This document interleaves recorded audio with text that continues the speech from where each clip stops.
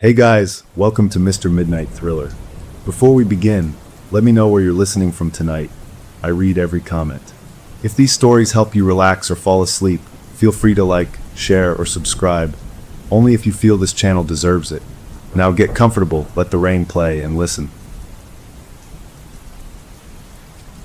The whole thing, the real trouble, kicked off with that stupid camera. A big plastic brick of a thing that my dad pulled out of a dusty box in the attic with a grin wider than I'd seen in months. We were packing for our annual trip to Pine Grove, just me, my little brother, my mom, and him, and he held it up like he'd found a treasure map. "New rule this year, team," he announced, his voice full of that fake serious tone he uses when he's about to introduce something he thinks is brilliant. "We're not just snapping photos. We're on a mission. We're going to capture the soul of the forest." My brother, who's 9 and still believes in most of what our dad says, gasped with genuine excitement. I rolled my eyes, being the cool 13-year-old, and my mom just smiled that tired, fond smile she gets. 10 shots, our dad continued, wagging a finger. "That's all the film we've got. No deletions, no do-overs. You see something that feels like the heart of this place, you point, you click, and you commit. Make every one count." He handed me the camera. It was heavier than I expected, with a cold metal flash and a lens you had to actually turn to focus. It felt ancient, like a relic from a time before phones, which I guess it was. My brother was already jumping up and down. What counts, he chattered. Our dad pulled a crumpled piece of paper from his pocket. "Glad you asked. Scavenger hunt list. Find a perfect ray of light cutting through the trees. Find a set of animal tracks that tell a story. Find the oldest, wisest looking tree you can. Find water doing something interesting. Soul stuff." The drive up was all normal, the same winding roads, the same stupid card games, the same argument over which playlist to blast. We pulled into our usual spot at the campground, the one right by the big creek, and the familiar smell of pine needles and damp earth hit me. It was a good smell, a safe smell. We set up the tent in our usual chaotic way, my mom directing traffic, my dad hammering stakes with more enthusiasm than skill, and my brother and I unfurling sleeping bags. The camera sat on the picnic table, this weird, off-white lump looking out of place in all that green. After dinner, with hot dogs blackened just right over the fire, our dad picked it up. "All right, who wants first go?" My brother's hand shot up so fast he almost toppled his chair. "Me. I know what to get. The big tree by the bathroom." He meant this gigantic oak that stood sentinel near the wash house, a monster of a tree we climbed every year. We all trooped over, the last of the sunset painting the sky orange and purple. My brother stood very seriously, his tongue poking out the corner of his mouth, and framed the shot. He pressed the button. The camera made a loud chunkwar sound, and a blank, grayish square slid out the front. He held it carefully, like it was a baby bird, and we all crowded around, watching as shapes began to swim up from the gray nothing. It was slow magic.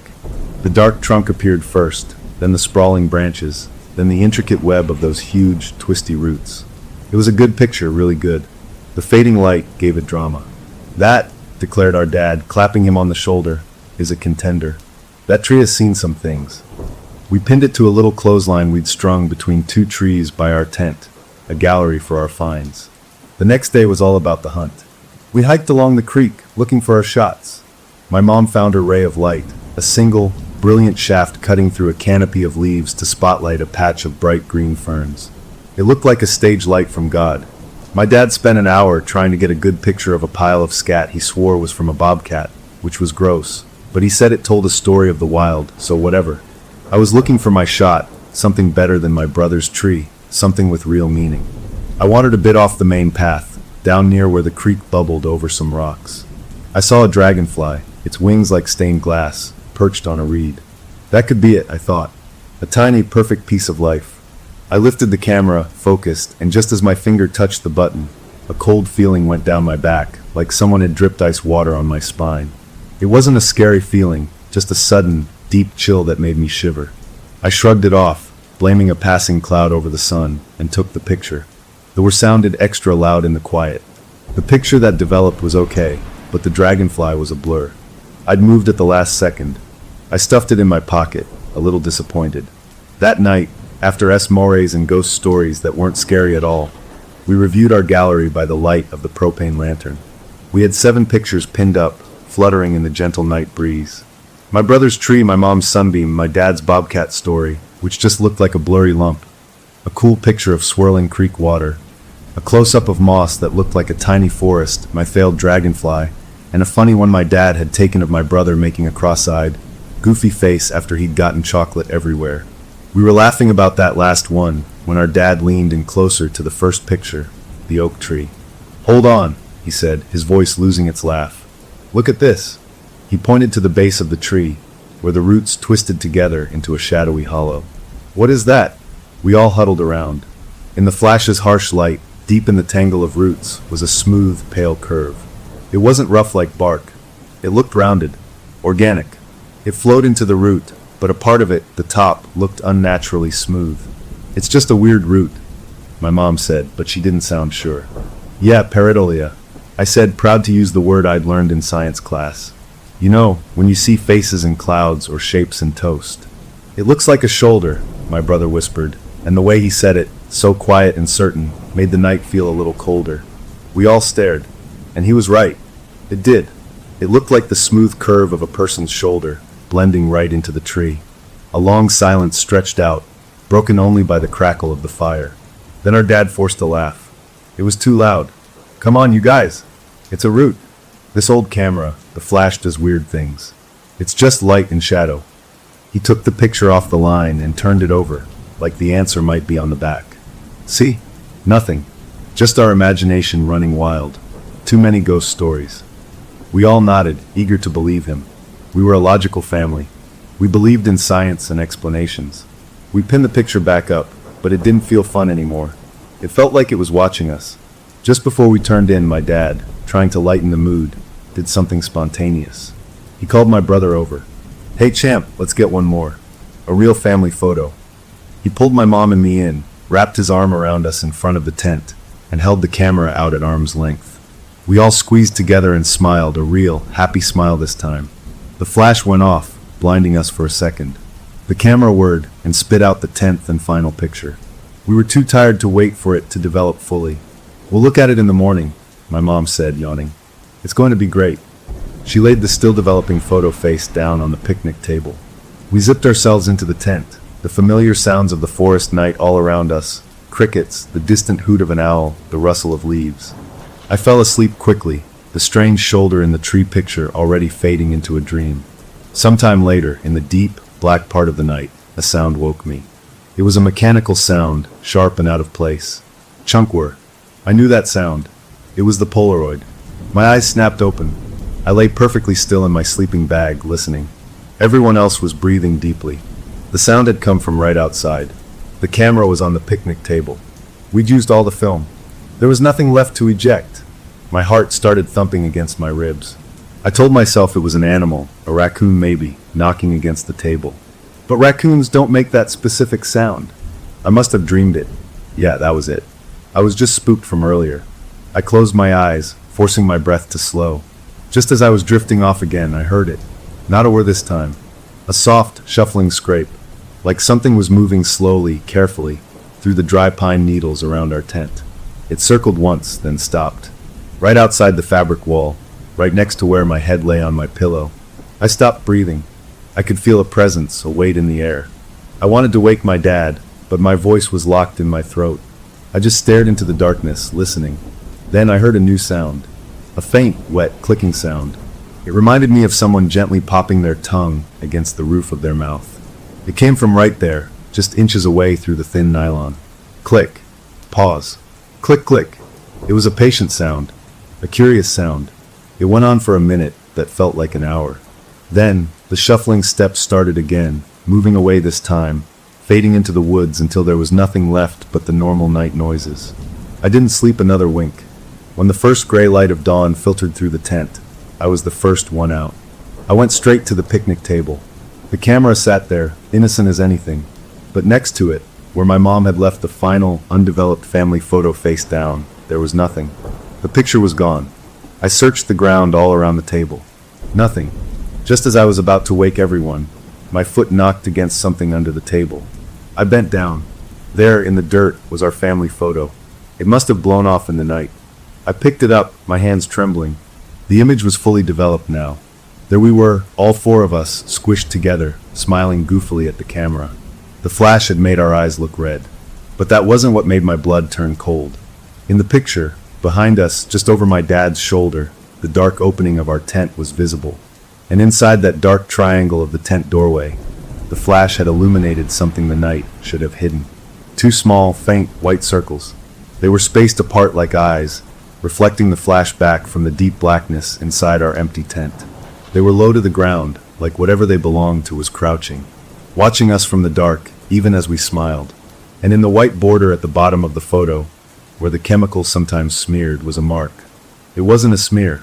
It was too deliberate. A single wobbly line, like a child's drawing of a smile. I stood there in the cold morning air, that photo in my hand feeling like a block of ice, the smiling sun drawing in the border, and those two little white dots staring from our own tent. My brain scrambled for a logical explanation. A bug, maybe. A moth caught in the flash, its eyes reflecting. Yeah, that had to be it. But moths don't make smiley faces. My dad's voice behind me made me jump about a foot in the air. "You're up early. Find the last picture?" He sounded cheerful, normal. I didn't turn around. I just held the photo out. He took it, his smile fading as he looked. He was quiet for a long time. "Huh," he finally said, the word flat. "Reflection. Probably from a piece of metal on a backpack or something. The smile is just a chemical flaw. This old film is unpredictable." He said it like he was convincing himself. My mom and brother came out of the tent then, yawning and stretching, and the normal morning routines took over. The clatter of the camp stove, the smell of instant oatmeal, the argument over who finished the last of the juice. But the mood was different. We were all watching the tree line without saying we were watching the tree line. The scavenger hunt was forgotten. The camera sat on the table like a bad guest nobody wanted to talk to. After breakfast, my dad, trying to salvage the trip, suggested a hike to Lookout Point. "Get some sun, see the valley." "No cameras," he said firmly. It was a relief. We walked the trail, a wide, easy path, and for a little while, things almost felt okay. The weirdness of the night and the photo began to feel silly in the bright daylight. We ate lunch on the big flat rocks at the lookout, the whole world spread out below us, beautiful and peaceful. On the way back, my brother, who'd been lagging behind, let out a shout. "Hey, look up!" High above, soaring in a wide, lazy circle, was a bald eagle. It was magnificent, its white head and tail gleaming against the perfect blue sky. Without even thinking, my dad swung the backpack off his shoulder. The camera was inside. He'd brought it after all. "Just one," he said, almost apologetically. "We have to get this. It's the soul of the forest, right there." He fumbled with the camera, but the film pack was empty. We'd used all 10 shots. We all knew it. My mom pointed this out, her voice tight. "We used them all last night. The family photo was the last one." My dad looked at the camera, confused. "That's impossible. I checked this morning. The counter said 0. He pressed the little button to open the film door, and we all crowded around. Inside, snug in its slot, was a fresh film pack, fully loaded. 10 new shots. "I don't understand," my mom whispered. My dad just stared. I must have packed a spare and forgot. But none of us remembered buying a spare. Polaroid film was expensive, a special purchase for this trip. My brother, oblivious to the adult's unease, begged. "Please, Dad, the eagle." The eagle was still there, a distant, majestic speck. My dad, moving like he was in a dream, slid the film pack in. The camera made its ready sound. He lifted it, tracked the bird, and took the shot. The loud were seen to swallow all the forest sounds for a second. The picture came out. We didn't wait to develop it. My dad shoved it into his jacket pocket, and we practically power walked the rest of the way back to camp, not talking. The second we got back, he pulled the photo out. We gathered at the picnic table. The eagle was stunning, caught in mid-flight, sharp and clear. "See," my dad said, a shaky relief in his voice. "It's fine. A perfect picture. Nothing weird at all." But my mom was squinting. "The lower corner," she said. "What's that?" In the bottom left of the picture, where the dense green of the pine trees framed the sky, was a shape. It was blurry, out of focus because the camera had been focused on the distant eagle. But it was a shape that didn't belong. It was tall and thin, a vertical smudge of darker green against the trees. And at the top of it, a slight bulge tilted. It wasn't a tree trunk. Trees don't stand that straight and alone in a thicket. And they don't have a tilt at the top that looked so much like a head cocked to the side. It was looking up. At the eagle. Or maybe at us, watching the eagle. It's a stump, my dad said, but his voice had no force behind it. A weird, skinny stump. My brother, who had been uncharacteristically quiet, spoke in a small voice. Why does it want to be in all the pictures? That question hung in the air, worse than any answer. It wanted to be in the pictures. That felt true, in a way that stump or root did not. The camera was no longer a tool we were using. It was an invitation we had sent out, and something had RSVP'd. We spent the rest of the afternoon in a strained, quiet panic. My parents had hushed, intense conversations by the car while my brother and I listlessly tossed a frisbee. The decision was made. We would leave first thing in the morning. Cutting the trip short by 2 days felt like a defeat, but the alternative, staying, felt unthinkable. The happy family vacation was over. We made dinner early, just hot dogs again, and ate without tasting anything. The camera was placed on the dashboard of the locked car, as if putting it behind glass could contain whatever was happening. As the sun began to set, painting the sky in brilliant streaks of orange and red, my mom looked at the view and sighed. It was a genuine sigh of sadness, for the trip that was ruined, for the normal fun that was stolen. It really is beautiful, she said. The last sunset here. And then she did something that shocked all of us. She walked to the car, unlocked it, and took the camera from the dashboard. What are you doing? My dad asked, standing up. One more, she said, her jaw set. One more picture of just the sky, of just the beauty. For me. Not for a game. Not for a soul. For us to remember that this place was good before all this. She pointed the camera at the blazing horizon, away from the trees, away from the campsite, at the open, empty, colorful sky. She pressed the button. The photo ejected. She brought it back to the picnic table, and we watched it develop as the real sky faded. The colors were vivid, breathtaking. The clouds were lit up in fiery glory. And there, in the formation of the clouds, right in the center, the dying light and the cloud shapes combined to create a pattern. It was unmistakable, a wide, stretched curve like a smile. And above it, 2 darker patches in the cloud bank that held no light, like empty eyes. The sunset was smiling down at our campsite. My mom made a small, choked sound and dropped the photo. It fluttered to the table, that smiling sky face staring up at us. My dad grabbed the camera from her. He was angry now, a hot, scared anger. That's it. No more. This thing is broken. It's messing with the film. It's defective. He stormed over to the big metal park garbage can by the bathrooms, raised the camera high, and for a second I thought he was going to smash it. But he stopped. He just stood there, trembling. He couldn't do it. Instead, he opened the film compartment, ripped out the partly used film pack, and threw it into the trash. He slammed the empty camera down on the picnic table. There. No film. No more pictures. Game over. The finality of it should have been a relief. But it wasn't. The thing in the pictures didn't need film to be here now. We all felt it. We went to bed early, just to be in the tent, to be together behind a zippered door. We didn't play cards. We didn't tell stories. We just lay in our sleeping bags in the dark, listening. The forest at night is never completely quiet, but you get to know its sounds. The creek's constant chatter, the wind in the tops of the pines, the little skittering of night creatures. You learn what is normal. So when a new sound starts, you hear it clear as a shout. It started about an hour after we'd zipped up. A scrape. A slow, deliberate drag, like a branch being pulled across the ground. It made a circle around our tent. My dad called out, "Hello." His voice was shaky. The scraping stopped. We all held our breath. Then from right outside, so close the fabric must have been vibrating, we heard it. A tap. Not a knock. A single light tap, like one long fingernail touching the nylon. Then another, a few inches away. Tap. Tap, tap. It was exploring, mapping the shape of our shelter. My mom had her hand over her own mouth. My brother was crying silently, shaking. I felt frozen. The tapping made its way to the tent door, the flap of nylon that was our only way in or out. The zipper pull, a little piece of metal jiggled. Up a quarter of an inch. Down. Up. It was playing with the zipper. Then a new sound.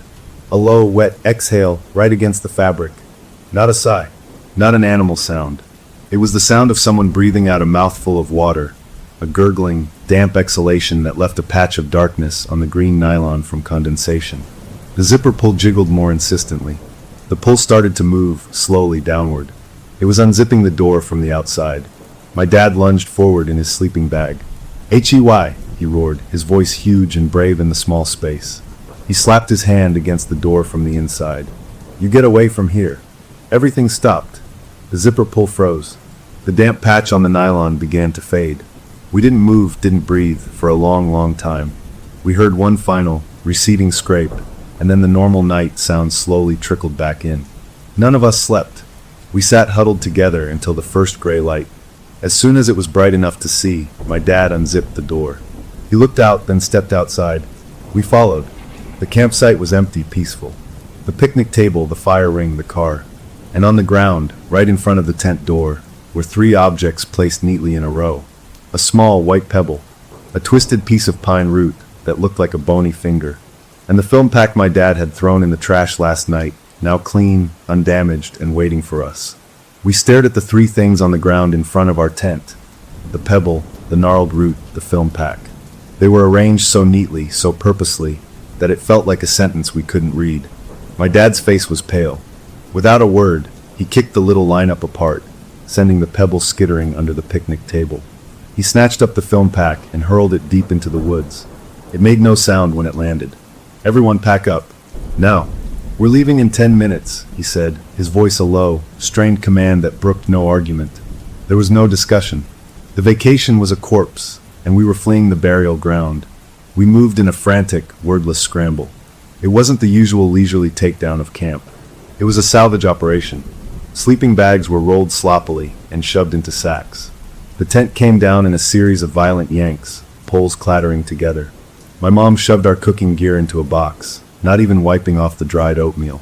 My brother and I just grabbed armfuls of whatever we saw and ran it to the car, tossing it into the open trunk. The normal sounds of packing, chatter, directions, the thump of a mallet, were replaced by harsh breathing, the crunch of frantic footsteps, and the slam of car doors. In under 15 minutes, our campsite was a bare patch of dirt with a fire ring. The only thing left was the picnic table and the big metal garbage can. And the camera. It still sat where my dad had left it after ripping out the film. A lonely, plastic artifact on the weathered wood. We were all piling into the car, my dad already starting the engine, when my mom froze with her hand on the passenger door. "The pictures," she said. "We can't leave the pictures." The clothesline was gone, already packed. But the photos from the first day, the ones we'd pinned up, were in a neat stack on the front seat. My brother had gathered them. All but one. The final family photo, the one with the reflected dots and the drawn smile, was still tucked in my dad's jacket pocket from last night. "We have them," my dad said, his knuckles white on the steering wheel. "Let's go." "No," my mom insisted, her voice cracking. "The camera. We can't leave it here. What if someone else finds it?" The thought was a new kind of horror. Passing this curse to another family, some unsuspecting group of campers who'd think it was a fun find. My dad killed the engine. The sudden lack of sound was jarring. He got out, walked slowly to the picnic table, and picked up the camera. He looked at it with pure hatred, then turned and walked not to the car, but to the garbage can by the bathrooms. He lifted the heavy steel lid and tossed the camera inside. It landed with a plastic thud. He slammed the lid shut. The bang echoed through the empty campground. "There," he said, coming back to the car. "Let the park service deal with it." He got in, put the car in reverse, and we backed out of our spot. As we turned onto the main campground road, gravel crunching under our tires, I twisted in my seat to look back. Our empty site looked innocent, just a patch of dirt waiting for the next happy family. Then my eyes went to the big green garbage can. The lid was off. It lay on the ground beside it, and the can was empty. No camera. My dad saw it in the rearview mirror at the same time I did. He jammed his foot on the gas. The car lurched forward, spitting gravel, and we fishtailed onto the paved park road that would take us down the mountain, back to the highway, back to normal life. For the next 20 minutes, nobody spoke. The only sounds were the hum of the engine and the tires on the pavement.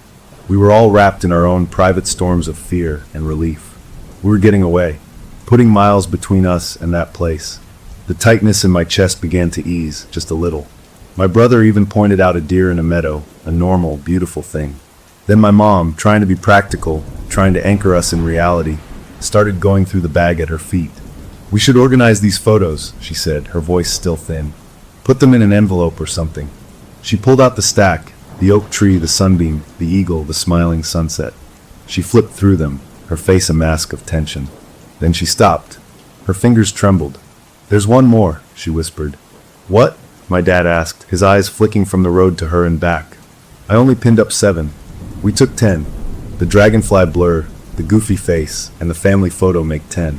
But there are 11 here." She held up the stack. There was an extra photo at the back, one we hadn't taken, one that hadn't been on our clothesline. It was a Polaroid, fully developed. My dad pulled the car over onto the narrow shoulder, the tires bumping onto the dirt. He took the photo from her. We all leaned in. It was a picture of the inside of our tent, taken last night. It was shot from near the door, looking in. The angle was high, like from the ceiling. The lantern was off, but a weird, sourceless gray light illuminated everything. There we were, in our sleeping bags. My dad was on his back, my mom curled on her side. I was facing the wall of the tent. And my brother was facing the camera. His eyes were wide, impossibly wide, the whites showing all around. His mouth was a little open. He wasn't asleep. He was staring directly at the lens with a look of pure, paralyzed terror. And in the white border at the bottom of the photo, in scratchy, familiar handwriting that made my stomach drop into my shoes, were 2 words. "Found you." It was my brother's handwriting, the way he makes his Y with a big loop. "No," my brother whimpered from the back seat, seeing his own face. "No, I was asleep. I didn't wake up. I didn't write that.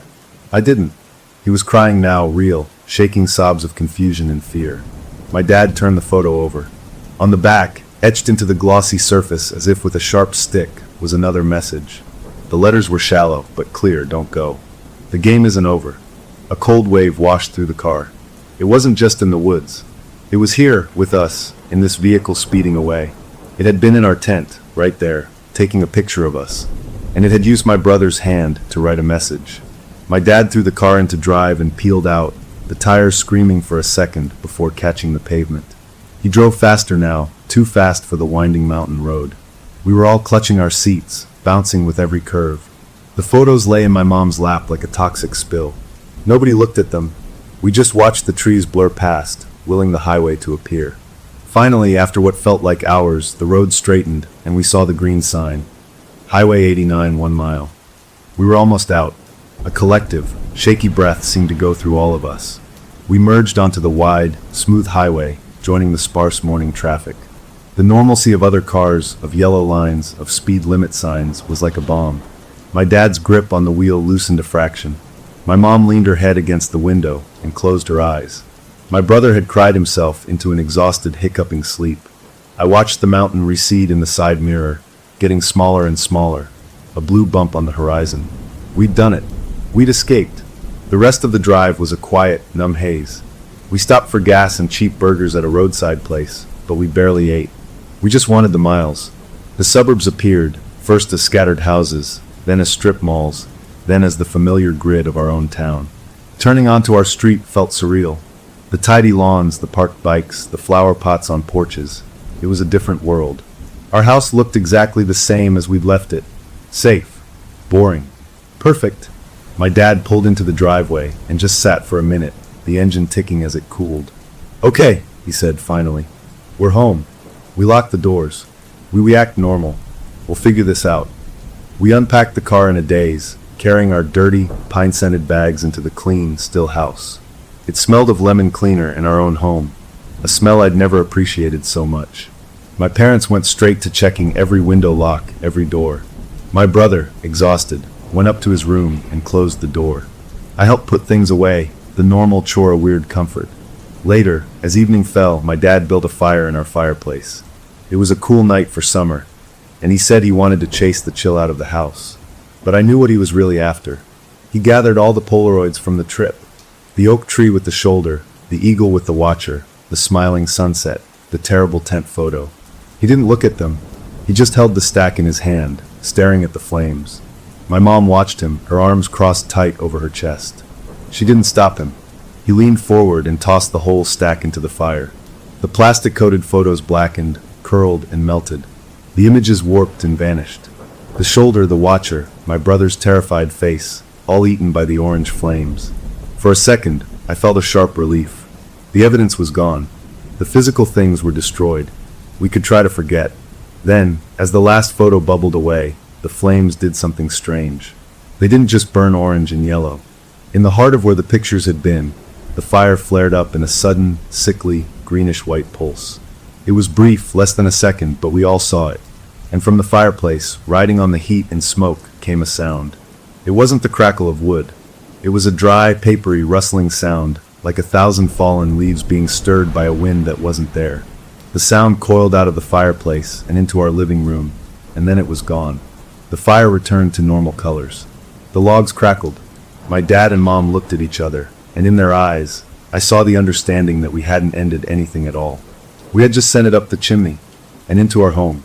I went to bed that night in my own room, with my own posters on the wall, and my own desk piled with normal junk. I should have felt safe, but as I lay there in the dark, I kept thinking about the rustling sound.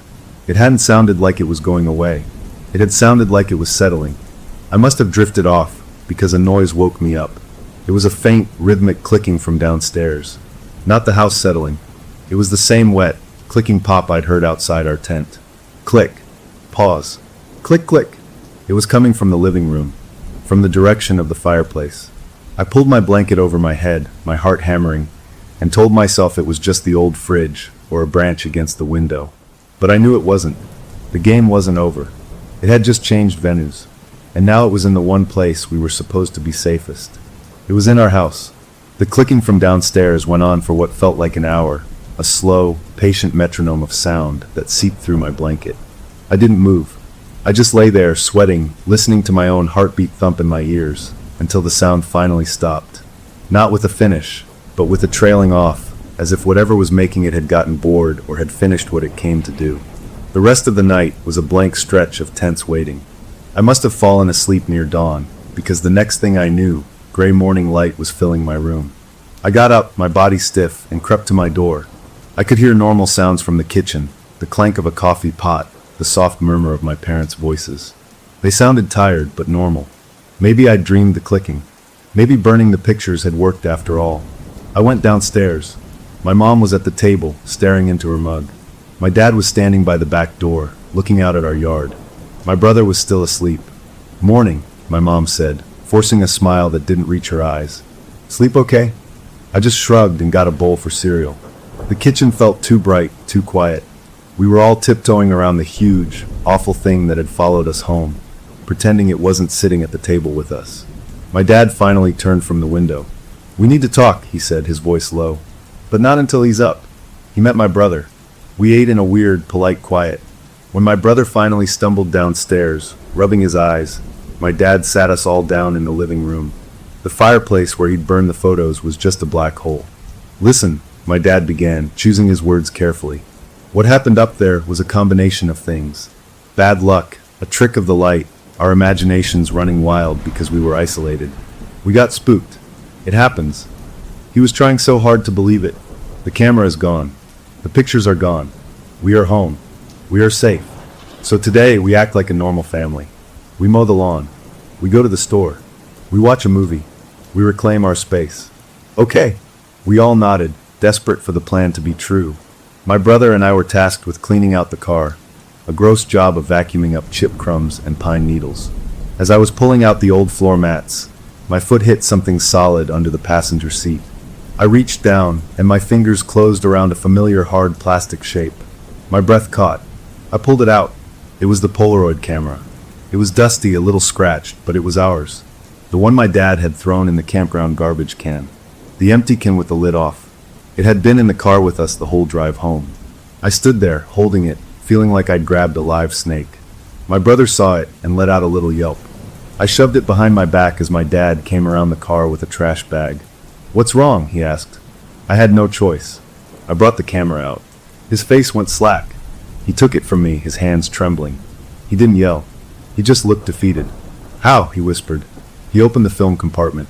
It was empty. Of course it was. He'd ripped the film out at the campsite. "We destroy it," my mom said from the doorway. "For real this time. We take a hammer to it." My dad nodded, but he was staring at the camera with a new, hollow look. "Not yet," he said, surprising all of us. "First, we need to know." "Know what?" my mom asked, her voice rising. "If it's really here," he said, looking at our house. "We have proof it followed us in the car. But is it in the house? We burned the pictures. Maybe that broke through the connection." He was talking about it like it was a radio signal. He held up the camera.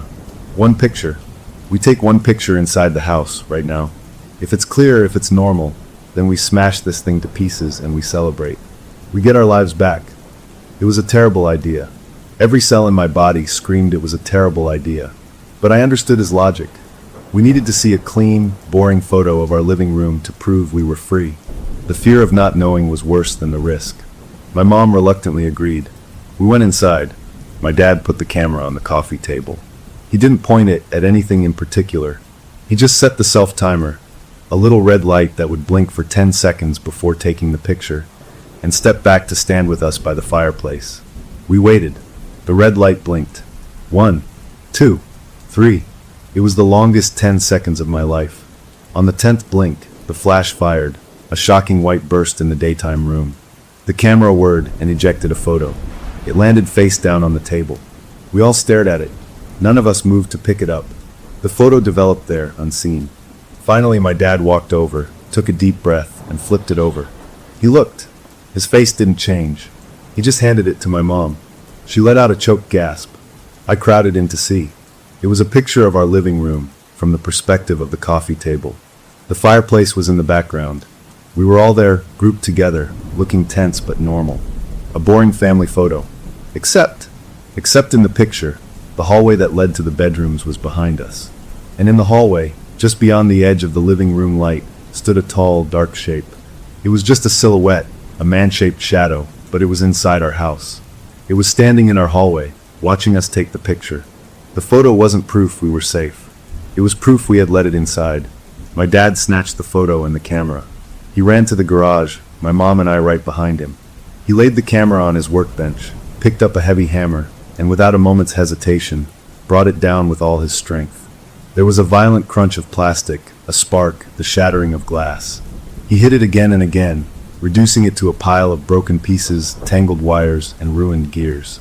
He scooped the mangled remains into a grocery bag, walked out to our big outdoor trash bin, and threw it in, slamming the lid. He came back in, breathing hard. "It's done," he said. "It's garbage." We spent the rest of the day trying to pretend that was that. We went to the store. We bought pizza for dinner. We tried to watch a comedy, but nobody laughed. Every creak of the house made us jump. Every time my brother went to the bathroom alone, my mom would call out, "You okay in there?" Night came, the worst part. We all went to bed, but I knew nobody was sleeping. I lay in bed, my door open a crack, listening. The house was still. Too still. Then around midnight, I heard a new sound. A faint, electronic beep. Then another. It was coming from downstairs. It was the sound of a digital alarm being set. Then I heard the soft, mechanical slide of a lens extending. My blood went cold. I got out of bed and crept to the top of the stairs. My parents' door opened, and my dad came out, a baseball bat in his hand. He saw me and put a finger to his lips. Together, we peered down into the dark living room. On the coffee table, glowing with a faint green power light, was a digital camera. Our nice, modern digital camera that we used for birthdays and holidays. It was on. Its lens was pointed straight at the front door. We hadn't gotten it out. We hadn't touched it since before our trip. My dad went down, step by careful step. I followed. He reached the coffee table and looked at the camera's display screen. On the small LCD, we could see the live view. It showed the front door, the welcome mat, the dark wood. Everything was still. Then, in the corner of the screen, a shadow moved. It wasn't outside. It was inside, just at the edge of the frame. A tall, thin shadow detached itself from the darker shadow of the hallway and moved slowly across the back of the living room, behind the couch, out of sight. It was in the room with us. My dad grabbed the camera and turned it, pointing it around the room, using the screen like a hunter's scope. He panned past the couch, the bookshelf, the fireplace. The screen showed nothing but our normal furniture. Then he pointed it toward the kitchen doorway. On the screen, in the black rectangle of the doorway, two small, faint pinpricks of light reflected back, like eyes catching a tiny bit of light from somewhere. They were low to the ground, near the base of the refrigerator. They didn't move. My dad slowly lowered the camera from his face and looked directly at the kitchen doorway. It was just a dark opening. He lifted the camera and looked through the viewfinder again. The two pinpricks were gone. The kitchen doorway was just dark. He handed the camera to me, his face ashen. "Do you see anything?"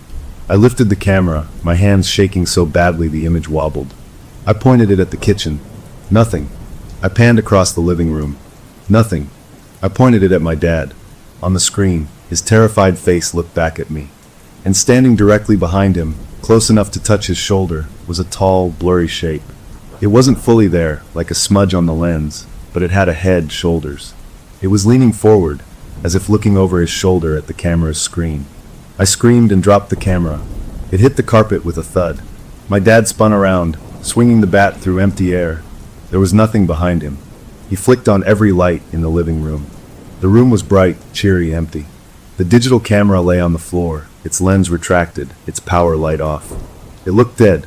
My mom and brother were at the top of the stairs, clutching each other. "What happened?" My mom called down, her voice thin with fear. My dad just shook his head, unable to speak. I picked up the digital camera. It was cool, inert. I pressed the power button. Nothing. The battery was completely drained. We spent the rest of the night in the living room with every light blazing, not talking, just waiting for the sun.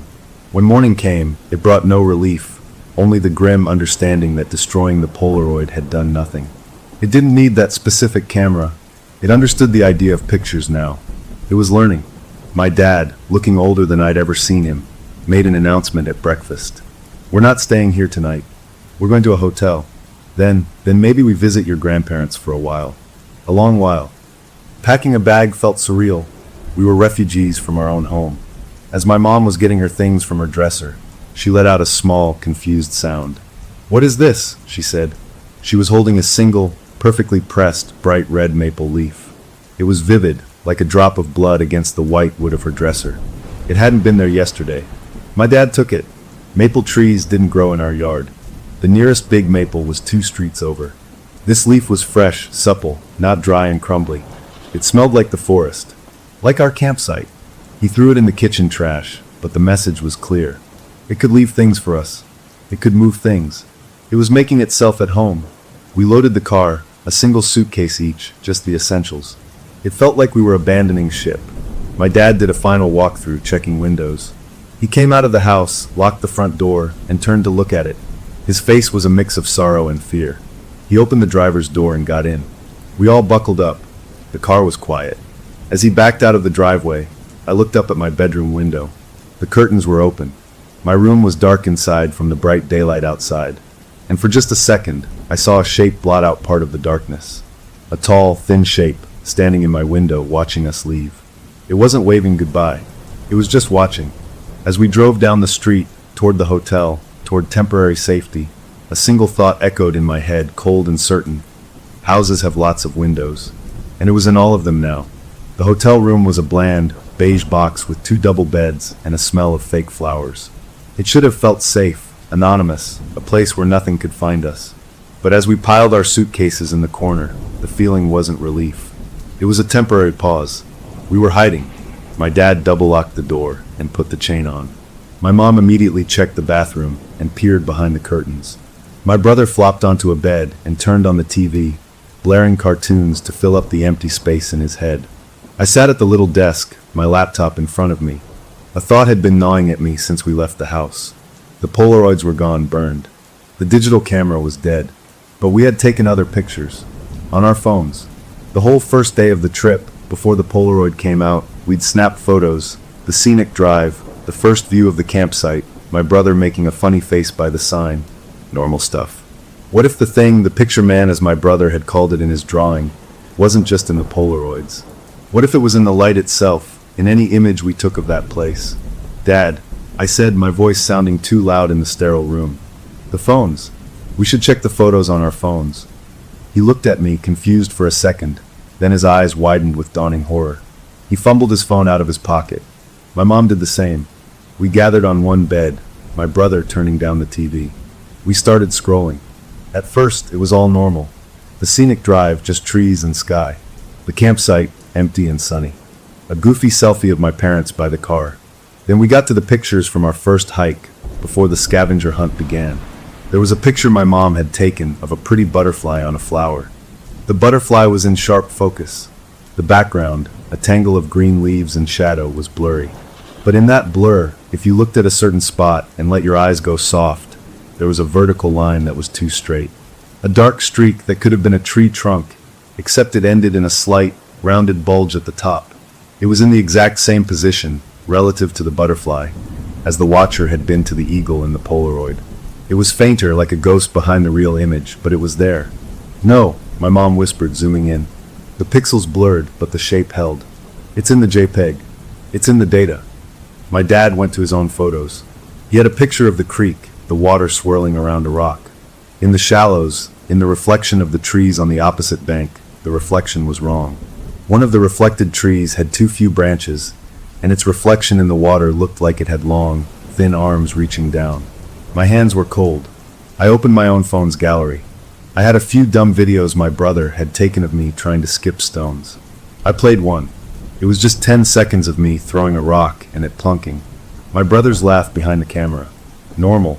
But as the video ended and looped back to the start, I watched the background instead of me. Behind me, about 20 feet back in the woods, between two pine trees, there was a patch of shadow that didn't move with the breeze like the other shadows. It stayed still, and in the last frame, as my brother panned the camera, that patch of shadow was gone. The digital evidence was everywhere, and it was worse than the Polaroids. You could delete a Polaroid. You could burn it. Digital files lived in clouds, in backups, on shared albums. They were forever. My dad had a terrifying thought. "The social media post," he said, his voice hollow. Before we left on the trip, he'd posted a picture online. It was a shot of the Polaroid camera sitting on our kitchen table with the caption, "Going old school for this year's camping trip.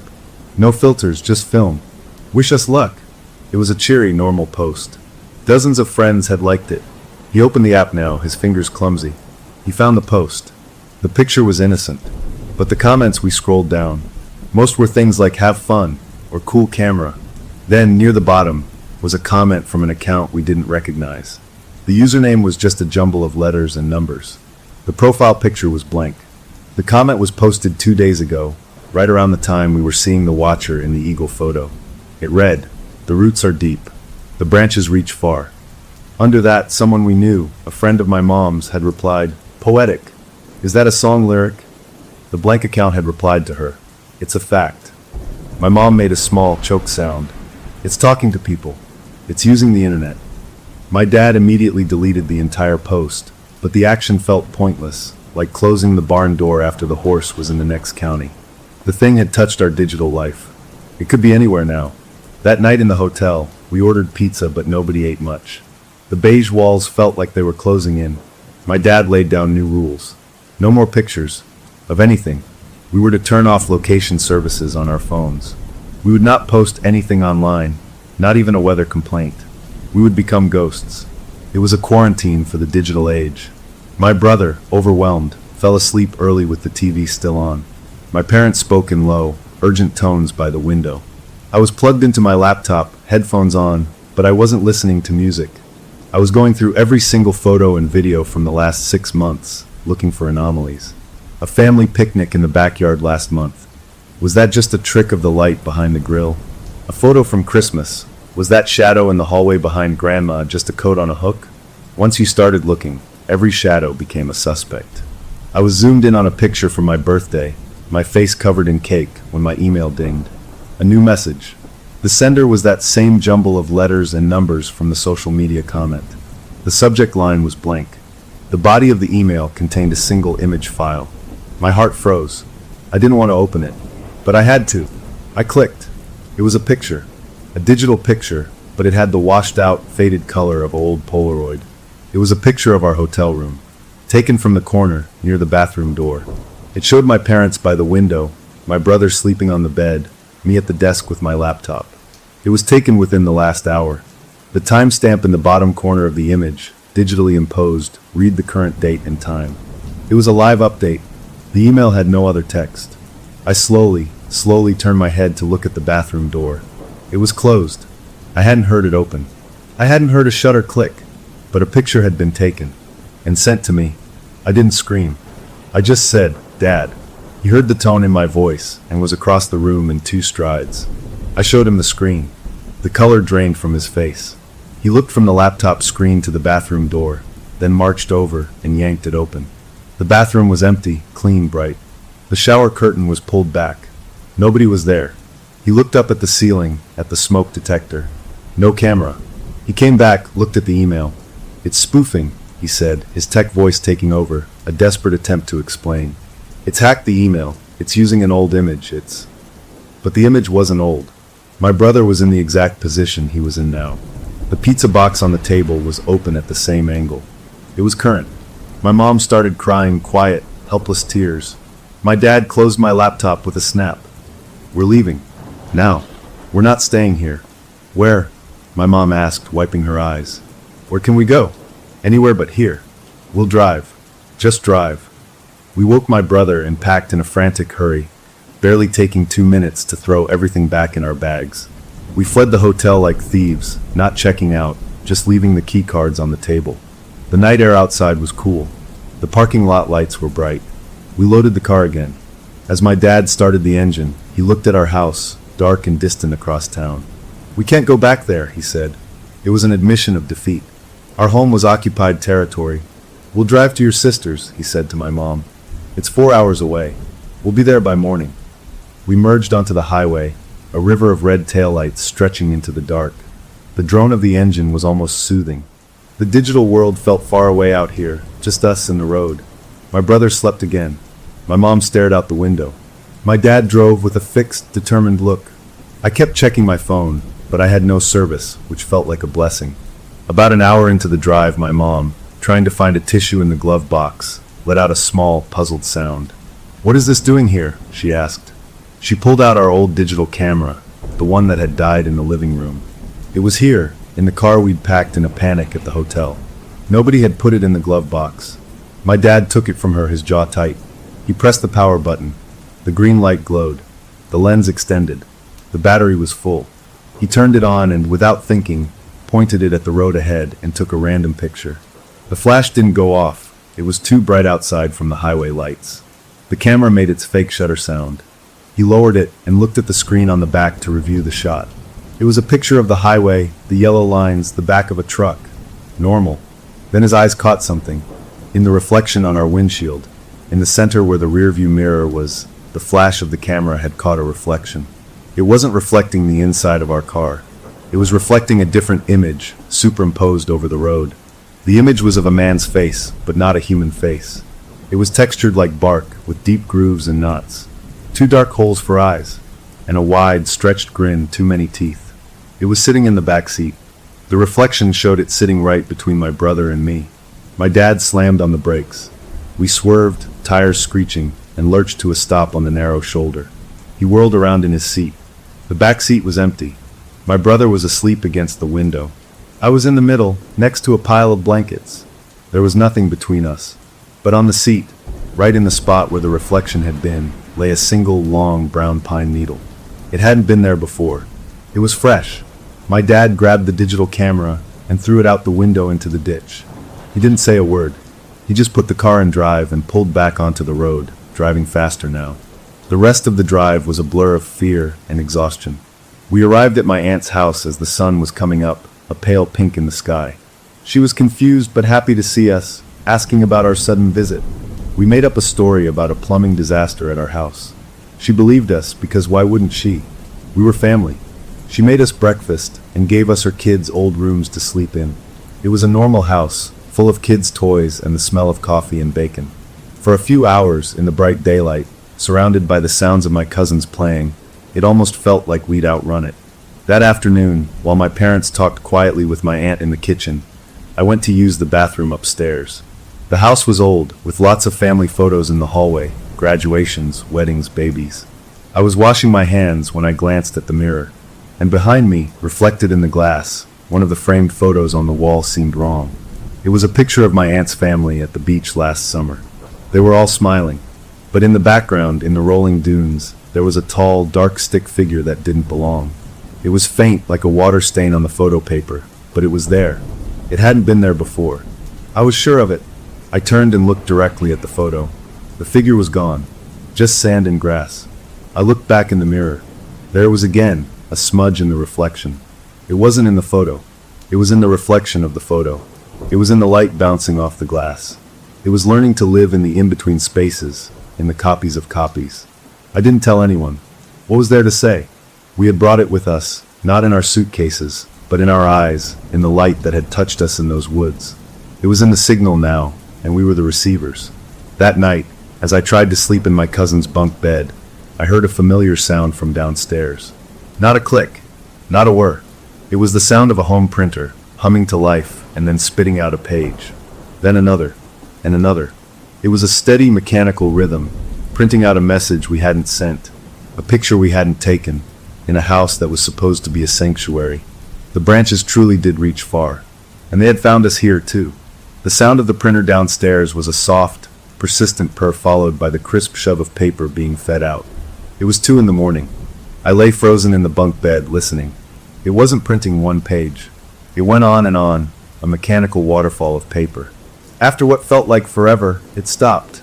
The house was still again, but it was a different kind of still, a waiting stillness. I heard my parents' door open downstairs, then the soft pad of their footsteps. I crept out of bed and went to the top of the stairs. My dad was standing in the doorway of my aunt's home office, the light from the room casting a yellow rectangle onto the dark hallway floor. My mom was beside him, her hand over her mouth. The floor around the printer was carpeted in white paper. Dozens of sheets, maybe 100. My dad bent and picked one up. Even from the stairs, I could see it.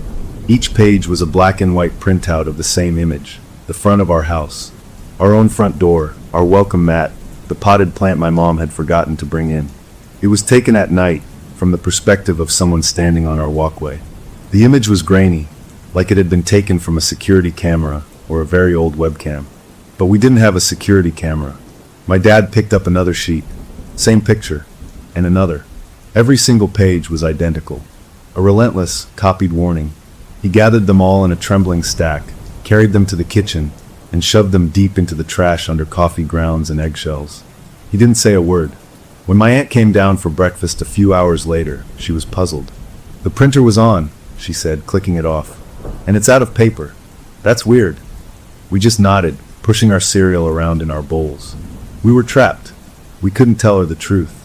She'd think we were crazy. We couldn't go home. We couldn't stay here and put her family in danger. We were adrift. That afternoon, my dad took me aside. His eyes were red-rimmed from lack of sleep. "We have to understand it," he said, his voice low and urgent. "We've been running, and it's everywhere we go. We need to know what it wants. The only clue we have is the pictures. It communicates through pictures. So maybe we have to communicate back." It was a terrifying idea. Engaging with it. "How?" I asked. "We don't have the Polaroid anymore." "We have this," he said, holding up his smartphone. "It takes pictures. It's connected to everything. It's what it's using. So we use it too. We take a picture of it, on purpose. We get it in a frame, in focus, and we see what happens." He sounded like a scientist planning a dangerous experiment. My mom was fiercely against it. "You're giving it what it wants. It wants to be seen. It wants to be in our pictures." "Maybe," my dad argued. "But maybe if we see it clearly, we can understand it. We can find a weakness. Right now it's a shadow. I'm tired of being scared of a shadow." The decision was made. We wouldn't do it at my aunt's house. We would go somewhere neutral, public, but isolated. We decided on a state park about 30 minutes away, a place with picnic areas and hiking trails, but not our woods. Never our woods again. We told my aunt we were going for a drive to get some air. She looked relieved. The tension in her house must have been obvious. The park was mostly empty on a weekday afternoon. We found a picnic table in a wide, grassy field, far from the tree line. The sun was bright. It felt exposed, safe. My dad put his phone on the table. He set it to camera mode. He didn't point it at anything. "Okay," he said, breathing out slowly. "We're here. We're taking a picture. A picture of you. Show yourself." Nothing happened. The wind blew grass. A bird chirped. My brother clutched my mom's hand.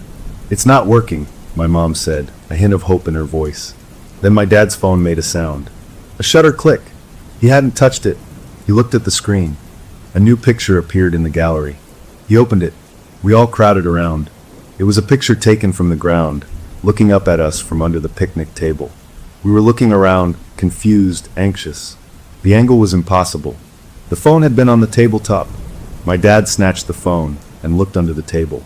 Nothing but grass and the concrete support. He looked back at the picture, and in the picture, In the shadow cast by the tabletop across our faces, the shadows were wrong. My shadow had an extra limb, a long, thin arm that wasn't mine, resting on my shoulder. In the photo, it was there. In real life, under the bright sun, it was not. "It's here," my dad whispered.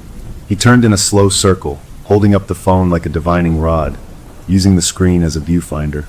He panned across the field, the trees in the distance, the empty parking lot. The screen showed normal summer scenery. Then he pointed it at a cluster of large rocks at the edge of the field. On the screen, sitting on the largest rock, was a man. He was tall and thin, dressed in dark clothes that seemed to blend into the rock. His face was turned away, looking towards the woods. He was perfectly clear. My dad lowered the phone and looked with his own eyes. The rock was empty. He raised the phone. The man was still there on the screen. "It's only in the picture," I said, understanding dawning with a new kind of dread. "It exists in the images. That's its place." My dad, his hand shaking, used his fingers to zoom in on the figure on the screen. As the image enlarged, the details became clearer. The clothes weren't cloth. They were textured like moss and bark. The hair was not hair, but a tangle of fine, dark roots. The hands, resting on its knees, were long-fingered and gnarled like old branches. And then, as we watched the screen, the figure on the rock turned its head. It turned slowly, until its face was in profile. The profile was sharp, unnatural. And then it kept turning, further than a human neck could turn, a smooth, mechanical rotation, until it was looking directly at the camera lens. At us. Its face was a mask of knotted wood, with two deep, dark hollows for eyes. And it was smiling. A wide, lipless grin of splintered wood in shadow. My dad jerked the phone away, breaking the view. He was breathing hard. "We got it," he said, almost to himself. "We have a picture of it." He looked at the image saved in his gallery. It was there, the clear, high-resolution picture of the picture man sitting on the rock, smiling at us. It was proof, but it was also a possession. We had captured it, and in doing so, we had maybe made it more real. We drove back to my aunt's house in a state of stunned confusion. We had done it. We had seen it. But what now? That night, my dad sat at the kitchen table with his phone, analyzing the picture. He zoomed in on every pixel. "It's not a person in a costume," he muttered. "The texture is too detailed. The eyes, there's nothing there. Just dark." My mom was more practical. "Delete it. Right now." He hesitated. "It's proof." "Proof of what? For who?" "Delete it." Reluctantly, he pressed delete. The phone asked for confirmation. "Delete this photo?" He pressed yes. The thumbnail vanished. A moment later, his phone buzzed. A notification popped up. It was from his cloud storage. "Photo recovery available. Recently deleted items are held for 30 days. And there was a thumbnail. The picture of the picture man. It was in the digital trash, waiting to be restored. He tried to delete it from the cloud trash. The app froze. Then his phone's screen flickered. For a single second, the wallpaper, a photo of our family from last Christmas, was replaced by the image of the picture man on the rock, its grin filling the screen. Then it was back to normal. "It's in the system," my dad said, his voice flat. "It's in the phone's memory in the cloud. It's part of the data now." He put the phone down like it was hot. Later, as we got ready for another sleepless night, my brother was drawing with crayons my aunt had given him. He was quiet, focused. I looked over his shoulder. He was drawing our family. We were all stick figures. And behind us, he had drawn a tall, brown figure with lots of lines for texture. Above it, in his wobbly handwriting, he had written, "The picture man is here." And he had drawn a series of smaller pictures around the edges. A phone, a TV, a computer monitor. And in the screen of each device, he had drawn a tiny, smiling stick figure with dark holes for eyes. "How did you know to draw that?" I asked him quietly, pointing at the screens. He didn't look up. "He showed me," he said simply. "In my dream last night." He said he likes screens. They're like windows he can climb through. My blood ran cold. I took the drawing and showed my parents. The last of their hope seemed to drain away. That night, we unplugged everything. We unplugged the TV, the computers, the Wi-Fi router. My aunt thought we were being weirdly paranoid about a power surge, but she humored us. We went to bed in a house that was digitally dark. For a few hours, it worked. The house was just a house. Then, around 3 in the morning, a glow seeped under my bedroom door. A blue flickering glow. I got up and opened the door. Across the hall, in the living room, the big flat-screen TV was on. It was not plugged into the wall. The power cord lay coiled on the floor. The screen showed static, but not normal snow. This static was green and black, swirling, and in the center of the static, a shape was forming. It was the picture man, composed of flickering digital noise, slowly becoming clearer, stepping forward out of the buzzing screen as if from a great distance. It reached the foreground of the image and stopped, its knot-hole eyes scanning the dark room. It was looking for us. I backed away, pulled my door shut, and shoved a chair under the knob. I heard no sounds from the living room. But in the morning, the TV was off, unplugged on the floor, cool to the touch. On the coffee table in front of it, arranged in a neat circle, were 6 of my aunt's family photos, all face down. My aunt, when she saw them, was just confused. "Who was playing with the pictures?" she asked. We didn't answer. We knew. It was rearranging her memories. It was editing her life. We couldn't stay. We made excuses about the plumbing being fixed, about needing to get back. My aunt was worried, but let us go. As we drove away, my dad spoke the thought we were all having. It doesn't matter where we go. It's in the current. It's in anything that can hold a picture. Phones, computers, TVs, maybe even mirrors if the light is right. We can't unplug the world. We were driving back towards our own town, but not to our house. To a motel on the other side of the county. It was a surrender to motion, to having no fixed address for it to find. As we pulled into the motel parking lot, my dad's phone, which had been in his cup holder, lit up. A notification. It was from a photo-sharing app he hadn't used in years. Someone had tagged him in a photo. With a feeling of doom, he opened it. It was a photo posted by the blank, jumbled number account. The photo was of the 4 of us, taken just minutes ago through the windshield of our own car as we pulled into the motel lot. We looked exhausted, defeated. The caption under the photo read, "A complete set. Almost time." The photo of us pulling into the motel, posted online for anyone to see, was the final straw. It wasn't just in our devices anymore. It was broadcasting us, packaging our fear, and sending it out into the world. A complete set. Almost time. The words echoed in the hot, stuffy car. My dad didn't even get out. He just put the car in reverse and backed out of the motel lot. "Where are we going?" my mom asked, her voice a frayed thread. "Home," he said, and the word had a new, terrible weight to it. "We can't run. It's in the pipes. It's in the wires. It's everywhere we go because we're carrying it with us. The only place left is where it started wanting us. Our house." It wasn't a decision made from courage, but from an exhausted, final understanding. We were the subjects, and the picture man was the photographer. We had been trying to flee the frame, but the frame was all around us. The only choice left was to go back to the center of the picture and face whatever was supposed to happen when the timer ran out. The drive to our house was like driving to our own funeral. The suburbs looked alien, each tidy house holding its own secret digital life, any one of which could be a door for it. Our street was quiet in the late afternoon sun. Our house looked smaller, sadder, like a shell. My dad parked in the driveway. We all just sat for a minute, looking at the front door. "Okay," he said, more to himself than to us. "New plan. We don't hide. We don't run. We set the stage. If it wants a picture, we give it a picture. But on our terms." His idea was as simple as it was insane. We would turn our living room into a studio. We would invite it in, formally, and take its portrait. The logic was twisted but clear.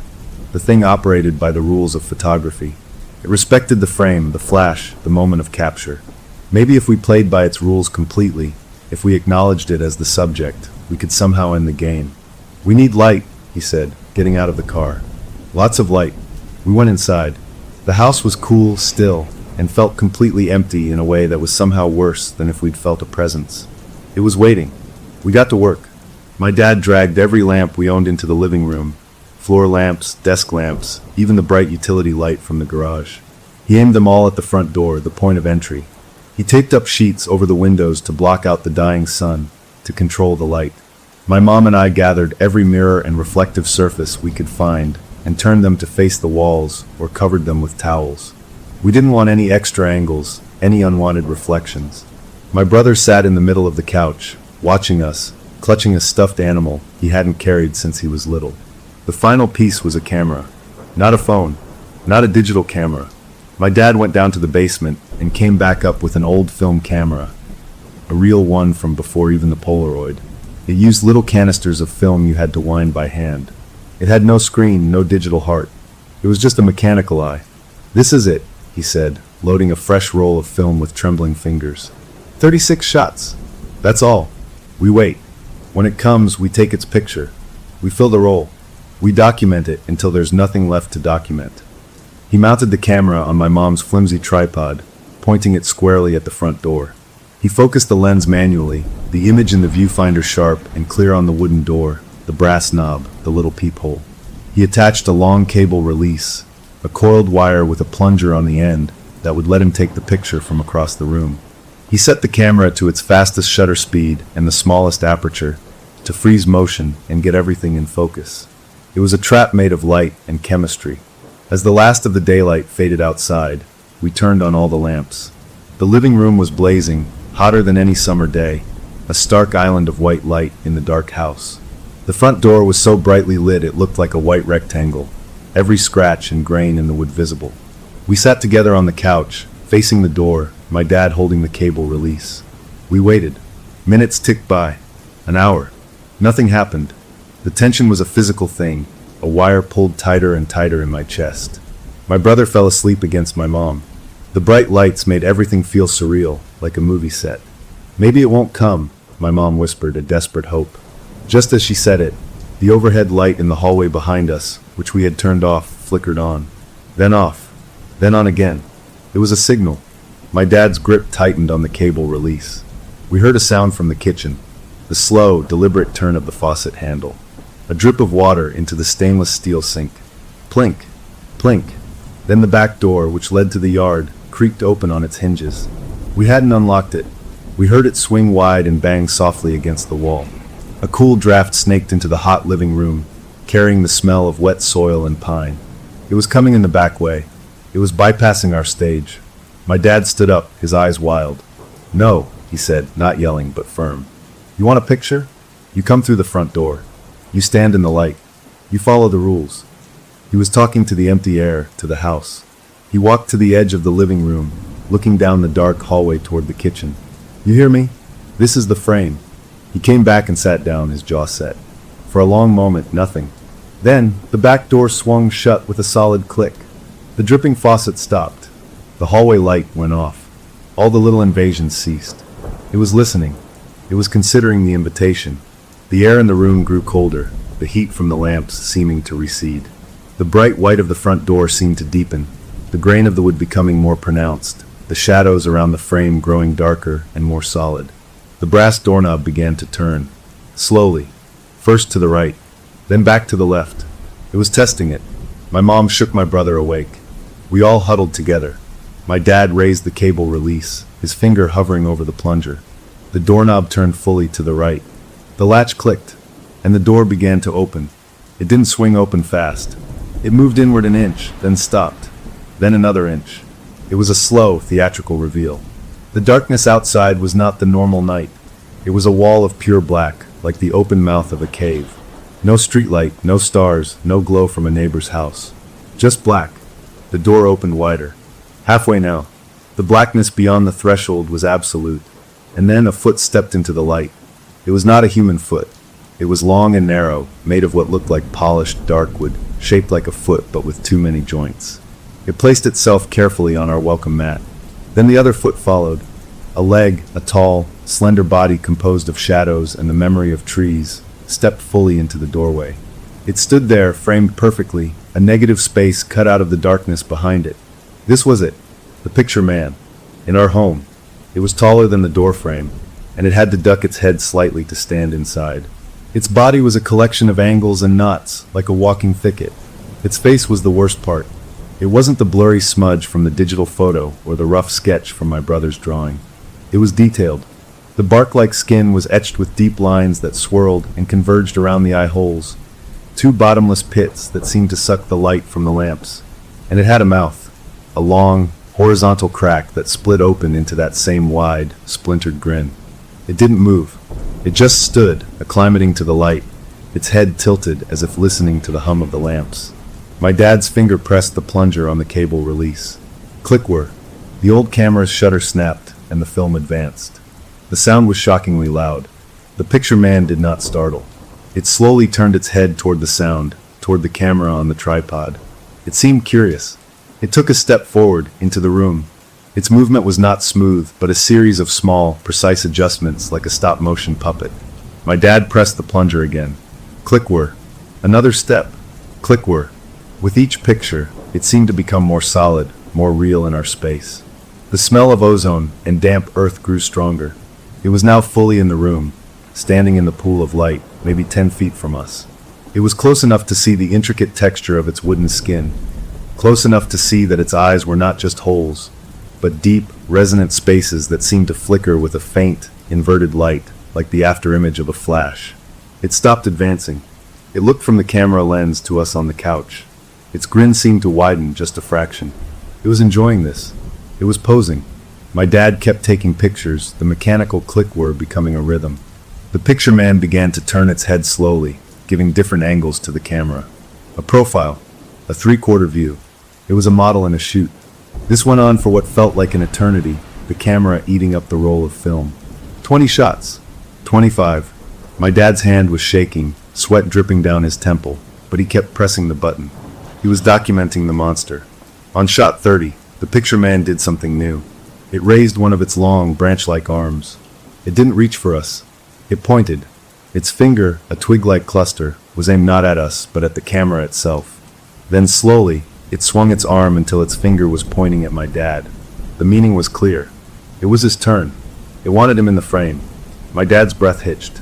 He looked at the remaining shots on the film counter. 6 left. He looked at us, then back at the unmoving figure. He made a decision. He stood up, leaving the cable release on the couch. He walked, step by slow step, to the tripod. He stood behind the camera, looking through the viewfinder. Now he was the photographer, and the picture man was his subject. The creature's grin seemed to soften into something almost approving. My dad took a picture. Click whir. Then he did something I didn't expect. He turned the focus ring on the lens, shifting the focus away from the picture man, and pointed the camera at us, at my mom, my brother, and me on the couch. He took a picture of our terrified faces. Click whir. The picture man's head snapped toward us.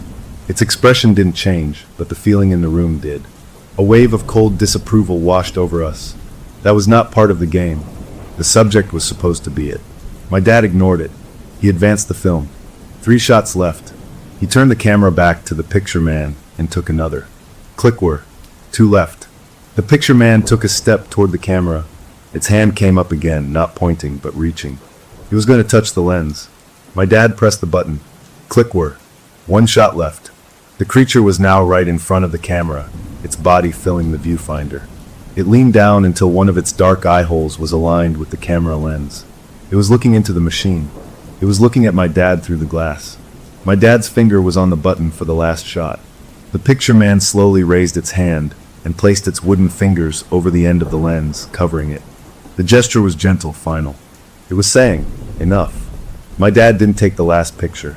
He just stood there, breathing hard, the camera's viewfinder black. The picture man straightened up. It looked at each of us in turn, my mom, my brother, me, and finally my dad behind the camera. Then it turned and walked back to the front door.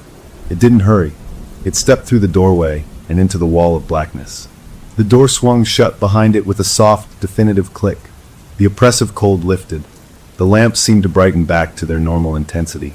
The wall of black outside the windows became ordinary night again, with a neighbor's porch light visible across the street. It was gone. We didn't move for a long time. Finally, my dad rewound the film with a mechanical grind. He took the small canister out of the camera. He held it in his palm. 35 exposures taken. 1 left and used. We had a full roll of film containing the clearest, most detailed pictures of the picture man in existence. We had faced it. We had taken its picture. And we had survived. The relief was so profound it felt like a physical thing, a weight lifted. My mom started to cry, but they were tears of release. My brother buried his face in her side. My dad put the film canister on the mantel. Tomorrow, he said, his voice raw, we develop these. We see what we caught. That night, for the first time in what felt like years, I slept. A deep, dreamless sleep. In the morning, the sun streamed through the windows. The house felt like a home again. The film canister was still on the mantel. My dad made plans to take it to a specialty lab that could develop it quickly. We ate a real breakfast. We talked about normal things. The nightmare, it seemed, was over. We had met the monster and survived by playing its game. Later that afternoon, my dad went to get his keys to go to the lab. They weren't on their hook. We found them on the kitchen counter, and next to the keys, sitting on the laminate surface, was a single, freshly printed Polaroid photo. It was impossible. We had no Polaroid camera. We had smashed ours. The photo was of our living room from last night. It was taken from the hallway looking in. It showed us on the couch, my dad behind the camera, and the picture man standing in the center of the room, perfectly in focus, smiling. It was a behind-the-scenes photo, and in the white border at the bottom, in handwriting that was a messy blend of all of our writing styles, as if it had learned to write by copying us, was a message. A good session. Prince will be ready soon. It had taken its own picture. It had the negatives. And the game, we realized with a sinking, cold certainty, was not about taking pictures. It was about developing them. We had taken the snapshots. Now it was going to make the prints. And we had no idea what that meant. The Polaroid on the counter shattered the fragile piece we'd built that morning. The cheerful sunlight now felt like a lie. Prince will be ready soon. The words were a promise or a threat, and we had no idea what it involved. The film canister from the old camera suddenly seemed less like a trophy and more like a bomb. My dad still took it to the lab, a 1-hour photo place in a strip mall. The rest of us stayed home, but the house no longer felt like a sanctuary. It felt like a darkroom, a place where things developed unseen. He came back with a thick envelope. We gathered at the kitchen table, the same table where the Polaroid had appeared. He slid the stack of glossy 4x6 prints out. The first few were of the empty, brilliantly lit door. Then the pictures of the picture man entering. Seeing it on paper, in high-quality chemical print, was different. It was more real than on a screen, more permanent. The details were excruciating. The grain of its wooden skin, the intricate whorls around its eye holes, the way the light caught the jagged edges of its grin. We flipped through as it stepped into the room, as it posed. The sequence was a horrifying flipbook of its approach. Then came the picture where it pointed. Then the one where my dad was behind the camera. Then the one he took of us, our faces masks of terror.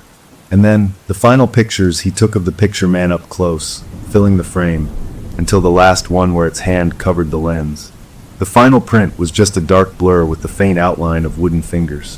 35 pictures. A complete record. We stared at them, spread across the table. We had done it. We had captured it. So now what?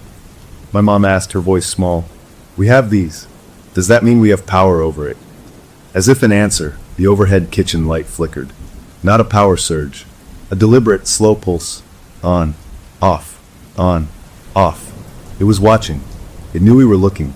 My dad carefully gathered the photos, his hands steady but his face pale. We keep them safe. Together. We don't separate them. He put them back in the envelope and placed the envelope in a metal lockbox where we kept important documents. He clicked the lock shut. The sound of the tiny metal latch engaging was the most comforting sound I'd heard in weeks. For 3 days, nothing happened. No strange sounds. No misplaced items. No new photos. We began to breathe again. Maybe the lockbox was a kind of container, a way to trap its image and its power. Maybe by formally photographing it, we had satisfied its need to be seen and recorded. Life began to stutter back toward normal. My dad went back to work from home. I started thinking about school eventually starting again. My brother played in the yard, though one of us always watched from the window. On the 4th evening, we were in the living room watching a movie, a stupid comedy we weren't really following. The lockbox was on the bookshelf, a dull gray rectangle. In the middle of a laugh track, the lockbox made a sound, a soft metallic snick. We all turned. The little latch had popped open. My dad paused the movie. The room was dead still. He walked over and lifted the lid. The envelope of photos was inside. He let out a breath he'd been holding. Then he picked up the envelope. It was too light. He opened the flap and tilted it. Nothing came out. It was empty. All 35 photos were gone. No, he whispered. He upended the box, shook it. Nothing. They had vanished from a locked box. At that moment, the movie unpaused itself on the TV. But it wasn't the comedy anymore. The screen showed a single image, a contact sheet, like photographers use, a grid of small, rectangular pictures. It was our contact sheet. Every picture my dad had taken that night was displayed in neat rows. The picture man in the door, stepping forward, pointing, its hand over the lens. And our terrified family portrait was there too, in the middle of the grid. The image on the TV was sharp, professional. Underneath the grid of pictures, text appeared, typed out letter by letter as if by an invisible hand. Proofing sheet. Select your favorites. A cursor, a blinking black line, appeared at the bottom of the screen. It was waiting for our input. My dad grabbed the remote and mashed the power button. The TV didn't turn off. He yanked the power cord from the wall. The screen stayed lit, glowing with its own impossible energy, the cursor still blinking. My brother started to cry. "It wants us to choose," my mom said, her eyes glued to the screen. "Choose what? Which pictures it should make bigger? Which ones are good?" It was curating our horror. My dad walked up to the TV, his reflection superimposed over the contact sheet. "We're not choosing anything," he shouted at it. The cursor blinked. Then on its own it moved. It glided across the screen and stopped under one of the images. It was the picture of us on the couch, the one my dad had taken when he shifted focus. The cursor highlighted it. A checkmark appeared next to it. Selection confirmed. Subject A family portrait. The screen went black for a second. When the image returned, it was no longer a contact sheet. It was a single large, beautifully rendered photograph of our living room.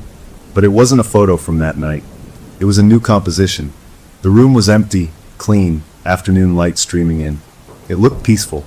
Perfect. And in the center of the room, standing together as if for a formal portrait, was us. Our family. But we weren't us as we were now. We were us as we looked in the picture from the couch, terrified, pale, clutching each other. We were frozen ghosts in our own sunny living room. The title underneath read, "Final print 1 of 4, Family in Residence." The screen went black again, then showed the contact sheet. The cursor moved again, this time stopping under a picture of the picture man itself, in a three-quarter pose, looking almost thoughtful. Selection confirmed. Subject B, the artist.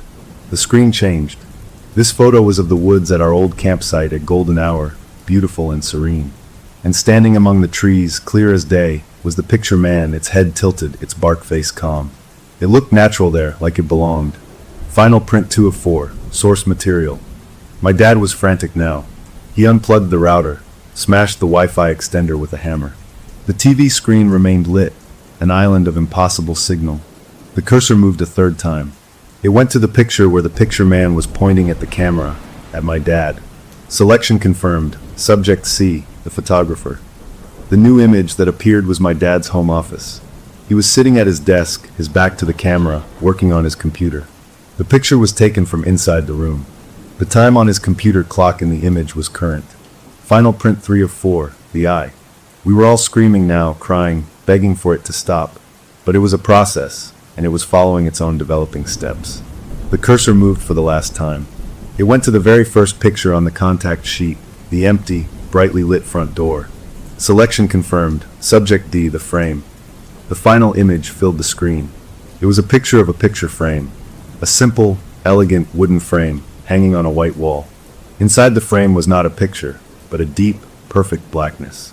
A window into nothing, or into everything.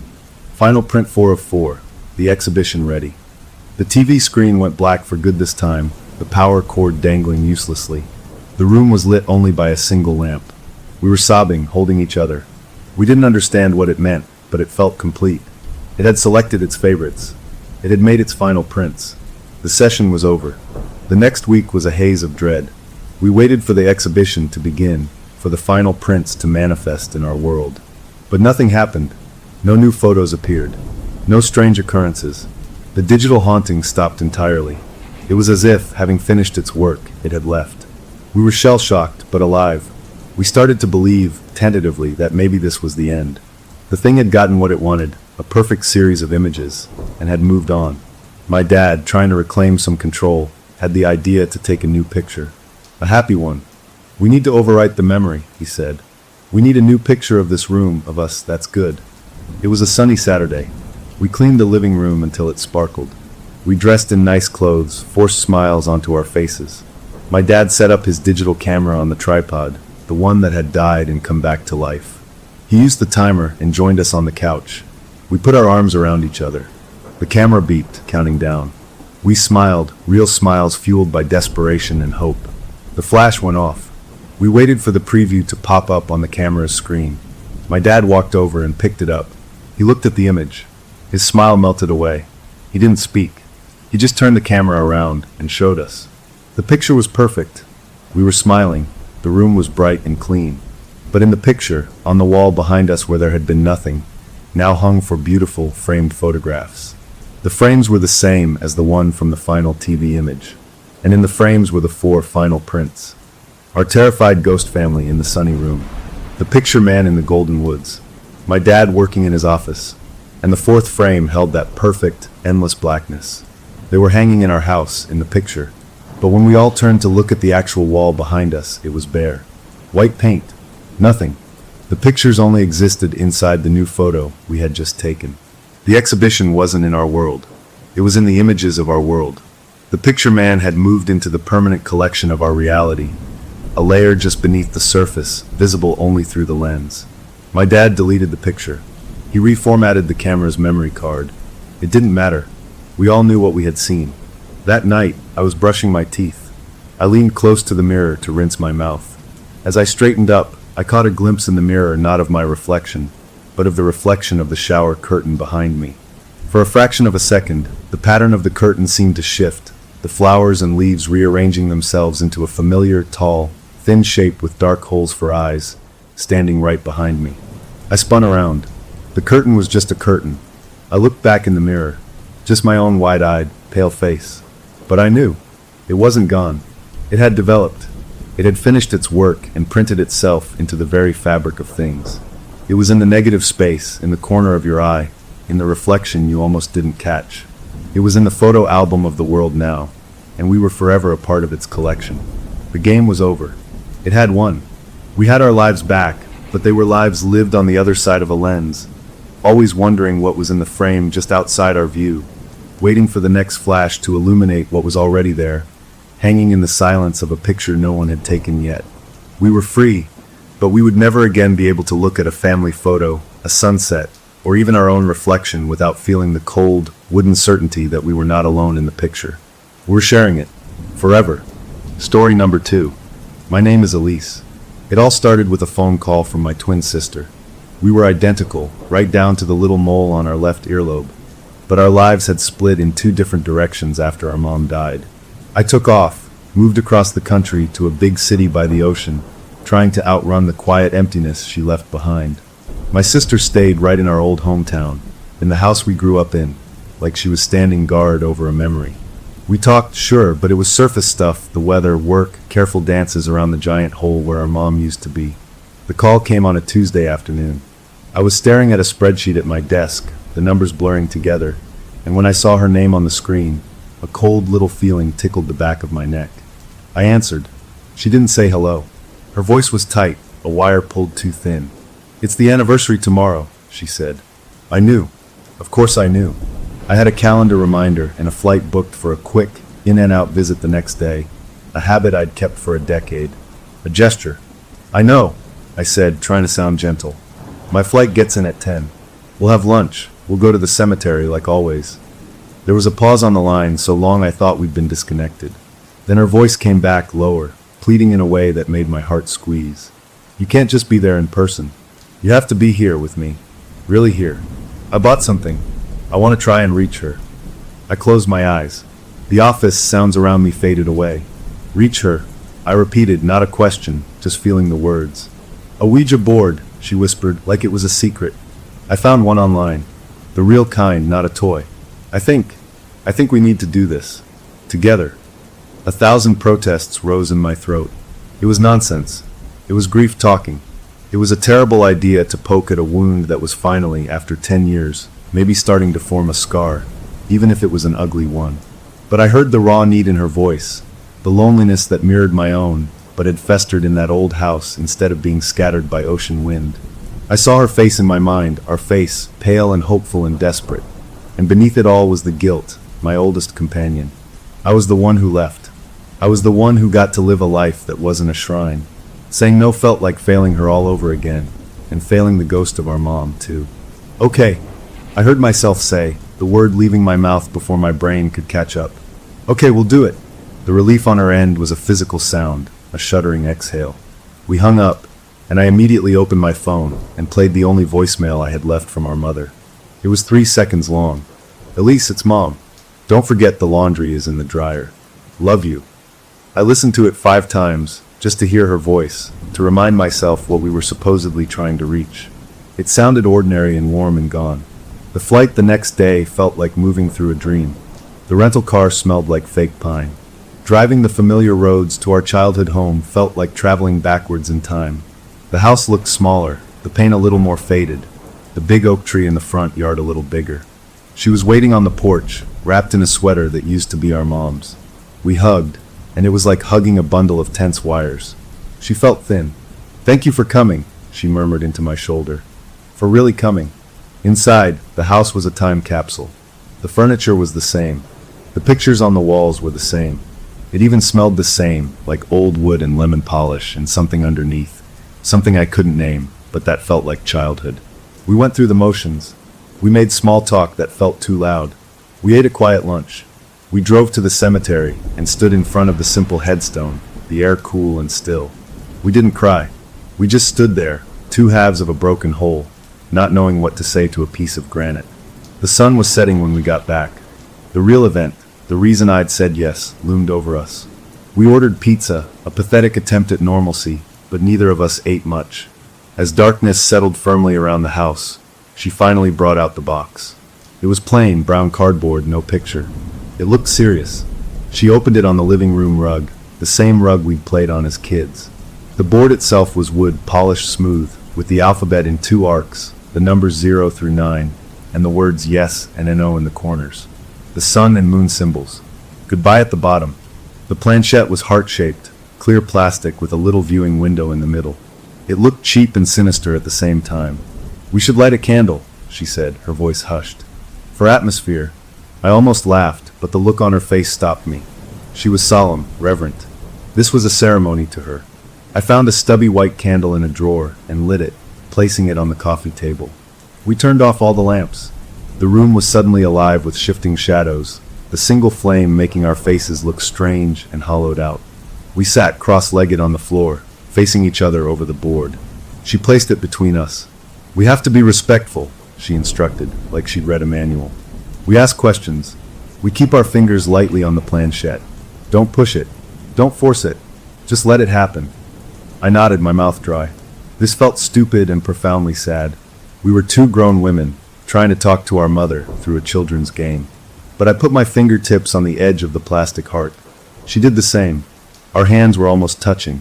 Our hands, which were identical, just like when we were kids. "Is anyone there?" my sister asked, her voice trembling slightly. Nothing. The house was utterly quiet. I could hear the faint tick of the old clock in the hallway. I could feel the slight tremor in her fingers. I was sure I was unconsciously moving the thing myself, just the tiny shakes of my own hand. We asked a few more general questions. Nothing happened. I started to feel a ridiculous mix of disappointment and relief. Maybe that was it. We'd tried. It was over. We could have a glass of wine and go to bed, and I could fly home tomorrow and forget this weird, sad night. Then my sister asked, her voice cracking, "Mom, is that you?" And the planchette moved. It was a tiny jerk at first, like a muscle spasm. Then it began to slide, slow and smooth, across the polished wood. It went to the letter M. Then Y. My breath caught in my throat. It was moving. We were both touching it, but it didn't feel like either of us were guiding it. The pressure was different, a firm, deliberate pull. It spelled MY. It moved to GRLS. My girls. A sob hitched in my sister's chest. Tears were already streaming down my face, hot and fast. The planchette didn't stop. It slid smoothly, confidently, to TOGTHER, together. My girls. Together. The message hung in the dark, silent air between us. It was everything we wanted to hear. It was forgiveness, it was love, it was a promise. In that moment, every doubt vanished. It was her. It was our mom. She was here with us. We both let go of the planchette and collapsed towards each other, meeting in the middle over the board, wrapping our arms around each other and crying great, heaving sobs that came from a place 10 years deep. We held on like we were drowning. The grief poured out, but it was mixed with a wild, unbelievable joy. She was here. She knew we were here. We were together. It was the most profound moment of my life since the day we lost her. As we cried, the single candle on the table, which had been burning steadily, flickered once, twice, and then went out. Not like a normal candle dying, with a last little sputter of light. It went out like someone had pinched the wick between two fingers, sharp and final. A little curl of smoke rose in the sudden darkness. We didn't notice. We were lost in our tears, in our relief. We sat back eventually, wiping our faces, laughing a little through the tears. The weight of a decade suddenly miraculously lifted. We put the board away, carefully, like it was a sacred object now. We opened a bottle of wine and sat on the couch, talking about Mom, about good memories, the pain feeling cleaner now, shared, acknowledged by her. It was late when my sister, sipping her wine, stared into the glass and said quietly, almost to herself. She sounded different than I remember. In my head, her voice is always warm. That felt colder, more serious. I brushed it off immediately. It was a Ouija board, not a telephone, I said, forcing a light tone. It's probably just how we're interpreting it. The feeling was warm. The feeling was her. She nodded, but she didn't look convinced. A tiny, cold seed had been planted in the pit of my stomach, but I buried it under the warmth of the wine and the exhaustion and the overwhelming feeling of peace. We had reached her. That was all that mattered. The next day, we had a better, easier visit. We laughed more. The tension between us was gone. When I left for the airport, we hugged for a long time on the porch. "Call me more," she said. "I will," I promised, and I meant it. Her eyes, though, as she waved goodbye from the driveway, looked distant again, already receding into a world I had just visited but couldn't stay in. I flew home feeling lighter than I had in years. The guilt was quiet. I had done my duty and more. We had connected. It was over. For 3 weeks, life was normal, good even. I thought about the experience often, with a sense of wonder. Then, on a perfectly ordinary Wednesday evening, my phone buzzed with a text. It was from my brother-in-law. No greeting. No message. Just a single video file attached. The subject line of the text held 3 words that made that cold seed in my stomach suddenly crack open and sprout icy vines. "You need to see this." I stared at it, my thumb hovering over the screen. The peaceful closure I'd felt just 3 weeks ago now seemed fragile, like thin ice over very, very deep water. I stared at the text from my brother-in-law for a full minute, my heart doing a slow, hard thump in my chest. "You need to see this." Those 4 words turned the cozy comfort of my apartment into something thin and insubstantial. The peaceful feeling from my visit, the warm closure I'd carried home, it all went brittle. I took a deep breath and tapped the video file. It was dark, shaky, clearly shot on a phone in a hurry. The time stamp in the corner said 2:17 a.m. It was their kitchen. The night was black outside the window over the sink. And then she walked into frame. My sister. She was in her nightgown, her hair messy from sleep, moving with a smooth, floating kind of grace that was completely wrong. She wasn't stumbling or confused like a sleepwalker. She was purposeful. She went to the stove, filled the kettle with water, lit the burner. All of it in this serene, practiced rhythm. My breath caught. It was our mother's rhythm. Mom had a whole little ceremony for making tea, a specific way of tapping the spoon, a certain number of times she'd stir. And my sister was doing it, every motion a perfect copy. Then she started to hum. It was low, almost tuneless at first, but then it resolved into a melody that punched me straight in the gut. A lullaby. One our mom used to sing to us when we were sick or scared. A simple, soft song about bluebirds. My sister and I had talked about that song at the cemetery, how neither of us could remember all the words. But here she was, humming it perfectly, like she'd heard it yesterday. The camera jiggled, and I heard my brother-in-law's voice, a scared whisper from behind the phone. "Elise," he said. "Honey, are you awake?" The figure at the stove went still. The humming stopped. Slowly, so slowly, she turned to face the camera. The light from the stove had lit her face from below, casting weird shadows. Her face was slack, her eyes half-lidded and vacant. She was deeply, utterly asleep. But her expression, it wasn't her own. It was a mask of mild disapproval, a tightness around the mouth, a slight furrow in the brow. It was the exact look our mother would get when we'd tracked mud on the clean floor, or when we'd tried to lie about who broke the vase. A look of deep, parental disappointment. I'd seen it 1,000 times. I'd never, ever seen it on my sister's face. Not once in our entire lives. The phone zoomed in shakily. The detail was crystal clear. It was her face, but it wasn't her. It was like someone had sculpted our mother's most familiar expression onto her sleeping features. I wanted to look away, but I couldn't. Then her lips moved. The voice that came out was not her voice. It was lower, older, strained, like it was coming through something tight. "You let her leave," it said. The words were clear, but the way her mouth formed them was off, like a badly dubbed movie. You were supposed to keep the family close. She, or it, was looking right at the camera, right at her husband. But the words were about me. A cold that had nothing to do with the air conditioning spread from my core out to my fingers and toes. The video ended there, cutting to black. I just sat on my couch, holding the phone, the room around me feeling unreal. I played it again, and again. I watched her hands. On the third viewing, I saw it. Her left hand, resting on the countertop, was clenched into a tight, white-knuckled fist. Our mother did that. When she was really, truly angry but trying to stay calm, she'd make that fist, her knuckles going pale. My sister never did that. She threw things or yelled when she was mad. She never just made that quiet, controlled fist. This wasn't sleepwalking. This was something else. My phone rang, scaring me so bad I almost dropped it. It was my brother-in-law. I fumbled to answer. "Did you see it?" he asked, his voice ragged with exhaustion and fear. "Yeah," I managed to say. "I saw it. What was that?" "I don't know," he said, and I could hear him on the verge of tears. "I don't know. She's done little things before. I'd find her just standing in the living room in the middle of the night. Or she'd move things around in the pantry. I thought it was just stress, grief, you know. I didn't want to worry you. But this was different." The confession that he'd kept it from me stung, but his terror was too real to be angry at. "We have to get her to a doctor," I said, my problem-solving brain kicking in, scrambling for a ledge to grab onto. "A sleep specialist. Or a therapist. This has to be, I don't know, some kind of post-traumatic thing. A breakdown." I was talking fast, listing possibilities, building a wall of logic against what I'd just witnessed. "It was the board," he whispered, cutting through my babble. "It started after you guys did that.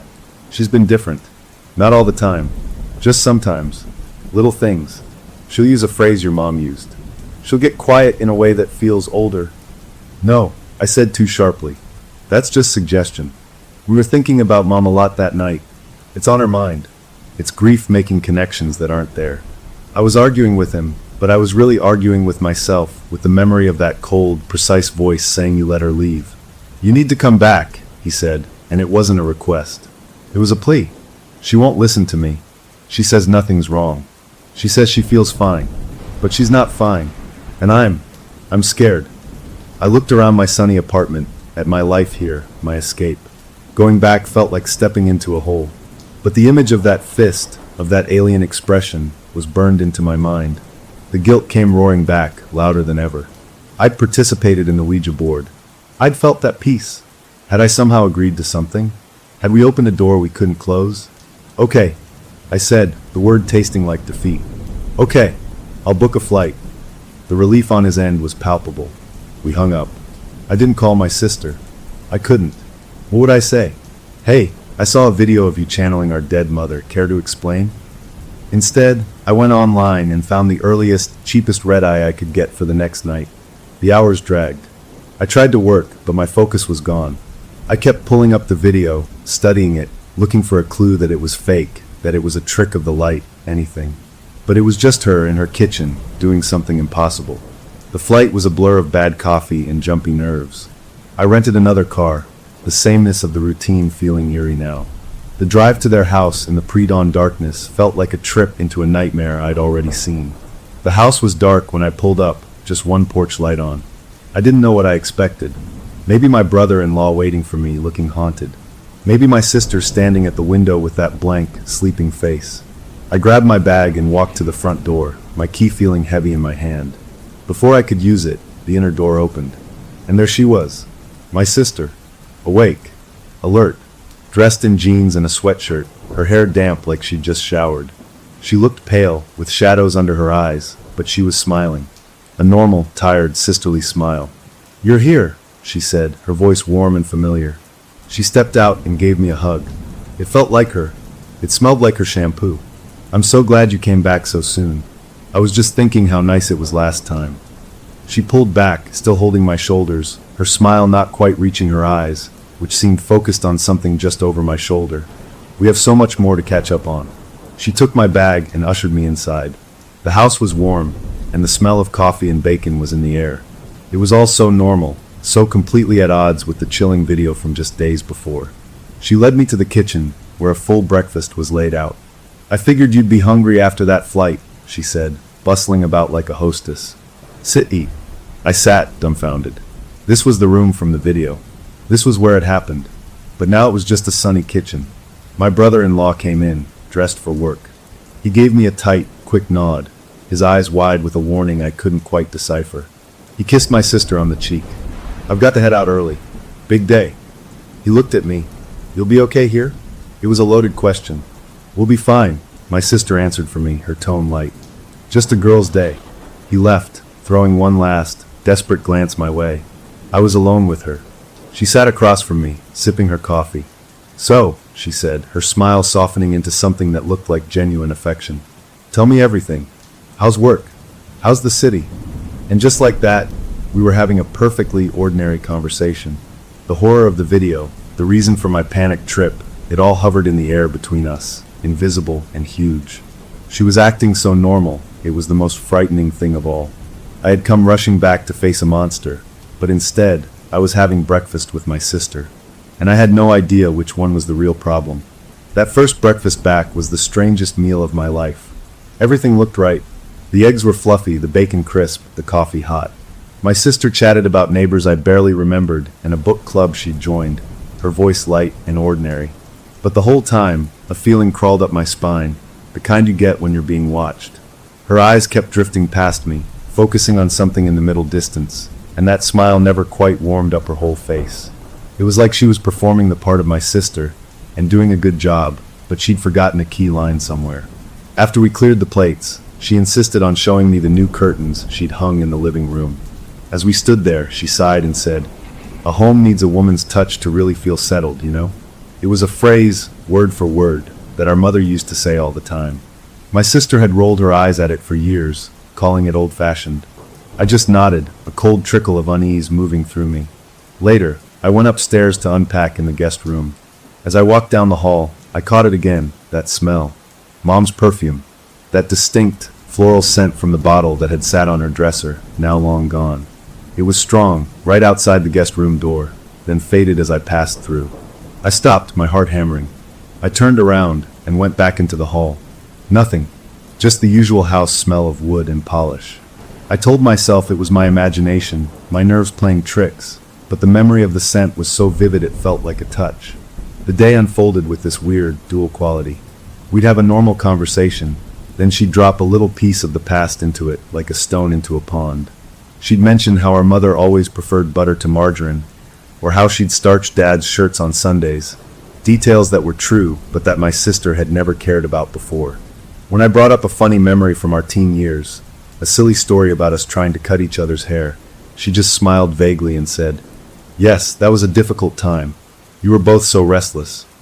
It was the kind of thing Mom would have said, looking back with adult patience on our teenage drama. My sister would have laughed and reminded me how badly I'd butchered her bangs. By late afternoon, I needed air. I needed to talk to someone who wasn't wearing this polite, slightly off mask. I found my brother-in-law out in the garage, pretending to organize tools. He jumped when I came in. "How's it going in there?" he asked, his voice low. "It's fine. It's normal." "Too normal," I whispered back. "She's just saying weird things. Old things. Mom things." He ran a hand over his face. "It's not just at night anymore," he confessed, his eyes tired and scared. "It's bleeding over. Little things. She'll set the table with the good silver for no reason. She'll hum that song while she's doing the dishes. And she gets this look, this calm, knowing look that isn't hers. It's like she's out rehearsing." That word, rehearsing, stuck in my head. It felt exactly right. She wasn't just having episodes. She was practicing being someone else. "We have to get her help," I said again, but it sounded weaker now. "What kind of doctor fixes this?" "She won't go," he said flatly. "She says there's nothing wrong. She says she's never felt more clear-headed. And if I push," he trailed off, looking toward the house. "If you push what?" I pressed. He just shook his head, unwilling or unable to say it. He went back inside, and I stayed in the garage for a while, the smell of oil and dust feeling more real than the perfumed air of the house. That night, I lay in the guest bed, staring at the ceiling. The house was quiet, but it was a waiting kind of quiet. Every creak of the floorboards, every sigh of the pipes, felt deliberate. I must have drifted off, because a sound woke me, a soft, shuffling sound like bare feet on carpet. My eyes snapped open. The digital clock glowed 3:04 a.m. The shuffling came from the hall. It wasn't the brisk walk of someone going to the bathroom. It was slow, dragging, purposeful. It stopped right outside my door. I held my breath, my body frozen under the covers. I could hear breathing. Slow, even patient breaths, right on the other side of the wood. It wasn't the ragged sound of someone sleepwalking in distress. It was calm, measured, waiting. I didn't move a muscle. I just stared at the thin line of light under the door, waiting to see a shadow block it. The breathing continued for what felt like an hour, but was probably only a minute. Then the shuffling started again, moving away, down the hall toward the master bedroom. I didn't sleep again that night. When morning came, the daylight made the nighttime fear seem silly. Over coffee, my sister was cheerful again. "Sleep well?" she asked, flipping pancakes. "The guest bed can be a little lumpy." "It was fine," I lied. "Hey, I was thinking of going for a drive later, maybe get some groceries. Want to come?" I asked, testing the waters. "Oh, we have plenty here," she said, waving a hand. "Besides, I had a locksmith come yesterday to finally fix that front door deadbolt. It was always sticking. Now it works like a charm. Safety first." She said it with a bright smile. A chill went through me. After breakfast, when she was in the shower, I went to the front door. I turned the lock. It clicked smoothly, solidly. I tried the handle from the inside. It didn't budge. The door was locked tight. I fumbled with the deadbolt, turning it to unlock. It moved, but the door still wouldn't open. The handle was stuck. I pulled harder, putting my weight into it. Nothing. It was like the door was sealed shut. From the outside, it probably worked perfectly. From the inside, it was a wall. "Safety first," I whispered to myself, her cheerful words now taking on a dark, new meaning. The rest of the day, I felt like I was in a beautiful cage. I tried to research on my laptop when she was in another room, looking up sleep disorders, shared psychosis, anything that could explain what was happening. I found myself on websites I never thought I'd visit, forums where people talked about shadows and attachments and voices. One post talked about post-possession personality bleed, where traits from a spirit would seep into the living person's everyday mind. It sounded like crazy talk, the kind of thing I'd have scoffed at a month ago. Now it read like a medical textbook describing my sister's symptoms. Late in the afternoon, we were washing dishes together. It was a familiar, almost comforting chore. Then she dropped a plate. It hit the edge of the sink and shattered on the floor. We both jumped. Before I could say "it's okay," she spoke. Her voice changed, dropping into a tone of sharp, familiar reprimand. "Careless hands make for wasteful hearts." That was my good china. It was our mother's voice. Not an imitation, but the exact cadence, the specific blend of disappointment and anger she'd use for broken dishes. My sister stood there, looking at the shards, her face blank for a second. Then she blinked, shook her head, and laughed a small, shaky laugh. "Wow, sorry. I don't know where that came from. An echo from the past, I guess." She laughed it off, but her hands were trembling as she picked up the pieces. I helped her, my own hands unsteady. It wasn't an echo. It was a recording, played perfectly from a source that wasn't her. That night, I was exhausted but wired. I made sure my door was locked. I pushed a small chair under the doorknob, feeling both scared and ridiculous. I lay in bed listening. The house settled. An owl called outside. The clock ticked past 2 a.m. I must have dozed, because the sound that woke me wasn't shuffling. It was a click, the clear, metallic sound of the door's lock turning. My eyes flew open. The room was dark. The chair was still under the knob. Slowly, silently, the doorknob itself began to turn. It turned all the way to the right, then back to the left. There was a soft thump as the chair shifted slightly from the pressure. Then, with a gentle but irresistible push, the door swung inward. The chair scraped across the floor a few inches. A figure stood in the doorway, silhouetted by the faint night light from the hall. It was my sister. Her head was tilted slightly. I couldn't see her eyes, just the dark outline of her. She didn't move. She didn't speak. She just stood there, a black shape against the dim light, and I could hear it again. That same slow, even, patient breathing from the night before, filling the space between us. The peaceful visit was over. The rehearsals were done. The performance, it seemed, was about to begin. The worst part wasn't the fear. It was the hope. For one stupid, heartbreaking second, as she stood there in the doorway, I thought maybe it was really her. Maybe my sister had just come to check on me, heard a noise, was being sweet. That hope melted away as she stepped into the room. She moved not like someone awake, but not like the serene sleepwalker from the video either. This was different. This was deliberate, aware. The streetlight from outside cast a weak glow through the window, painting her features in shades of gray. Her eyes were open, but they looked through me, glassy and fixed on something far away. She didn't say a word. She just walked to the side of my bed and sat down on the edge, the mattress dipping under her weight. The familiar dip, the exact same feeling from when we were kids, and our mom would sit to check on us during a thunderstorm. My throat closed up, then she reached out. Her hand was pale in the dim light. She took my hand where it lay on top of the blanket. Her skin was freezing cold, not like someone who'd walked through a cool house, but like skin left on stone. The touch was gentle, a mother's comforting grasp. And then she spoke. "I'm so glad you're home, baby." The voice was soft, warm, layered with a love I hadn't heard in 10 years. It was my mother's voice, not an imitation, not a memory. It was her. The exact tone she used when I was sick, the specific way she'd say baby, that was just for us. Every hair on my body stood up. A sob welled in my chest, part terror, part a desperate, overwhelming joy. This was it. This was really her. We had reached her, and she was here, holding my hand. Tears blurred my vision. I squeezed the cold hand back, wanting to believe, needing it to be true. "Mom," I whispered, the word cracking in the dark. The gentle grip changed. It didn't loosen, it transformed. The freezing fingers clamped down like a steel trap, squeezing with a strength that was impossible, that ground the bones in my hand together. I gasped, trying to pull away, but I was pinned.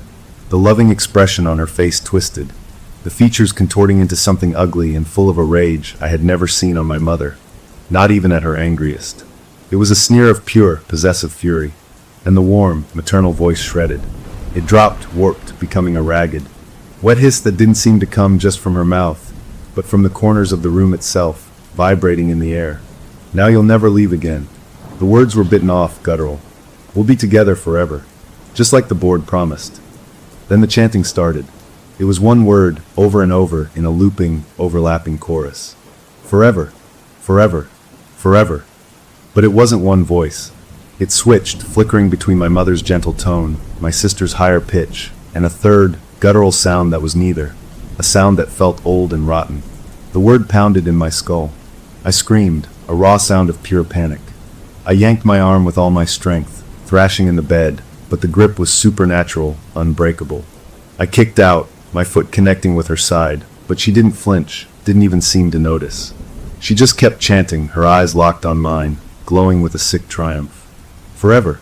As the chant drilled into me, I noticed something else, a detail my terror-muddled brain clung to. The rhythm of the word matched something else, a soft, rhythmic creaking from outside. It was the sound of the old porch swing, the one our mom loved, moving back and forth. A sound that shouldn't be audible from the upstairs guest room. The two sounds, the chant and the swing, moved together, a horrible, synchronized pulse. The door to the room burst open. Light from the hall flooded in, blinding me for a second. My brother-in-law stood there, his face a mask of horror. He didn't hesitate. He rushed forward, not at me but at her. He grabbed her by the shoulders, shaking her hard. "Elise! Stop! Wake up!" he shouted, his voice cracking. The chanting stopped. The terrible grip on my hand vanished, so suddenly I fell back against the headboard. My sister's body went limp. She blinked, her eyes clearing, looking first at her husband's frantic face, then down at me, crumpled and gasping on the bed. Confusion, then dawning horror, spread across her own features. "What?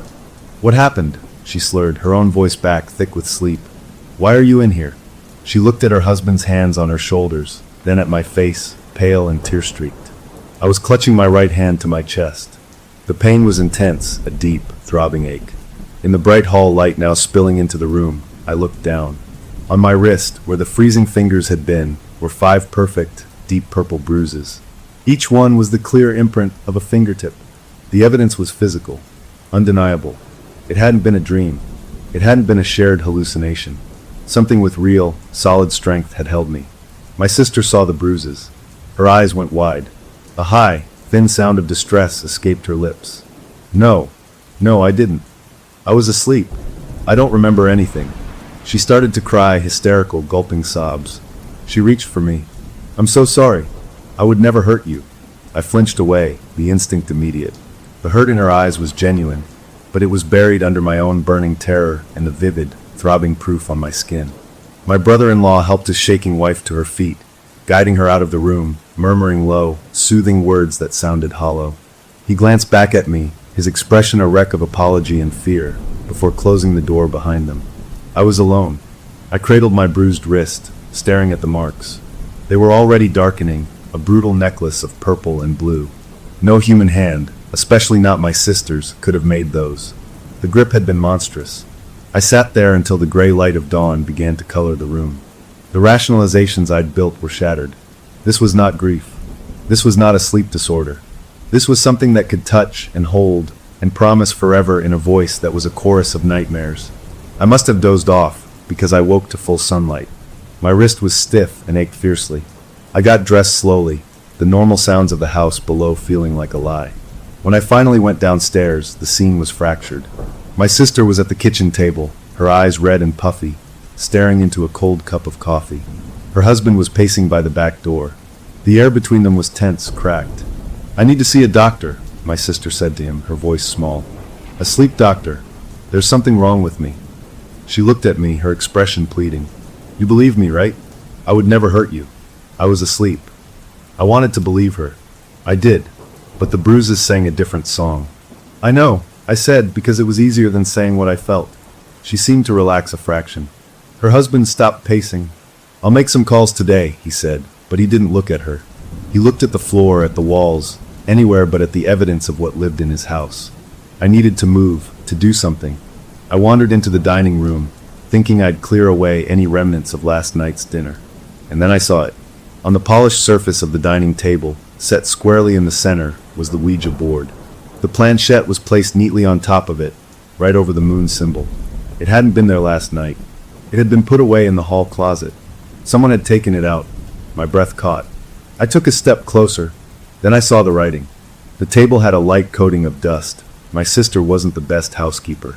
And in that dust, right next to the board, written in a clear, sweeping script, were 4 words. The handwriting was my sister's. I'd know it anywhere. But the message wasn't. It said, "The promise is made." I stared at it, the words searing into my brain. The promise from the board. Together.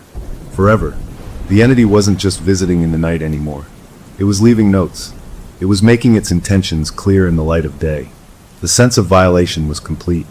It had moved from my sister's body to my skin, and now it was writing in the dust of our home. The breakfast conversation, the talk of doctors, it all felt like a pointless puppet show. The real conversation had already happened. It had happened in the dark, with a crushing grip and a chant of forever, and now it was written on the table for me to see. The peaceful closure I'd flown home with weeks ago was a distant, foolish memory. The door wasn't just open now. Something had walked through, and it was moving the furniture, making itself at home. And it had made a promise it very much intended to keep. I left the dining room table with its chilling message, and went straight to the kitchen sink. I scrubbed my hands under scalding water, as if I could wash off the feeling of those words, the memory of that grip. My sister and her husband were still in their tense standoff at the table. I didn't tell them what I'd seen. Telling him would just push him closer to the edge. Telling her. I didn't know what telling her would do. The thing wearing her memories might already know. I needed answers from outside this house, from someone who wouldn't look at me like I was crazy or fragile. I waited until my brother-in-law left for work, giving me a tight, worried nod on his way out. My sister announced she was going to take a long bath, to try and relax. The moment I heard the water running upstairs, I grabbed my laptop. My search this time wasn't for sleep clinics. I looked up local psychics, spiritual cleaners, anyone who dealt with the kind of stuff that was laughed at on daytime TV. I found a listing for a woman a town over. Her website was plain, no crystals or fairies, just a simple statement. Clearing homes and restoring peace. It sounded like a pest control ad, which, in a way, I guessed it was. I called the number. A woman with a no-nonsense voice answered. I spilled the story in a rushed, jumbled whisper, talking about the board, the sleepwalking, the video, the voice, the bruise on my wrist. I left out the writing in the dust. I needed to see what she'd say without that clue. She listened without interrupting. When I finished, there was a pause. "Can you come see me?" she asked. "Now." I told my sister through the bathroom door that I was running to the pharmacy for some ibuprofen for my wrist. She called back. "Okay, drive safe. in a voice that was a little too cheerful. The woman lived in a small, neat house on the edge of town. She looked like a retired librarian, with glasses on a chain and sensible shoes. Her living room was ordinary, just a couch and some plants. No pentagrams, no incense. I showed her the bruise, which had bloomed into a spectacular map of purple and green. She looked at it, her face going serious. She didn't touch it. "Sit down," she said. I told her everything again, more slowly this time. I included the writing on the table. She didn't flinch. When I was done, she leaned back. "It didn't come from your mother," she said, her tone flat and matter-of-fact. "That's the first thing you need to understand. It's using your memory of her like a disguise. Like a wolf in a favorite old coat. It's comfortable, it smells right, so you let it get close." The words made a terrible sense. "What is it then?" "A hitchhiker," she said. "A thing that feeds on strong emotion. Grief is a 5-course meal for something like that. Your twin sister's grief, your guilt for leaving, that's the magnet that pulled it in. The Ouija board didn't open a door to your mom. It opened a door in your sister. A door in her mind, in her grief. And something walked in. It's not in the house. It's in the person. You can't sage a person." My hope, the little bit I had left, deflated. "How do we get it out?" She shook her head slowly. "I clear spaces. Bad energy in rooms, attachments to places. This is different. This is a tenant who's paid rent in tears and signed a lease in fear. It's settled. It thinks it belongs." She gave me a look that was both pitying and firm. "You need to get your sister out of that house. And you need to get her to someone a lot stronger than me. A pastor, a rabbi, someone with real faith, not just smudge sticks. And you need to be careful. It's attached to her, but it knows you're the other half of the bond.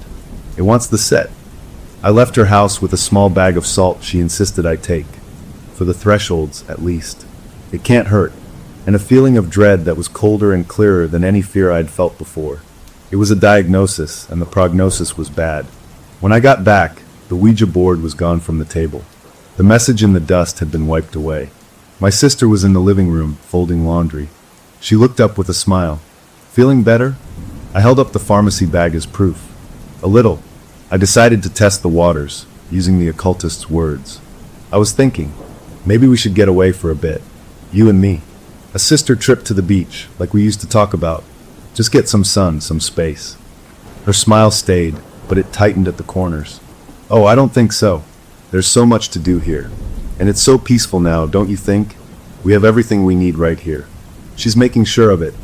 She said she so casually, like she was talking about a helpful neighbor. The casualness was worse than any frenzy. I just nodded, a plan forming in the back of my mind. I needed more information. While she went to put the laundry away, I slipped into the small home office she used for paying bills. I started opening drawers as quietly as I could. In the bottom drawer of the desk, under a stack of old utility statements, I found a journal. It was a pretty, floral thing I'd given her for her birthday years ago. My heart thumped. I opened it. The first pages were what I expected. Entries from right after our mom died, raw and full of pain, talking about the emptiness of the house, missing her, wishing I was there more. I skimmed, my eyes stinging. Then, about halfway through the book, the entries changed. The handwriting, at first, was still hers. But the content shifted.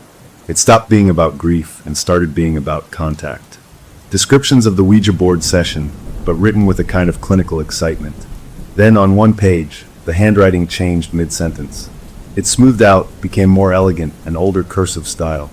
Our mother's handwriting. I nearly dropped the book. The new writing didn't talk about feelings. It gave instructions.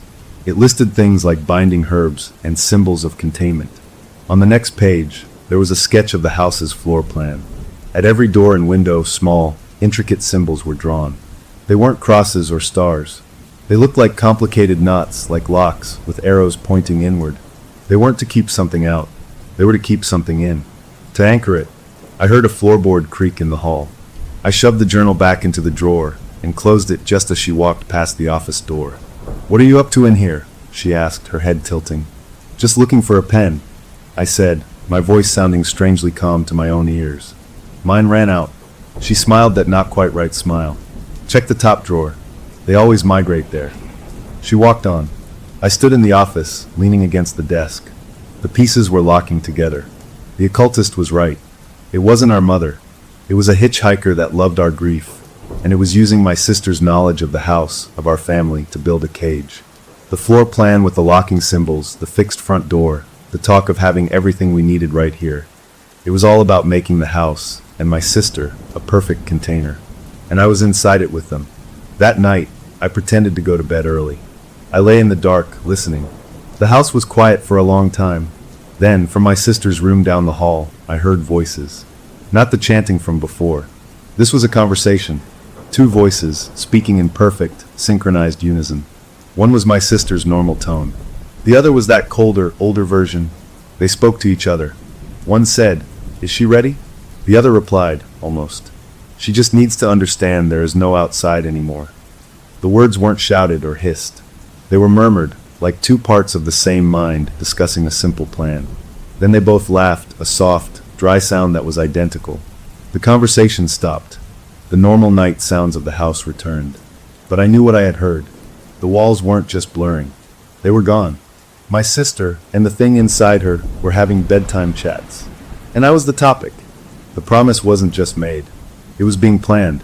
And the blueprint for my part in it was hidden in a drawer, sketched in my mother's stolen handwriting. I was no longer a guest, or even a prisoner.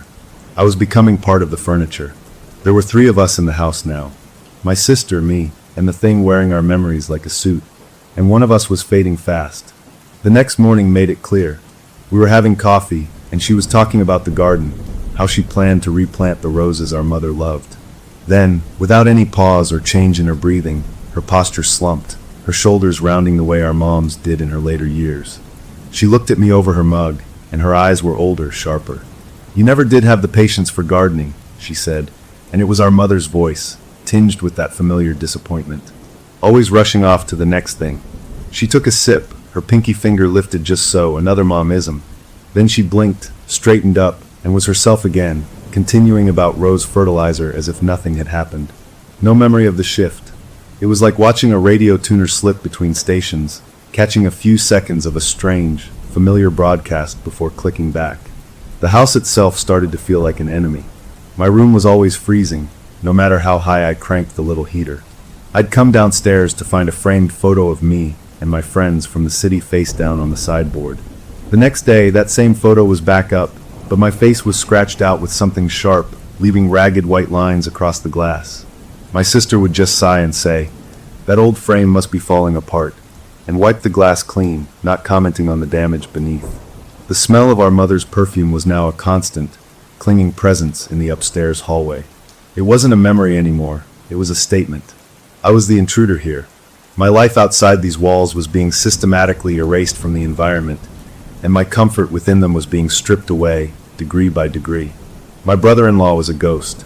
He moved through the room silently, his face drawn. The hope had left his eyes. He saw the changes, he heard the slips, but he was powerless. The breaking point came when he found the journal. I don't know if he was looking for it or just stumbled upon it, but I heard the raised voices from the study later that afternoon. His frantic and scared, hers calm and flat. I crept to the hallway.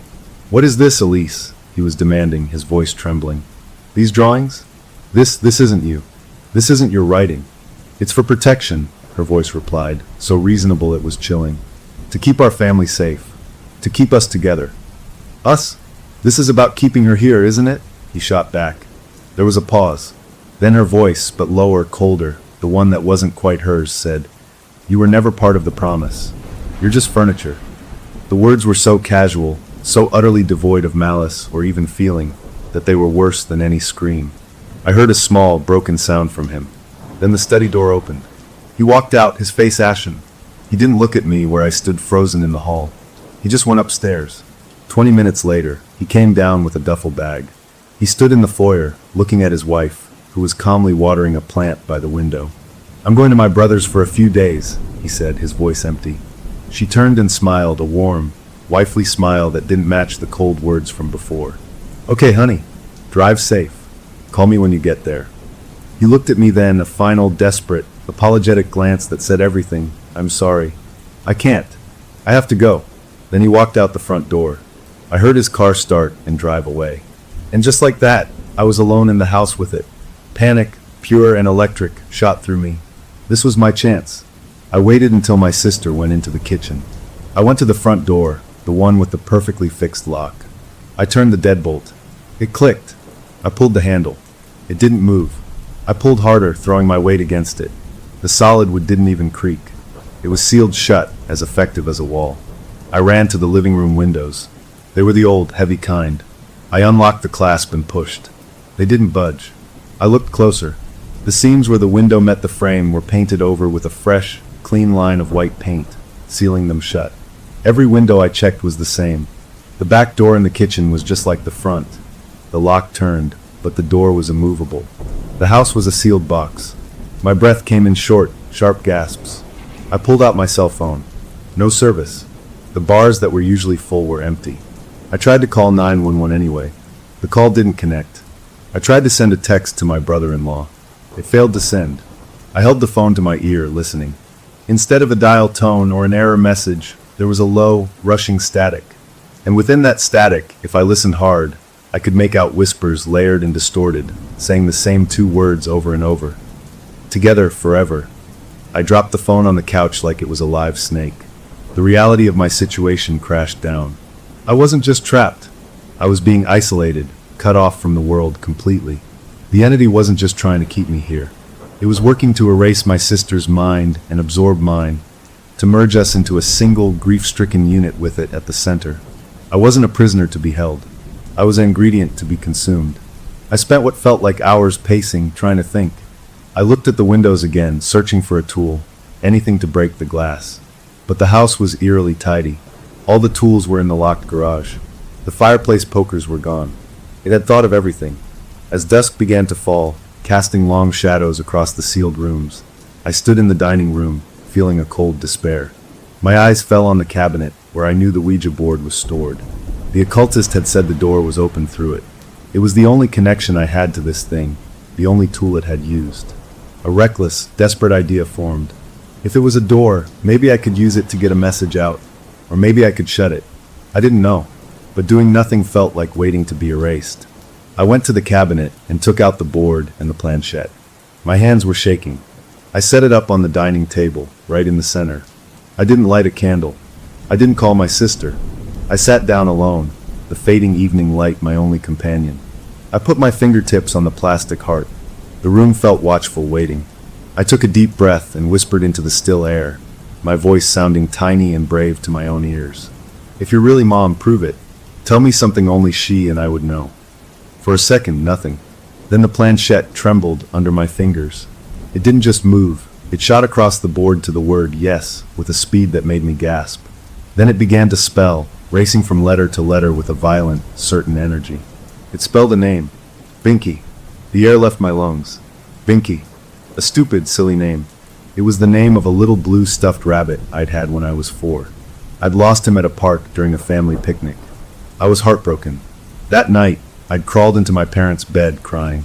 My mom had held me, and I'd whispered the rabbit's secret name to her, Binky. I'd never told anyone else, not even my sister. I'd forgotten it myself until this moment. The planchette kept moving. I miss you. Then, forgive me. Tears, hot and uncontrollable, poured down my face. This was it. This was real. This was her. The love I felt emanating from that simple board was overwhelming, a warm, golden light in the dark, frozen house. It was forgiveness. It was the reunion I'd been aching for 10 years. All my fear, all my suspicion, melted away in that flood of perfect, maternal love. I sobbed, my tears dripping onto the polished wood. The planchette moved again, smooth and inviting now. Come to me. It slid to the moon symbol on the board, the symbol for yes, for connection. A wave of dizzying, blissful warmth washed over me, a feeling of being utterly cherished and welcomed home. It was an addictive, heavenly pull. And then, from the hallway, I heard my sister begin to hum. That same lullaby, the one about the bluebirds. Soft, gentle, and perfectly in sync with the loving pull from the board. The two calls, the board's silent, spiritual pull and my sister's physical, audible song, wrapped around me from two directions, pulling me inward. I was crying from happiness, from relief, wanting nothing more than to go to that love, to answer that call. I looked down at the board through my tears, ready to move the planchette to goodbye, so I could run to my sister, to my mom, to this beautiful resolution. And that's when I saw it. My hand on the planchette was not alone. Resting gently on top of mine, interlacing our fingers, was another pale, cold hand. I hadn't heard her come in. My sister stood beside me, her eyes open and glazed, fixed on my face, humming that sweet, terrible lullaby. The circuit was complete. The entity spoke, but not from one mouth. The words came from both of them at once, from my sister's moving lips and from the very air around the board, a stereo horror that vibrated in my teeth. Now we become we. The love I felt didn't vanish. It intensified, but it changed, turning from a welcome into a claiming. It wasn't an invitation anymore. It was a harness, and I had put my head right through it. They say you can't contact the dead. They're wrong. You can. You just can't control what answers. In that moment, with my sister's cold hand on mine and that perfect, secret name Binky glowing in my mind, I didn't want control. I wanted to surrender. The love pouring from the board and from her humming was the most real thing I'd ever felt. It was a warm bath for my soul, tired from 10 years of missing and months of fear. I was crying, but they were happy tears. This was my mom. She knew me. She forgave me. She wanted me to come to her. The planchette under our joined hands felt alive with that wanting, a gentle, magnetic pull toward the moon symbol, toward connection. Come to me, it had spelled, and I wanted to go. My sister's humming wrapped around the silent call of the board, a physical and spiritual rope pulling me in the same direction, inward, toward her, toward it. I felt my breathing start to slow, to match the rhythmic pace of her lullaby. My own heartbeat seemed to stutter, then try to find the same slow, steady beat as the pulse I felt through the planchette. It wasn't scary. It felt like merging, like becoming part of a beautiful, familiar song I'd been separated from for too long. I looked into my sister's glazed eyes. I saw my own reflection in them, tear-streaked and full of hope. And for a second, I saw something else behind her eyes, something vast and patient and hungry, watching me say yes. That tiny flicker of recognition, of being watched by something that was not my mother, was like a single drop of ice water in the warm sea of feeling. It wasn't enough to break the spell, but it made me hesitate. The entity, speaking through my sister in the air, said again, "Now we become we." The words weren't loving. They were factual. A statement of process, like a chef announcing the next step in a recipe. And in that fractional pause, my problem-solving brain, the part of me that had built a life away from here, sparked once. I saw it. The circuit. The occultist had mentioned a bond. This was it. The board was a connection to me. The possession was a connection to my sister. Our twin bond was the wire between us. The thing was using the board's link and our shared blood to complete a circle, with itself at the center, drawing power from both of us. It wasn't just possessing her. It was trying to tether my soul directly to it, using the board as a conductor and our joined hands as the plug. The warm, loving feeling was the current, and it wanted to switch me on forever. A memory flashed, not one of my mom, but one of my own. A selfish, glorious memory. The feel of the steering wheel in my hands the day I moved away, the windows down, the radio blasting a song about freedom. The smell of the ocean getting stronger, not the floral ghost of perfume, but the real, salty, wild smell of my new city. The taste of coffee from a corner cafe, where no one knew my name or my history. It was a memory of separation, of being an individual, of leaving. That memory felt small and brittle against the tidal wave of maternal love, but it was mine, truly mine. Something the entity, for all its stolen secrets, could not have, because it had never felt the joy of being alone. The warm feeling from the board shifted. It was no longer an invitation. It was a pull, a suction trying to draw that memory out of me, to dissolve it in the collective we. I felt a pressure in my head, a sense of my own thoughts being sifted through, my happiest, most independent moments being singled out like weeds to be pulled. At the same time, images that weren't mine flooded in. The view from my sister's wedding altar, the nervous sweat on her husband's brow, a feeling of pure joy that belonged to her. The crushing ache of her hand holding our mothers in the hospital room during those last hours, a moment I wasn't there for. Private grief, private love, all of it pouring into me, crowding out my own mind.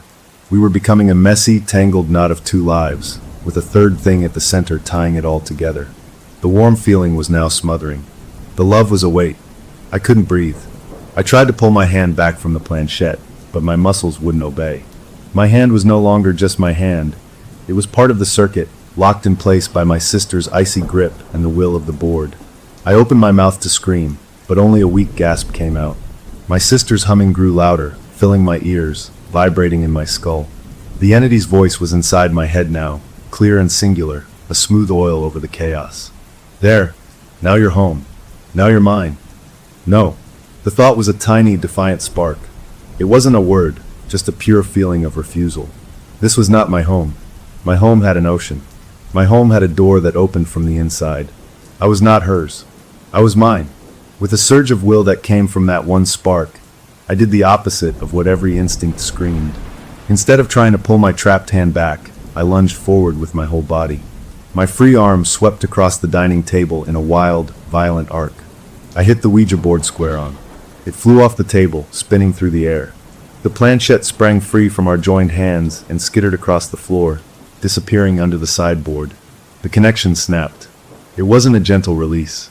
It was a psychic rip, a soundless tear that echoed in the marrow of my bones. The warm feeling vanished, replaced by a howling, empty coldness that swirled through the room. My sister's humming cut off with a choke. Her hand went limp and slipped from mine. She made a small, confused sound, like a child woken from a deep sleep, and then her eyes rolled back and she collapsed, falling to the floor in a heap. I stumbled back from the table, gripping the edge to stay upright. My head was pounding, full of strange, fading echoes, the scent of hospital disinfectant that wasn't my memory, the tune of the lullaby, the feeling of a wedding bouquet in hands that weren't mine. They receded like a tide, leaving my own mind feeling scraped raw but blessedly, solely my own. The room was a wreck. The tablecloth was half pulled off. A vase of flowers had tipped over, water spreading across the wood. My sister lay motionless on the rug. But the house felt different. The watchful, oppressive presence was gone. In its place was a vacuum, an angry emptiness. The static that had been on my phone, the whispered promises, they were absent. It was just a quiet, messy room in a dark house. I knelt beside my sister, my hands shaking. I felt for a pulse in her wrist. It was there, steady and strong. She was breathing normally, out cold, as if from sheer exhaustion. A normal sleep. I slumped beside her, tears coming again. But these were tears of sheer, ragged relief. I had done it. I had broken the circuit. I had said no. I sat there for a long time, just breathing my own air, thinking my own thoughts. The spell was broken. The board was gone. The thing, whatever it was, had lost its hold, at least for now. The immediate, terrifying merger was over. I had myself back. Slowly, I got up. I righted the vase. I picked up the scattered flowers. My eyes fell on the floor, where the Ouija board had landed. It lay face down near the wall. I didn't want to touch it. I'd deal with it in the morning. For now, I needed to get my sister to bed. I was bending to try and lift her when I saw something else. The planchette. It hadn't gone under the sideboard. It had come to rest in the very center of the room, clear of any furniture. And it wasn't pointing to a letter, or to yes or a no. It was pointing straight at me. A chill that had nothing to do with the temperature traced my spine. I ignored it. I focused on the practical task, getting my sister upstairs, tucking her into her own bed. She never stirred.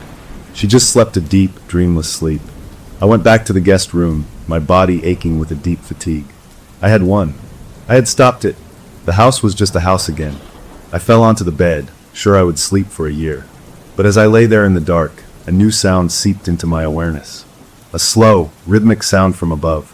Drip, drip, drip. It was coming from the ceiling. From the attic. We never used the attic. The pull-down door was in the hallway ceiling, always stuck, layered with paint. I listened. The drips were steady, deliberate. They weren't the random plink of a leak. They formed a pattern. Drip, drip, drip, drip. And they were getting faster. As I lay there, frozen again, a much worse sound started. From directly above me, in the attic space, something heavy began to move. It wasn't a scurry or a scratch. It was a slow, deliberate drag. Something with weight was being pulled across the unfinished attic floor. Thump, drag, thump, drag. It was moving with a terrible, patient purpose toward the pull-down door in the hall. The circuit was broken. The board was cast aside. But the door we opened, it was still open. And something had been waiting upstairs all this time. Now it was coming down. Identity is a story you tell yourself. What happens when something else starts writing the chapters? The dripping from the attic and the slow, dragging thumps froze me to the bed. The victory I'd felt moments before was a fragile soap bubble, and those sounds popped it.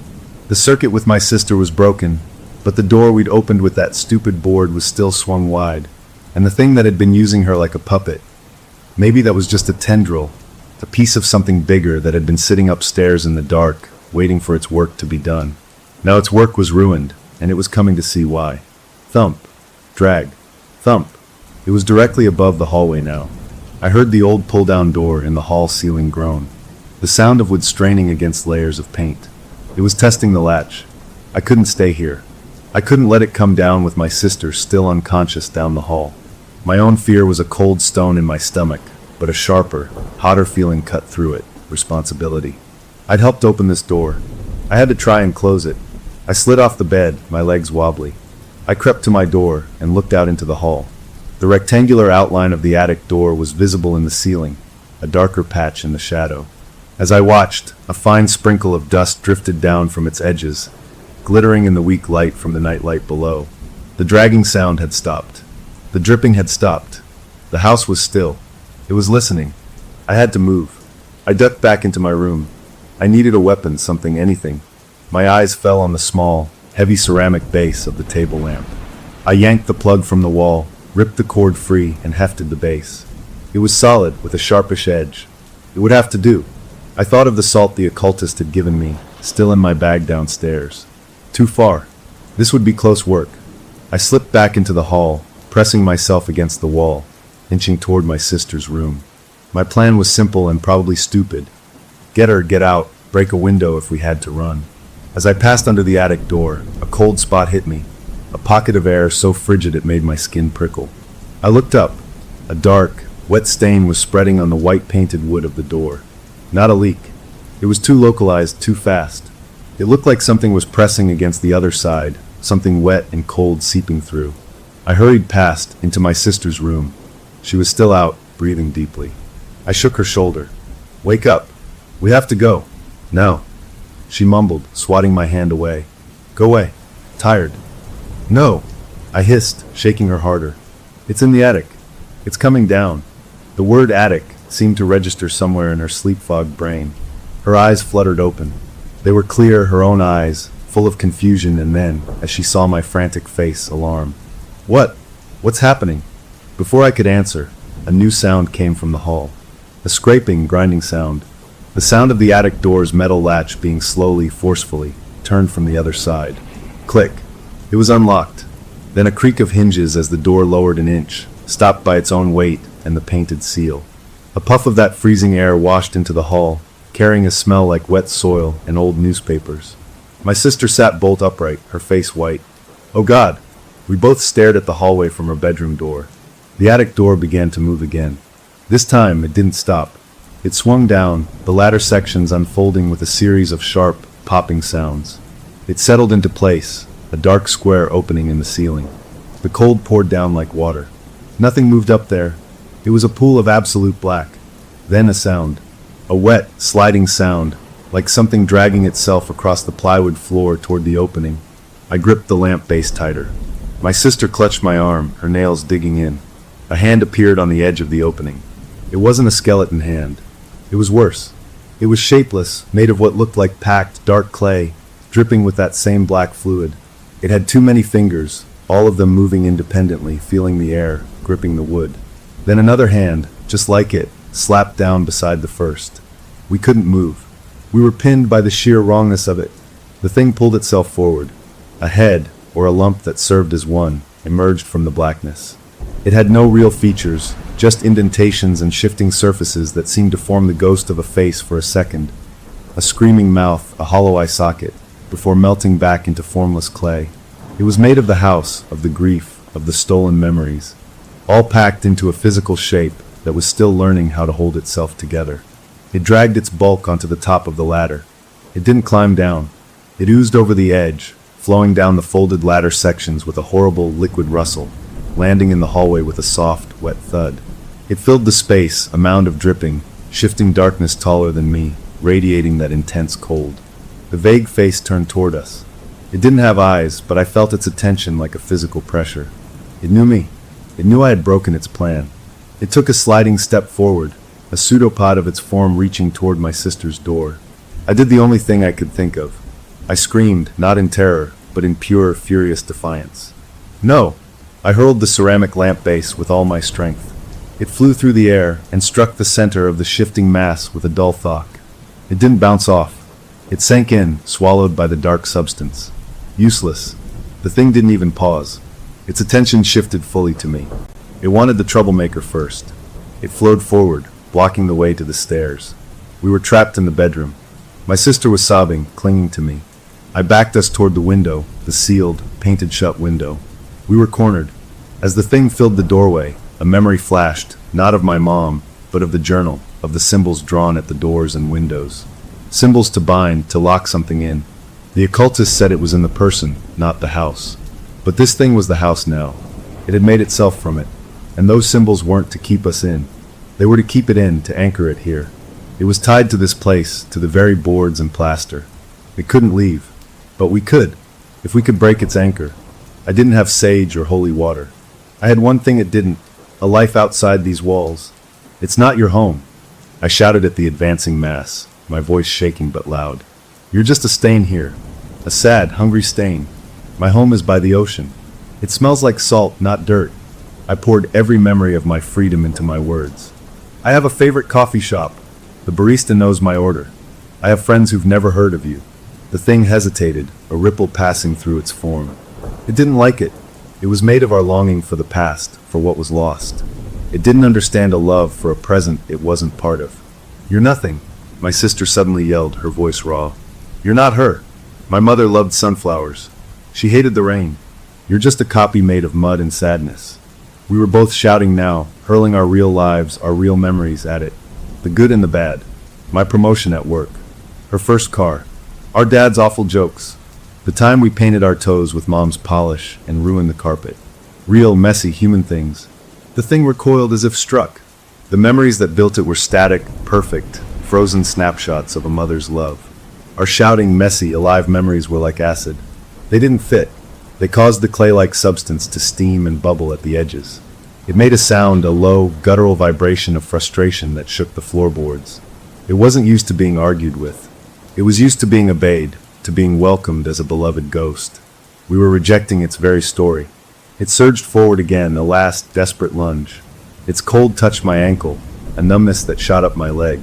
I kicked wildly, my foot passing through its form, coming out wet and freezing. But I'd broken its grip. Behind it, I saw the attic ladder. The open door. Its anchor wasn't just the symbols. It was the board, the door, the point of entry. We couldn't destroy it. But maybe we could send it back and lock the door behind it. The board! I yelled to my sister. We have to get the board into the attic and close it in. She understood. As the thing regrouped, flowing between us and the hall, she did something brave and insane. She ducked low and rushed not away from it, but toward it, under its grasping, dripping limbs, into the hall. She grabbed the fallen Ouija board from where it lay. The thing shrieked a tearing, papery sound and turned toward her. That was my chance. I didn't run for the stairs. I ran for the ladder. I climbed, my cold, wet foot slipping on the rungs. I hauled myself up into the blackness of the attic. It was freezing, and the smell was overwhelming. Throw it! I screamed, leaning back down through the opening. My sister, backing away from the advancing mass, flung the board up toward me like a frisbee. I caught it, the wood feeling oily and wrong in my hands. The thing forgot her. It turned its entire, furious attention to me, to the board in my hands. It flowed toward the ladder. I didn't wait. I scrambled back from the opening into the deep dark of the attic. I could hear it oozing swiftly up the ladder. I had one chance. I felt along the rough plywood floor, away from the opening, toward where I thought the far wall was. In the pitch black, I found it.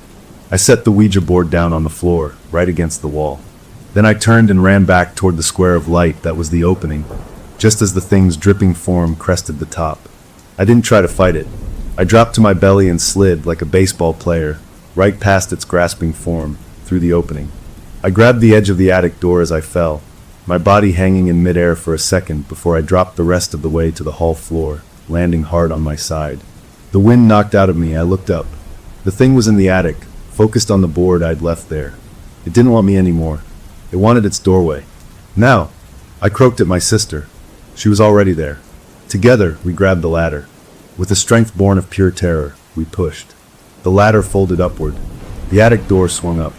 The thing realized what was happening and lunged for the closing opening, a wave of blackness reaching down. My sister slammed her whole weight against the door. I grabbed the pull cord and yanked it sideways, engaging the metal latch. Click. It sealed shut. From the other side, we heard a thud, then a furious, muffled scrabbling. The wet stain on the wood pulsed. But the door, with its old, strong latch and layers of paint, held. The scrabbling grew fainter, moving away from the door, back toward where the board lay against the far wall. Then it stopped. The cold radiating from the door began to lessen, degree by degree. The wet stain slowly stopped spreading, then started to fade, like water drying on wood. My sister and I slid down the wall to sit on the floor, gasping, shaking, clutching each other. We sat there until the first gray light of dawn showed through the hall window. The house was just a house again, tired, old, but normal. The doors and windows, when we tried them later, opened easily. The paint sealing them was gone, as if it had never been there. We burned the journal in the backyard grill. We broke the Ouija board into pieces and buried them in separate places. My brother-in-law came back, hesitant and ashamed, and we didn't have the words to explain. But he saw the change, the real exhaustion and the real peace in his wife's eyes, and he stayed. I stayed for another week, until the color returned to my sister's cheeks, and she laughed at a joke, a real, spontaneous laugh that was entirely her own. We talked about real things, the future, her maybe selling the house, coming to visit me by the ocean. The past was a scar we shared, but it was closed. On my last day, as I loaded my bag into the rental car, she hugged me tight. "Thank you," she whispered, "for coming back, for staying, for everything." I hugged her back, feeling the solid, real warmth of her. "Always," I said. I drove away, watching the house shrink in my rearview mirror. This time, the feeling wasn't escape. It was release. I'd gotten myself back. I'd gotten my sister back. The story I thought was over. I was wrong. A month later, back in my apartment, the package arrived. No return address. A small, flat, square box. Inside, wrapped in plain brown paper, was a mirror. An old, ornate, hand mirror with a tarnished silver back. It looked ancient. There was no note. Puzzled, I picked it up. My own tired, but smiling, reflection looked back at me. And then, just for a second, my reflection didn't move when I did.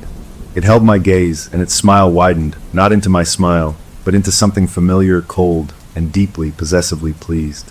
Then it was just me again, my heart hammering against my ribs, holding a mirror that showed nothing but my own terrified face. The anchor in the attic was sealed.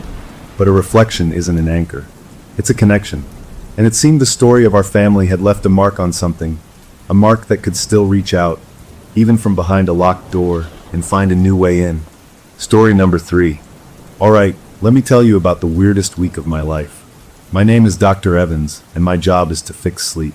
I've helped people who walk in their sleep right out of second-story windows, people who scream every night from nightmares they can't remember, and people so scared of their own dreams they'll do anything to stay awake. I thought I'd seen it all, so I was confident, maybe even a little arrogant, when this new patient walked into my office. He was a gaunt man, skinny in a way that spoke of years of exhaustion, with these dark circles under his eyes that looked painted on.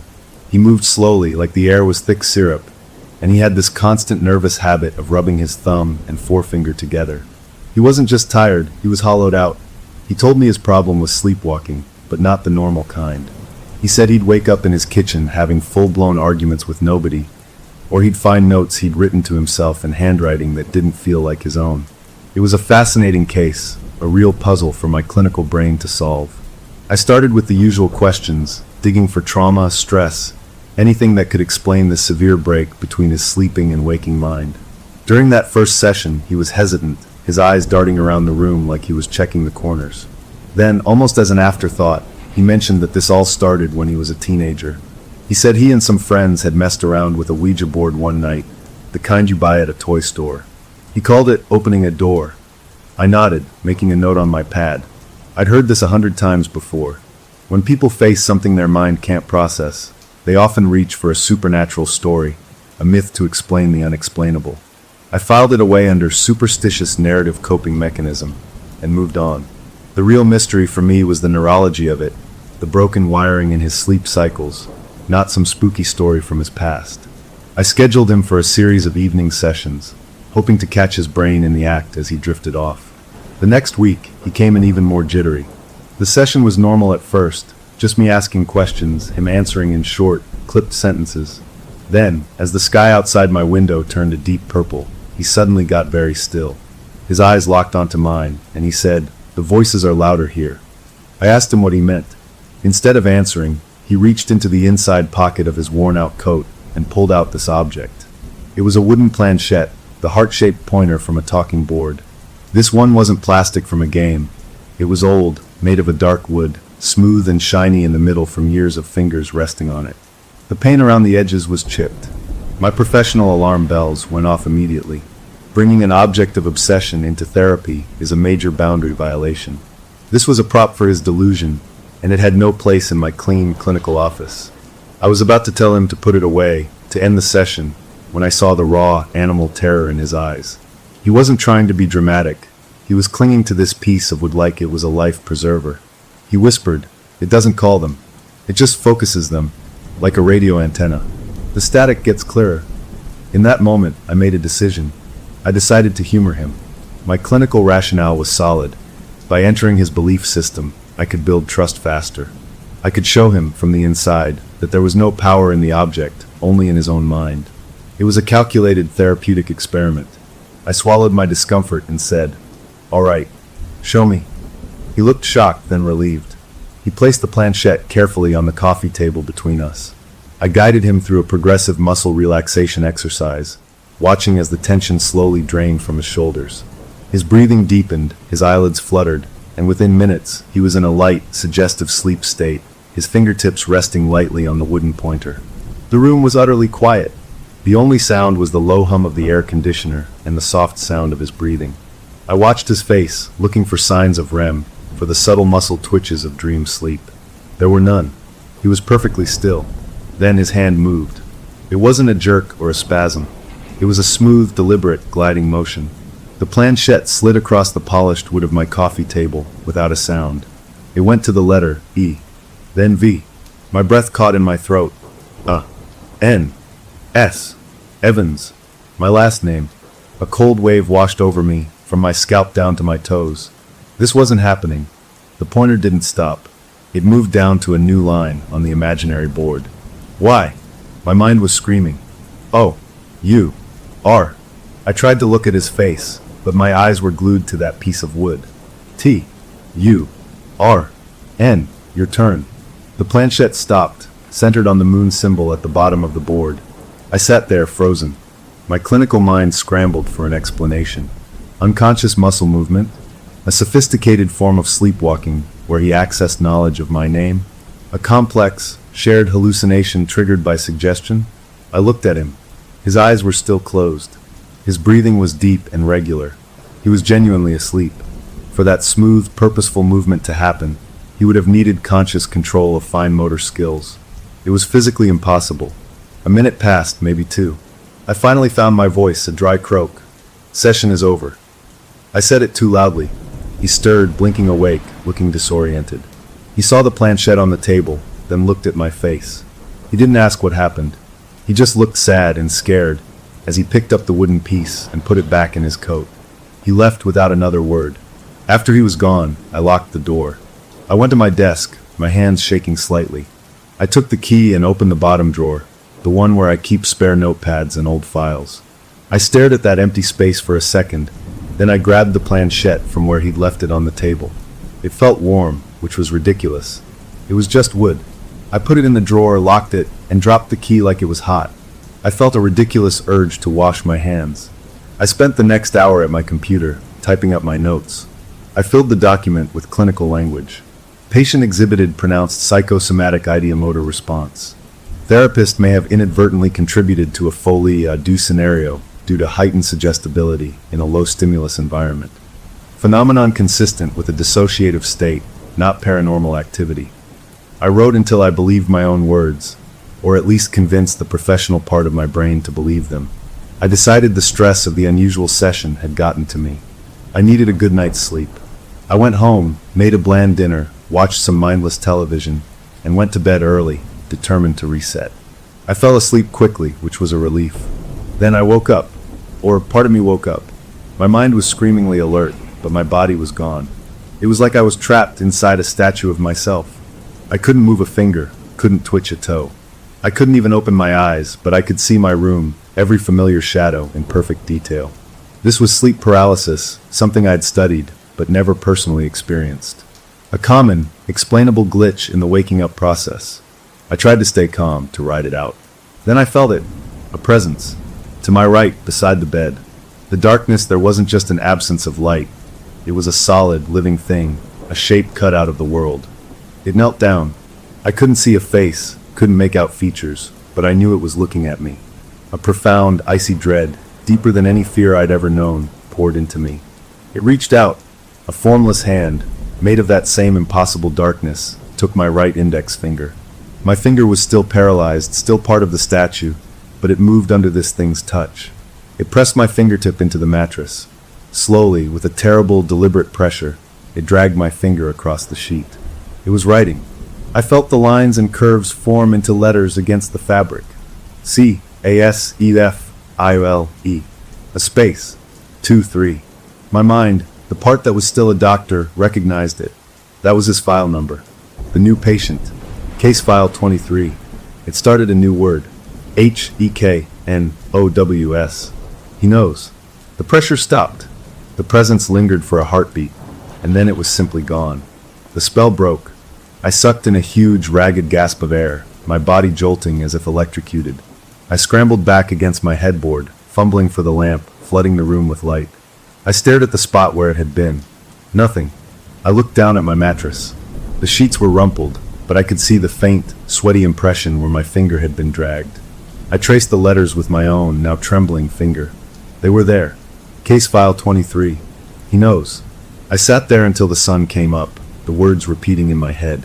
I was a rational person, a scientist of the mind. I had explanations for everything: shared hysteria, somatic stress manifestation, a hypnotic state triggered by the day's events. I had a whole textbook of explanations. But as I sat in the growing dawn, my finger aching with a phantom pain, one thought pushed through all the clinical noise. I had humored a delusion, and now something was humoring me back. The puzzle was no longer in his file. It was in my bedroom, and I had no idea what the rules were. Okay, so after that night, I had to get a grip. I was a professional. I knew all about the power of suggestion, about how the brain can spin a whole terrifying reality out of stress and a bad day at the office. I told myself the sleep paralysis was a classic psychosomatic reaction. My subconscious had latched onto the patient's spooky story and decided to give me a personal demonstration. It was creepy, sure, but it was just my own mind playing tricks on me. To prove it, I decided to double down on clinical mode. I went into work early, made a strong pot of coffee, and pulled case file 23 from the cabinet. I was going to review every single note with cold, hard logic and find the real hook, the psychological seed that had planted itself in my brain.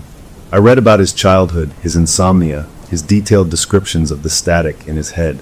I focused on the facts, ignoring the chills trying to crawl up my spine.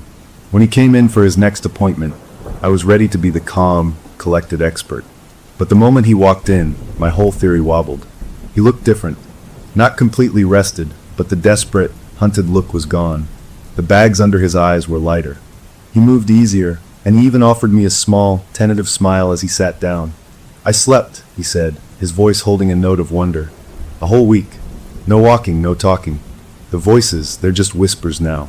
More like a radio turned down low in another room." He looked right at me, his expression earnest.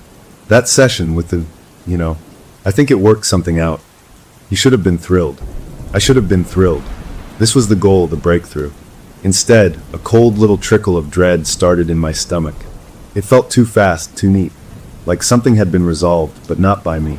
I conducted the session, asking all the right questions, but my focus was split. Part of me was listening to him talk about the quiet in his head, and the other part was screaming that this was wrong. After he left, promising to return next week, I felt exhausted, drained in a way coffee couldn't fix. I decided to lie down on the couch in my office for a quick power nap. I drifted off almost instantly, and the paralysis hit me like a truck. But this was different from the bedroom. This time, I wasn't just locked in my body. I felt like I was floating above it, looking down at myself lying there on the couch. The shadow was there too, in the corner of my office. It didn't approach me. Instead, it pointed. A dark, shapeless arm extended towards my bookshelf. My floating vision, which felt horribly real, zoomed across the room like a camera. It focused on one specific shelf, on a plain, black leather journal tucked between two thick textbooks on sleep disorders. My dream diary. My private, handwritten journal where I scribbled down my own weird dreams and personal thoughts. No one knew about it. The message was crystal clear. I am here in your workplace. I know your secrets. I woke up with a gasp, bolting upright on the couch, my heart trying to punch through my ribs. The office was normal, quiet. I stared at the bookshelf. Without even thinking, I walked over to it. My hand reached out. The dream diary was there, but it wasn't tucked away neatly. It was sticking out about an inch, like someone had pulled it out and shoved it back in a hurry. A cold sweat broke out on my back. I never left it like that. I always made sure it was hidden. I yanked the book out, flipping through the pages. Nothing seemed out of place, but the feeling of violation was overwhelming. Then I remembered the drawer. I stumbled to my desk, fumbling with the key. I unlocked the bottom drawer and pulled it open. The planchette was gone. It wasn't there. In its place, right in the center of the empty space, was a single dead fly, its legs curled up. I slammed the drawer shut and backed away, my mind racing. This wasn't suggestion. This was physical evidence. Things were moving. I went back to case file 23 with a new, terrible purpose. I wasn't looking for psychological hooks anymore. I was looking for clues. I read the line about his teenage years again, about opening a door with his friends. This time, I zeroed in on a detail I'd brushed off before. He mentioned one friend, a kid who had held his hands on the planchette the longest. After that night, this friend, he said, stopped sleeping entirely. He claimed he knew things, little things, before they happened. What happened to him? The patient had said, his voice flat. They put him away by the time he was 19. He couldn't handle what was coming through. This friend, the one who held the door open longest, was the one who knew things. The words from my mattress echoed, he knows. Was it talking about the patient? Or was it talking about this other kid, this first victim? The pieces were starting to fit together into a picture I didn't want to see. That's when I stopped writing in his official file. I opened my personal journal, the one from the shelf, and I started writing there. My notes changed. They weren't about his symptoms or treatment plans. They were about the phenomena. Times, dates, sensations. The temperature drop in the room. The feeling of static in the air. The behavior of the shadow. I was no longer treating a patient. I was cataloging a haunting. I was studying it, and that felt like the most dangerous thing of all. My clinical curiosity, the very thing that made me good at my job, was now pulling me deeper into the mess. I decided to fight fire with fire. If this thing lived in the in-between state of sleep paralysis, I would meet it on my own terms. In my office, a controlled environment, I set up my phone with a voice recorder app. I lay down on the couch in the afternoon, deliberately using a relaxation technique to drift towards sleep, to invite the paralysis. It was a stupid, reckless thing to do, but I had to know. It worked. Almost instantly, the weight settled on my chest. The shadow formed by the window. This time, I didn't feel pure terror. I felt a grim satisfaction. I tried to speak, to ask a question, but my mouth was sealed shut. The shadow just watched. When I finally broke free, gasping, I grabbed my phone. I played back the recording. There was my own strained, wet breathing. And then, underneath it, so faint I had to turn the volume all the way up, was a whisper. It wasn't my voice. It was a dry, rustling sound, like pages turning. It said 3 words. Good. You're learning. I deleted the recording. I felt sick. This wasn't a haunting. It was a tutorial. I was being guided. The next week, the patient arrived for his appointment, but he wasn't alone. An elderly woman, his mother, was with him, holding his arm. She beamed at me, her eyes bright with tears. "Doctor, thank you," she said, clutching my hand. "Whatever you did, you cured my boy. He's sleeping like a baby. He's got his color back." She patted his arm. He smiled at me, a wide, serene, empty smile. It didn't reach his eyes. "I'm discharging myself from your care," he said, his voice calm and final. "I feel clear." I was stammering, saying something about follow-ups, about the importance of continuity, but they were already turning to leave. The mother thanked me again. As they walked out the door, the patient hung back for just a second. He leaned close to me, and in a whisper so low only I could hear, he said, "The door needs a new keeper. It gets bored." Then he was gone, following his mother down the hall. I stood in the doorway of my empty office, the words freezing me in place. New keeper. That night, I tried to cling to normalcy. I made myself a cup of tea in my kitchen, focusing on the simple ritual of the boiling water, the steam, the clink of the spoon. I was standing at the counter, waiting for the bag to steep, when the feeling hit. It started as a pressure in my ears, like I was diving deep underwater. Then the familiar rigidity locked my joints. My fingers went numb, and the ceramic mug dropped from my hand, shattering on the tile floor. I was awake, fully, completely awake, and I couldn't move a muscle. The paralysis wasn't waiting for sleep anymore. It had followed me into the bright, familiar light of my own kitchen. I was trapped, staring at the shattered pieces of my mug, the puddle of tea spreading across the floor, as the world around me began to grow cold and dark. The feeling in my kitchen was the worst yet. Being frozen in a nightmare in your bed is one thing.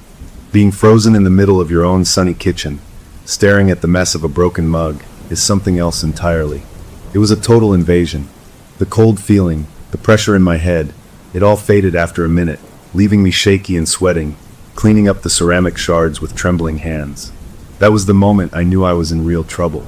The entity, the static, whatever it was, didn't care about sleep anymore. It was with me all the time now, a constant low buzz behind my eyes, a feeling of being watched from the inside of my own skull. I was a sleep specialist who was becoming terrified of closing his eyes, and now I couldn't even trust being awake. I started living on coffee, avoiding naps like they were poison, fighting the urge to rest with everything I had. My office, once my sanctuary, felt like a crime scene. My home felt like a trap. The line between my professional life and my personal horror was completely gone. A few nights later, the sleep paralysis came back with a vengeance. As soon as I drifted off, the weight pressed down. But this time, I didn't see my bedroom. I was somewhere else. I was floating, looking down at a specific crossroads I drove through every single day on my way to work. The view was incredibly clear, like a high-definition movie. I saw the stop signs, the cracked pavement, the old oak tree on the corner. Then I saw the cars. A red sedan, a little beat up with a distinct dent on the left side of its bumper, was coming from the west. A silver minivan with a baby on board sticker in the back window was coming from the north. The red car didn't even slow down. It blew right through the stop sign. I saw it happen in perfect, awful detail. The red car smashed into the side of the minivan with a sickening crunch of metal I could feel in my teeth. The minivan spun, the side door caving in. Glass glittered in the air like rain. I could smell gasoline and something coppery like blood. My floating viewpoint zoomed in on the red car's license plate as it came to rest crooked against the curb. The letters and numbers were sharp, AJK7L2. Then, with a jolt, I was back in my bed, sucking in air, the taste of gasoline still sharp in my mouth. The next morning, I was a wreck. I sat at my kitchen table, hands wrapped around a coffee mug I'd bought to replace the broken one, trying to logic my way out of it. This was it, the final proof I was losing my mind. Extreme stress. A hypnopompic hallucination, a vivid dream that sticks right as you wake up. My brain, overloaded by the patient's stories and my own fear, was cooking up dramatic scenes to process it all. It made perfect sense. To prove I was still in control, I made a decision. I would not drive my usual route to work. I would take the longer way, the bypass, and avoid that crossroads completely. It was a small act of defiance, a way to tell my own brain that its scary movie didn't dictate my reality. I got in my car, my hands still a little unsteady on the wheel. I deliberately turned left out of my driveway instead of right. I focused on the different streets, the unfamiliar houses. My mind kept trying to pull me back to the usual route, like an autopilot I was fighting against. The bypass was clear, and I was starting to feel a little better, a little more in command. Then I saw the road closure sign. A big orange detour arrow pointed back the way I had come. A water main had broken, the sign said. The whole bypass was flooded. I cursed under my breath, my heart starting to thump a little harder. I had no choice. I had to turn around and take my regular route after all. So much for control. As I got closer to the crossroads, a strange calm settled over me. It was just a normal intersection. The sun was out. Birds were chirping in the old oak tree. See? I told myself. Just a dream. I slowed my car as I approached the stop sign, my eyes scanning. Nothing out of the ordinary. Then movement to my left. A red sedan. It was coming down the cross street, the one with the stop sign. My breath hitched. It had a dent on the left side of its bumper. My foot hovered over the brake. I looked to my right. A silver minivan was approaching, still a block away. I could see the yellow sticker in the back window. Time didn't slow down. it snapped into a horrible, crystal-clear focus. The red car wasn't slowing. It was rolling right through the stop sign. It was happening. Right now. Every detail from my vision flashed in my mind. The crunch, the spin, the glittering glass. Without thinking, acting on pure animal instinct, I slammed my foot down on the brake and leaned on my horn. The blare was shocking in the quiet morning. The driver of the red car must have seen me stopped weirdly in the intersection, must have heard the horn. The car's tires screeched, swerving violently to the right, missing the front of my car by inches and lurching to a stop on the far shoulder. The silver minivan drove through the intersection a second later, the driver giving a confused wave, completely unaware of the disaster that had just been avoided. I sat there, my car stalled in the middle of the crossroads, my hands glued to the wheel. As the red sedan sped off, shaky and too fast, I turned my head. I saw the license plate as it disappeared. AJK7L2. A wave of nausea hit me so hard I thought I'd be sick right there in the car. I fumbled my car into gear, pulled over onto the shoulder 100 yards down, and stumbled out. I didn't just feel queasy, I could still taste it. The sharp, chemical taste of gasoline and that coppery metallic tang. It was in my mouth, as real as the coffee I'd drunk an hour before. I bent over, hands on my knees, and vomited onto the gravel. It wasn't just the adrenaline. The vision had left a physical souvenir inside me. I spat, wiping my mouth with the back of my hand, my whole body trembling. I looked back at the peaceful, empty intersection. I had just lived a prophecy. I had seen the future in a dream, and then changed it.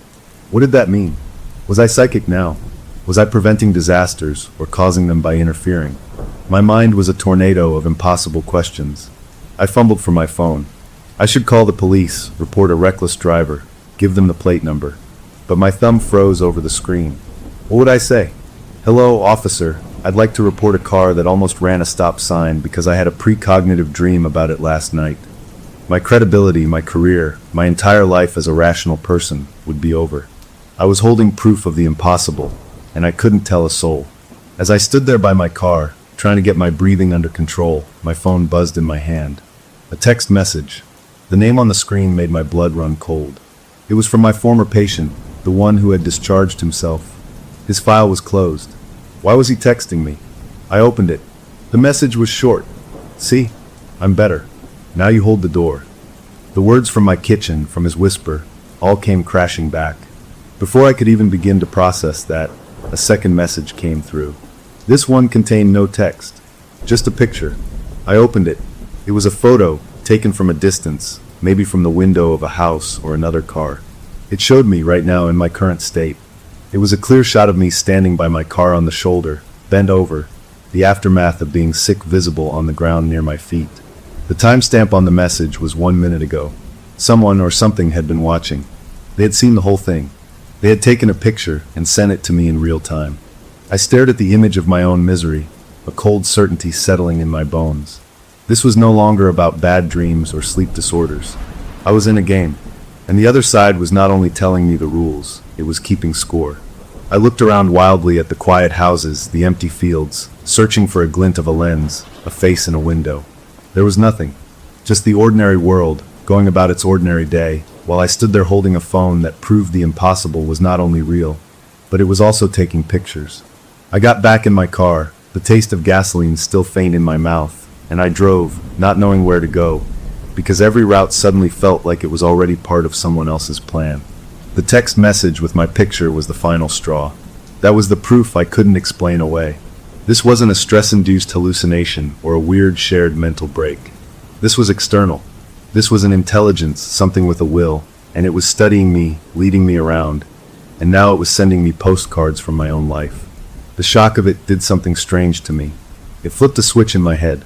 The scared part of me was still there, screaming, but it got shoved into a back room.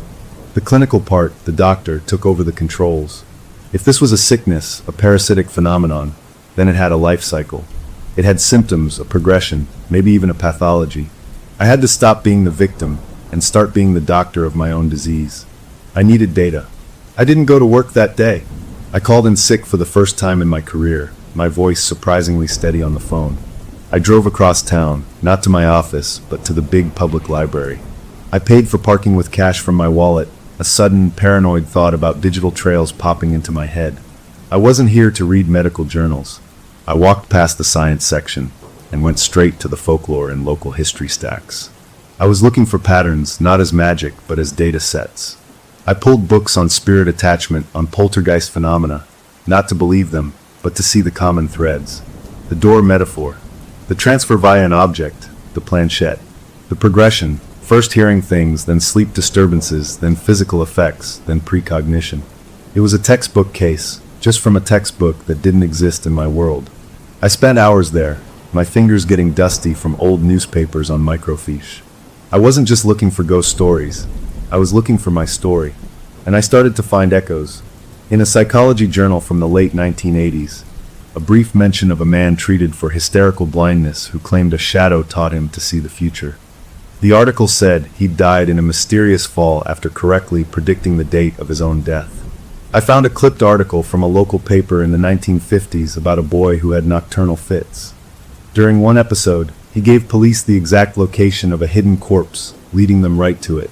The article ended by noting the boy's treating physician had committed suicide 6 months later, leaving a note that simply said, "The door is shut."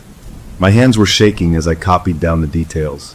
These weren't just stories, they were case histories, and I was starting to see the shape of the thing. It preferred certain types of minds.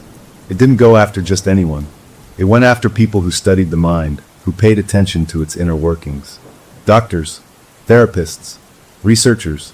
It used their own curiosity, their own tools, as a ladder to climb deeper inside. Back in my home office, surrounded by my own books that now felt like artifacts from a past life, I set up an experiment. I was too afraid to sleep in my bedroom, so I brought a sleeping bag into my office. I had an old EEG machine from my grad school days, a portable one. I hooked the electrodes to my own scalp. I set up a motion-activated camera on a tripod, pointing at the spot where I would lie down. I needed to observe the phenomenon, to catch it in the act with my own instruments. I lay down, let the weird, buzzing static feeling behind my eyes rise up, and I didn't fight it. I let the paralysis come. The EEG leads itched on my scalp. The paralysis hit, the familiar weight, the shadow forming in the corner. This time, I tried to stay mentally present to observe. The shadow didn't approach. It just pointed at the camera. Then my vision, or whatever part of me was still mobile, went weird. It was like I was floating again, but also still locked in my body. I watched from inside and above as my own physical form sat up.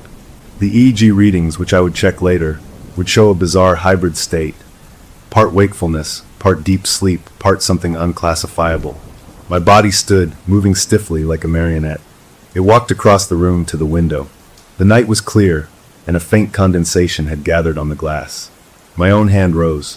My index finger pressed against the cool glass. Slowly, deliberately, it wrote in the fog on the window. For letters, LOOK. Then on a new line, FORTHEFIRST. Then my body turned, walked back to the sleeping bag, and lay down. The paralysis released me. I gasped, scrambling up, my heart a wild drum. I ran to the window. The words were there, already starting to fade as the condensation evaporated. Look for the first. I checked the camera. It had captured the whole thing. There I was moving with a strange, purposeful grace, writing the message. I played the EEG data on my laptop. The brainwave patterns were chaotic, insane, nothing that matched any known sleep or waking state. I had successfully documented my own haunting. It felt like a hollow victory. Sitting there in the glow of the screens, everything clicked into a terrible, logical place. Case file 23. It wasn't just my patient's number. It was a ledger. He was case 23. The man from the 80s who predicted his death was probably case 22. The boy from the 50s and his doctor were cases 20 and 21. I was becoming case 24. The file was a count of hosts. And the message, the first, that had to be patient 0. The original, the source of the infection. The key, maybe, to closing the door for good. That became my new obsession. Not understanding the entity, but finding its starting point. I was so tired, my eyes burning from staring at screens and old paper. I fell into a deep, dreamless sleep right there on the floor of my office, too exhausted to even get into the sleeping bag. I woke up standing, not jerked awake by paralysis, but already upright, on my feet in the middle of my living room. My right hand was sore, throbbing, like I'd been gripping something tight for a long time. The room was dark, just the pale streetlight coming through the blinds. I turned on a lamp. And I saw it. On my living room wall, written in large, clear block letters with a black permanent marker. The kind I kept in a mug on my desk was a list. It was a vertical column, 7 entries. Each one had a name, a date, and a cause of death. The first name was from the 1920s. Drowned in bathtub. The next from the 1940s. Apparent suicide, hanging. I recognized the next few from my research. The boy from the 50s. Cardiac arrest, age 14. His doctor, self-inflicted gunshot. The man from the 80s, fatal fall. The 6th name was new to me, a woman's name, with a date in the 1990s. Next to her name it just said, institutionalized. The 7th entry made my legs go weak. It was my former patient's name. The date listed was the day of our first session. The cause said, transmitted. He hadn't been cured. He had passed it on. To me. And below that, the 8th entry was my own name. Next to my name, instead of a date, was a single, stark question mark. I stared at my own name on the wall, a part of some grim roll call. This was my future. A question mark. Then I looked below the list. There, in the same steady handwriting, my handwriting, was a final sentence. The first is hungry. Find him before he finds you. I reached out and touched the wall. The ink was dry. It had been there for a while. I had done this. In my sleep, or in some state even deeper, I had written out the history of my own curse, and I had given myself a mission and a deadline. The clinical part of my mind noted the imperative, the threat, the clear objective. The rest of me just slid down the wall to sit on the floor, staring at the list of the dead and the doomed, understanding with perfect clarity that the search for the first was no longer just an option. It was the only move I had left on the board, and the clock, it seemed, was already ticking. The list on my wall became my map. I was a detective now, hunting a ghost through history, guided by clues the ghost itself had made me write. I took a picture of it with my phone, then spent an hour trying to scrub the ink off the wall, but it was permanent marker on flat paint. It just smeared into a greasy, ugly shadow, a constant reminder. I had to trace the parasite back to its source, to the first. I had names and dates. This was something I could do. The professional in me was gone, replaced by a desperate survivor with a single goal: follow the trail. I started with the first 5 names on the list. Using my medical database access and some sketchy online people search sites, I confirmed their deaths. Each one fit the pattern. The 1920s drowning was ruled accidental, but the man's wife told police he'd been having fits and talking about the man in the water. The 1940s suicide left a note that was never released to the public, but a gossip column from the time mentioned the deceased had recently become a spiritualist and was giving startlingly accurate predictions at parties. The others, the boy and the doctor from the 50s, the man from the 80s, their stories matched my library research. They had all died suddenly, strangely, or by their own hand shortly after exhibiting these psychic episodes. The 6th name, the woman from the 1990s, was a dead end online. Her name was uncommon, but there were no obituaries, no death records. The word next to her name was institutionalized. That was my only lead. I needed to find out where. I drove to the address listed in an old phone directory I found online. The building, an old brick apartment complex, wasn't there anymore. In its place was a new community garden, plots of vegetables surrounded by a chain-link fence. It was a sunny day, people were watering plants, and the normalcy of it felt like a slap in the face. I stood there feeling hopeless. Then I saw an elderly man tending roses in the plot nearest the sidewalk. I walked over, putting on my best friendly neighbor smile. I asked if he'd lived in the area long. He said he'd been in the same house down the street for 50 years.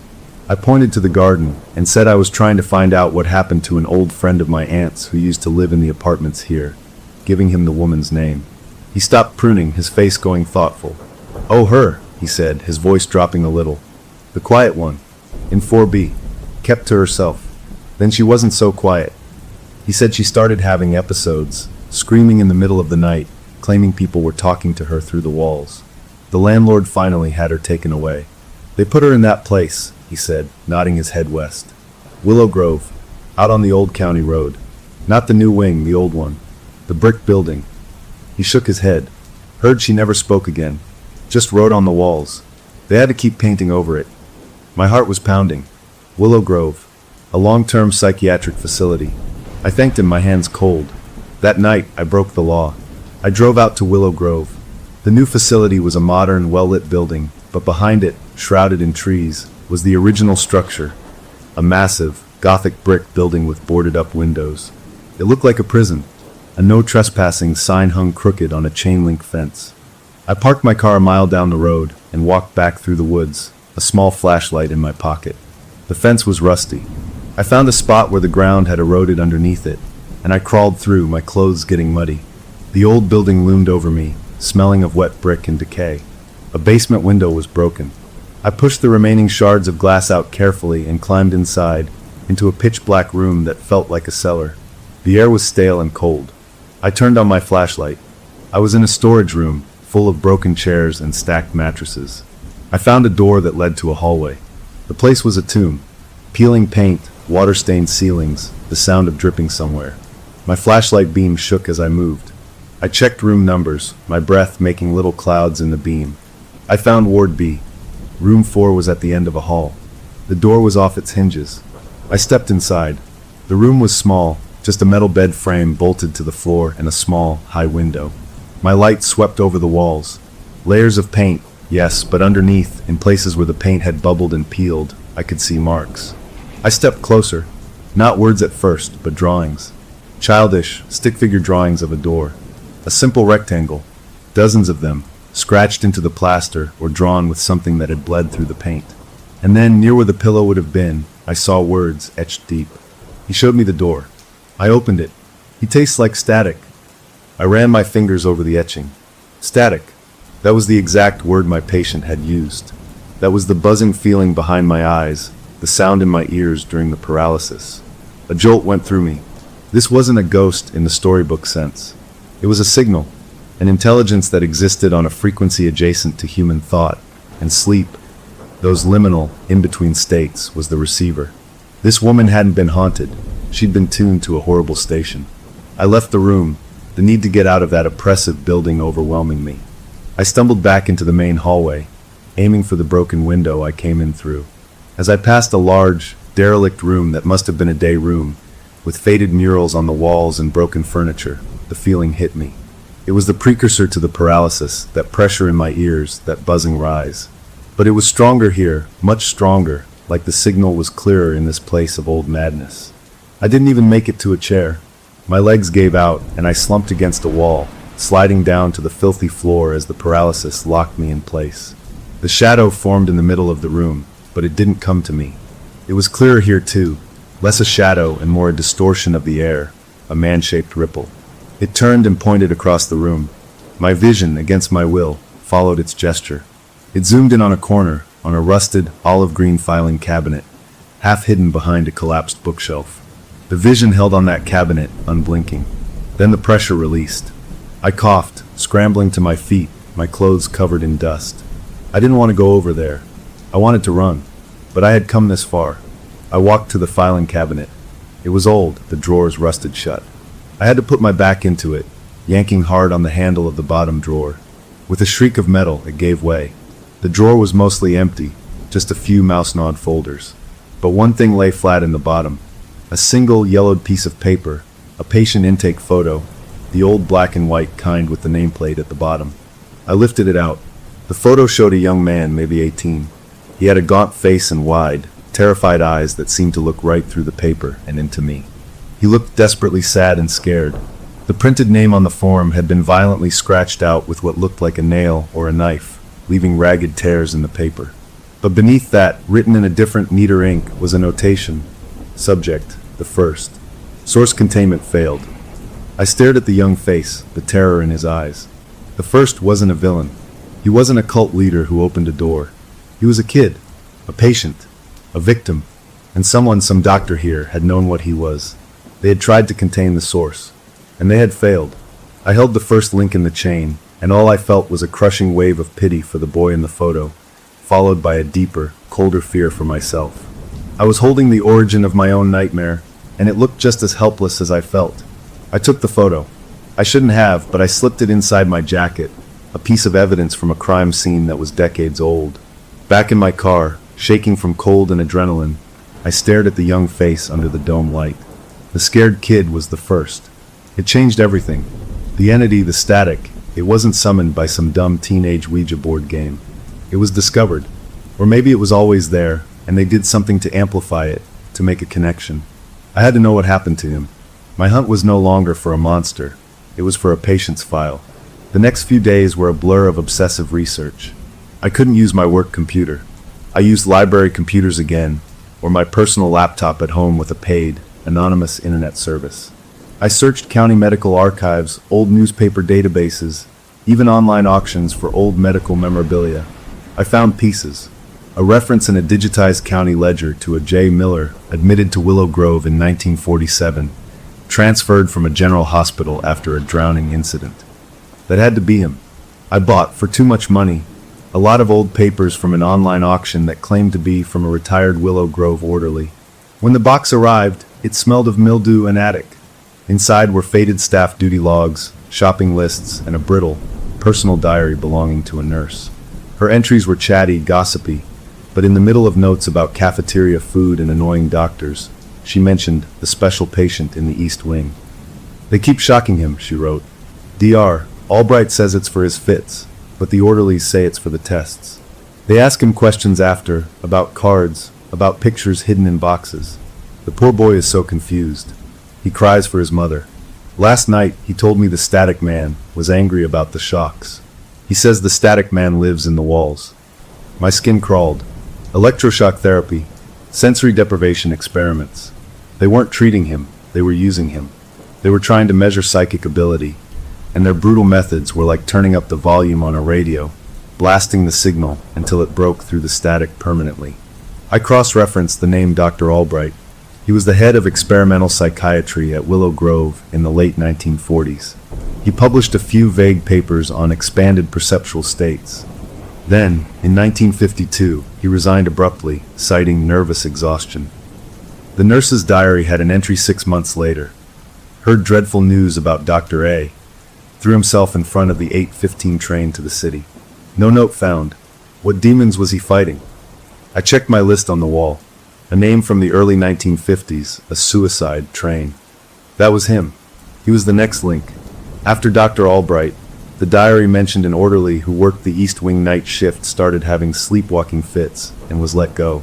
He died a year later in a car accident where he supposedly swerved to avoid a deer that no one else saw. To trap it, would you need a mind that was utterly closed? A thought that kept circling was the concept of a null. Someone immune to suggestion, someone whose brain didn't have the right wiring, the right door. I thought about extreme, non-psychotic autism, a mind focused on pure, internal patterns with no interest in external narrative. I thought about certain types of profound, organic brain damage that prevented the complex, abstract thought the entity seemed to feed on. A mind with no handle for the static to grab. But finding such a person felt monstrous. Was I looking for a prison, or was I just identifying the entity's next target? The line between trying to stop it and becoming its delivery boy was getting blurrier every day.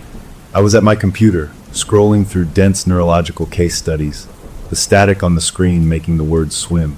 Suddenly, the overlay in my vision didn't just pulse, it erupted. The gray noise coalesced, swirled, and formed into a burning, clear image, like a channel finally snapping into focus. It was a person, a man, sitting in a wheelchair in a bright, sunlit room. He was elderly, thin, with a blanket over his lap. He was staring blankly at a pale green wall, his eyes unfocused. The image was so vivid I could see the dust motes in the sunbeam beside him. A white name tag was attached to the arm of his wheelchair. The letters were sharp, undeniable, Resident G. Henslow. Then the image faded, leaving the usual buzzing gray. I sat back, my breath coming fast. This was new. This wasn't a memory or a prediction. This was a destination. The entity, using my own research, my own quest for a null, was showing me a specific person. Was this the answer? A living prison for the static? Or was this the next target, a mind it found intriguingly different, and it was compelling me to bring the planchette to him, to be the courier for its next jump? The uncertainty was torture. I had to know. I spent the next day using every resource I had left, every bit of my fading professional credibility, to find G. Henslow. I called old colleagues, made up a story about a long-lost relative. I found him. He was in a specialized care home for patients with advanced neurological conditions. The file I glimpsed, thanks to a sympathetic nurse who bought my story, listed as primary diagnosis: Lewy body dementia. It was a brutal disease, a thief of the mind that caused vivid hallucinations, fluctuating cognition, and severe motor impairment. His mind wasn't a peaceful fortress. It was a storm of fragmented memories and phantom perceptions. He wasn't a null. He was already tuned to 100 chaotic stations. The entity didn't want a closed door. It wanted a broken antenna, one that would scatter its signal in every direction. If it could use a focused, rational mind like mine to understand the world, what could it do with a mind that perceived reality as a shifting, unstable dream? It could spread, not to one new host, but to anyone near him, nurses, doctors, other patients. It wouldn't be a chain anymore, it would be an outbreak. I kept the video diary running. I looked into the camera, my own eyes flickering with the gray static that was now a part of me. "It's giving me a destination," I said, my voice a dry rasp. "A man named G. Henslow. I found him. I have the planchette. The entity wants me to go there. I don't know if it's showing me a cure or giving me a command. I think it wants me to help it multiply." I held up the warm wooden piece for the camera to see. "This is the delivery system, and I'm the delivery man, unless I can find a way to change the address." I stopped the recording. The next move was mine, but every option felt like it was already written in the static, a script I was just now learning my lines for. The planchette in my pocket felt hotter, a persistent thrum against my leg, a reminder that the journey was already beginning, with or without my consent. The drive to the care home was the longest and shortest of my life. The static overlay in my vision wasn't just a filter now, it was a navigation system. It pulsed brighter when I made the correct turns, dimmed when I hesitated. Green lights seemed to hold for me. Traffic cleared. It was smoothing my path, removing obstacles. I tried to fight it, taking a wrong turn down a random suburban street. A block later, a city truck was there, completely blocking the road for tree maintenance. A worker waved me to turn around. The static buzzed, almost impatiently. I was being piloted. The planchette in my coat pocket was a warm, throbbing coal. I was a puppet, but the strings were inside my head, tuning my choices, my perceptions. I pulled into the care home parking lot, a nice, modern one-story building. The sun was too bright, the flowers too cheerful. I walked to the entrance, my legs moving with a will that wasn't entirely my own. I had called ahead, using my old title, saying I was a neurological consultant doing follow-up research on specific dementia presentations. It was a thin lie, but it got me a visitor's badge and a distracted aide who led me to the Serenity Wing. The sunroom was exactly as I had seen it in the vision. Wide windows, potted plants, gentle music. And there he was, in his wheelchair by the wall. G. Henslow. He was smaller than I'd imagined, swallowed by his chair and blanket. His head lolled slightly to the side, his mouth open. His eyes were aimed at the pale green wall, but they saw nothing in this world. The aide said, "He's mostly non-responsive today.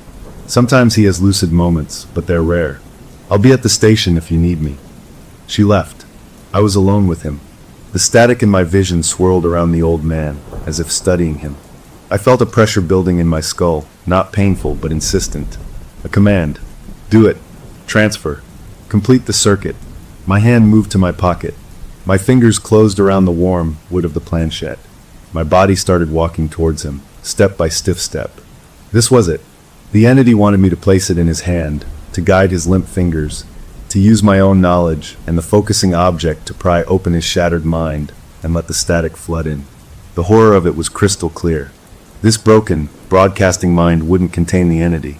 It would amplify it.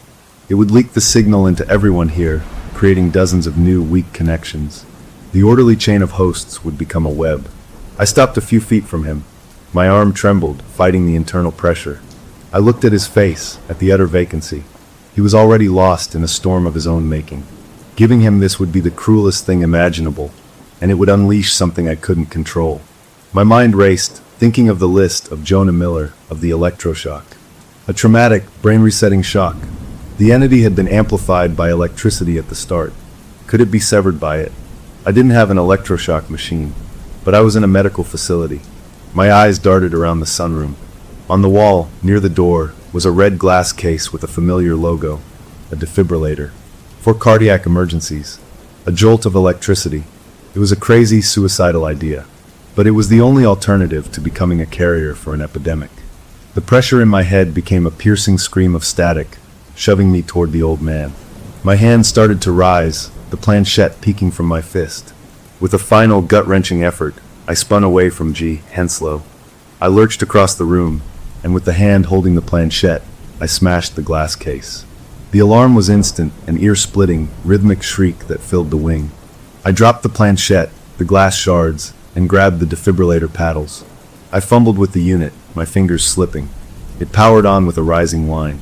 "Clear," the voice prompts yelled. I didn't place the pads on a chest. I held them out, one in each hand, the electricity crackling between them. This wasn't for a heart. This was for the static, for the connection. The entity didn't try to stop me. The static in the room didn't just grow, it exploded. The gray overlay became a solid, crackling wall of visual noise. From the center of it, the entity fully manifested. It wasn't a shadow anymore. It was a man-shaped storm of flickering light and distorted sound, a walking television glitch. It didn't rush to attack me. It rushed for the paddles. It reached for the crackling electricity with a tendril of shifting static. I didn't know if it wanted to destroy the charge, absorb the energy, or use it to complete its jump to G. Henslow in some new, terrible way. In that frozen second, holding the humming paddles, one aimed vaguely at my own chest, I felt its will. It wasn't fear. It was a hungry, magnetic pull toward the power. My own hand, under its influence, started to turn the paddles toward the old man in the wheelchair. I fought, muscles straining, to point them back at myself. It was a tug of war inside my own nervous system. I didn't know who was winning. I saw my own arms shaking, the paddles wobbling in the air between us, the entity's crackling hand closing over mine on the grip. Then a voice. A clear, lucid, calm voice. "Amplify." I looked. G. Henslow had turned his head. He was looking straight at the chaos, at the static monster, and me wrestling with the defibrillator. His eyes were focused, aware, and deeply, terribly knowing. He wasn't scared. He was fascinated. He smiled that serene, empty smile. He said it again, louder over the alarm. "Amplify." In that instant, I understood. He wasn't a null. He wasn't a prison. He was an enthusiast. His broken mind didn't see a monster. It saw the most interesting hallucination he'd ever had. And he wanted it louder. The entity, hearing him, seemed to pulse with a new kind of energy. The pull on my hands lessened for a split second. Its attention split between the electricity and the perfectly receptive, broken mind welcoming it. It was the distraction I needed. I made a choice. I stopped fighting the entity's pull on my arms. Instead, I let it guide my hands, but I twisted my body. I let the crackling paddles swing away from me and away from the old man. I aimed them at the empty space between us, at the very heart of the crackling, static form. And I let my thumb press the discharge buttons. There was no spark in the normal sense. There was a flash of pure, blinding white light that swallowed the gray static. A sound like the world tearing in half. A concussive force that threw me back against the wall. The alarm cut out. The lights in the sunroom flickered and died. Then the emergency lights came on, casting a dim red glow. I was on the floor, my ears ringing, the smell of ozone sharp in my nose. The defibrillator paddles lay smoking on the carpet beside me. I pushed myself up, my vision swimming. The overwhelming static overlay was gone. Completely gone. For the first time in weeks, I saw the world cleanly, just the dim red light, the plants, the broken glass. I looked at G. Henslow. He was still in his wheelchair, his head tilted back now, his eyes closed. He was breathing slowly, peacefully. Asleep or unconscious. I couldn't see any trace of the entity. The air felt normal, just the smell of ozone and the faint, coppery taste of blood in my mouth from where I'd bit my tongue. Aides and a nurse came rushing in, their faces masks of shock. They saw the broken case, the medical device on the floor, me slumped against the wall. Questions flew. I said nothing coherent. I just kept looking at the old man, waiting for him to open his eyes, to speak, to show some sign. They checked him, talking in low, worried voices. They said his vitals were stable. He was just sleeping deeply. They helped me up, asking if I was hurt, if I was a doctor, what had happened. I mumbled something about a seizure, a panic, an accident. My professional credentials, shaky as they were, kept the police at bay for the moment, but I was clearly in trouble. As they led me out to get checked, I took one last look back at the sunroom. In the red emergency light, on the floor near the wheelchair, I saw it. The old wooden planchette. It was split cleanly in two, right down the middle, as if by a laser. The two halves lay there, dark and inert, just pieces of wood. The connection was broken. The focus was destroyed. I let them lead me away, the ringing in my ears a welcome substitute for the static. I had done it. I had broken the chain. I was free. But as I sat in the back of an ambulance, a blanket around my shoulders, watching the care home get smaller, a single clear thought cut through the relief. It had wanted the electricity. It had reached for it, and the old man had said amplify. I had shocked the signal, not the receiver. What if I hadn't killed it? What if, for the first time in its long, parasitic life, I had given it exactly what it wanted? A pure, powerful surge of energy, straight into its core. I closed my eyes, and in the darkness behind my lids, I thought I saw a tiny, distant flicker of gray static. Not in front of me, but somewhere else, out in the world, tuning to a new frequency, stronger now, and looking for a new antenna. The door was still open. Someone just turned on the lights. Story number 4. My name is Sam, and for the first whole day our mountain cabin was perfect. It was just me and my partner, and we were so happy to be away from the noise and the busyness of our normal life. We unpacked our groceries, laughed about how small the shower was, and just breathed in the clean, piney air. It felt like we had the whole world to ourselves, tucked away in this little wooden house in the woods. That first evening, after a simple dinner, we were feeling cozy and silly. We decided to play a board game, but the selection was pretty sad.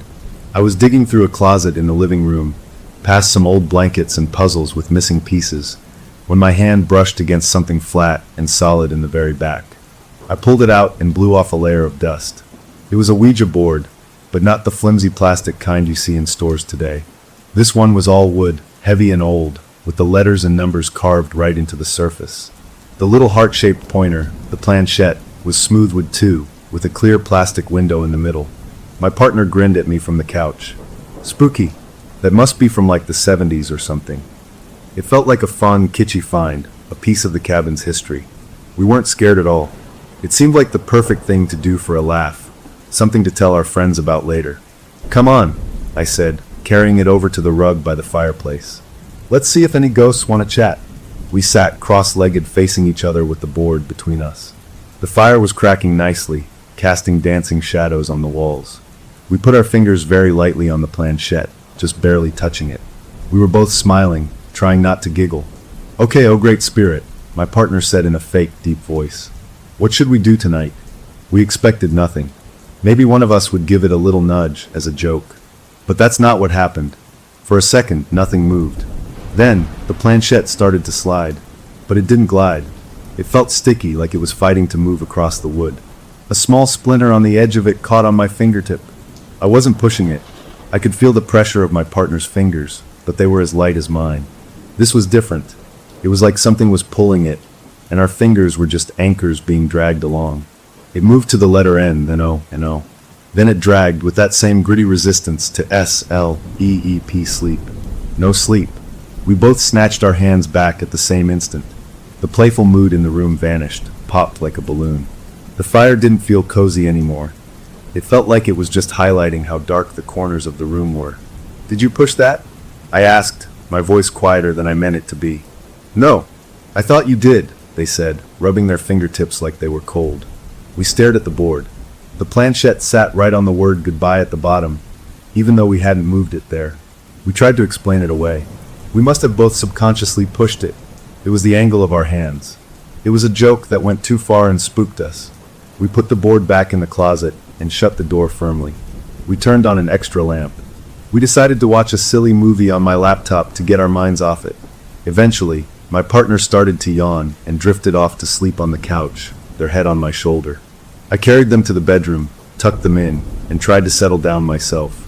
But my heart was still beating a little too fast. Every creak of the old cabin made me tense.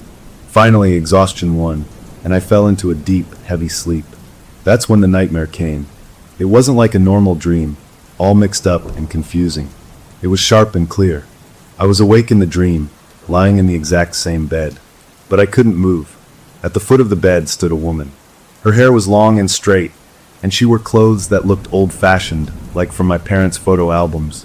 Her face was very pale, and there was a smudge of dark dirt on her cheek. She looked sad, so terribly sad and scared. She didn't make a sound. She just stared right at me with these huge, pleading eyes. Slowly, she raised her arm. She pointed. Not at me, but past me, out the window behind my head, out into the deep, black woods that surrounded the cabin. She kept pointing, her arm trembling with the effort. I tried to ask her what she wanted, but I had no voice. I just stared back, frozen. Then I woke up. I jerked awake with a gasp so loud it should have woken my partner. My heart was hammering against my ribs. I was drenched in a cold sweat. I lay perfectly still, my eyes searching the dark room. The foot of the bed was empty. Just shadows. But the image of her face, of her pointing hand, was burned into my mind. It felt more real than the room around me. I must have lain there for an hour, listening to my partner breathe softly beside me, staring at the ceiling. I told myself it was just my brain playing tricks. The Ouija board spooked me, and my imagination ran wild. That's all. It had to be. Just as I was starting to believe that, just as my heart began to slow down, I heard a sound from the living room. It was faint, but crystal clear in the nighttime quiet of the cabin. It was the distinct, wooden tap-tap-tap of the planchette. It sounded exactly like someone had picked it up from the board, and then set it down. 3 times. I froze, my blood turning to ice. I didn't move a muscle. I didn't wake my partner. I just lay there, listening, until the first gray light of morning finally began to seep through the curtains.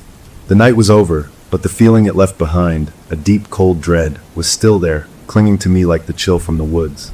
We had come for peace and quiet, but we had found something else entirely, and even in the growing daylight, I knew it wasn't finished with us. The morning light was a liar. It streamed through the kitchen window, bright and cheerful, but it didn't touch the cold knot that had taken up residence in my stomach since last night. We moved around each other, making coffee and scrambling eggs, but we didn't talk about it. The silence between us wasn't peaceful. It was full of the memory of that dragging planchette, of the nightmare, of those 3 sharp taps in the dark. We just pretended everything was normal, a flimsy act that took all our energy. We went for a hike on an easy trail, the kind meant for families. We pointed out birds and interesting rocks, our voices too loud, our laughter a little too forced. We were trying to outrun the feeling, to bury it under sunshine and physical activity.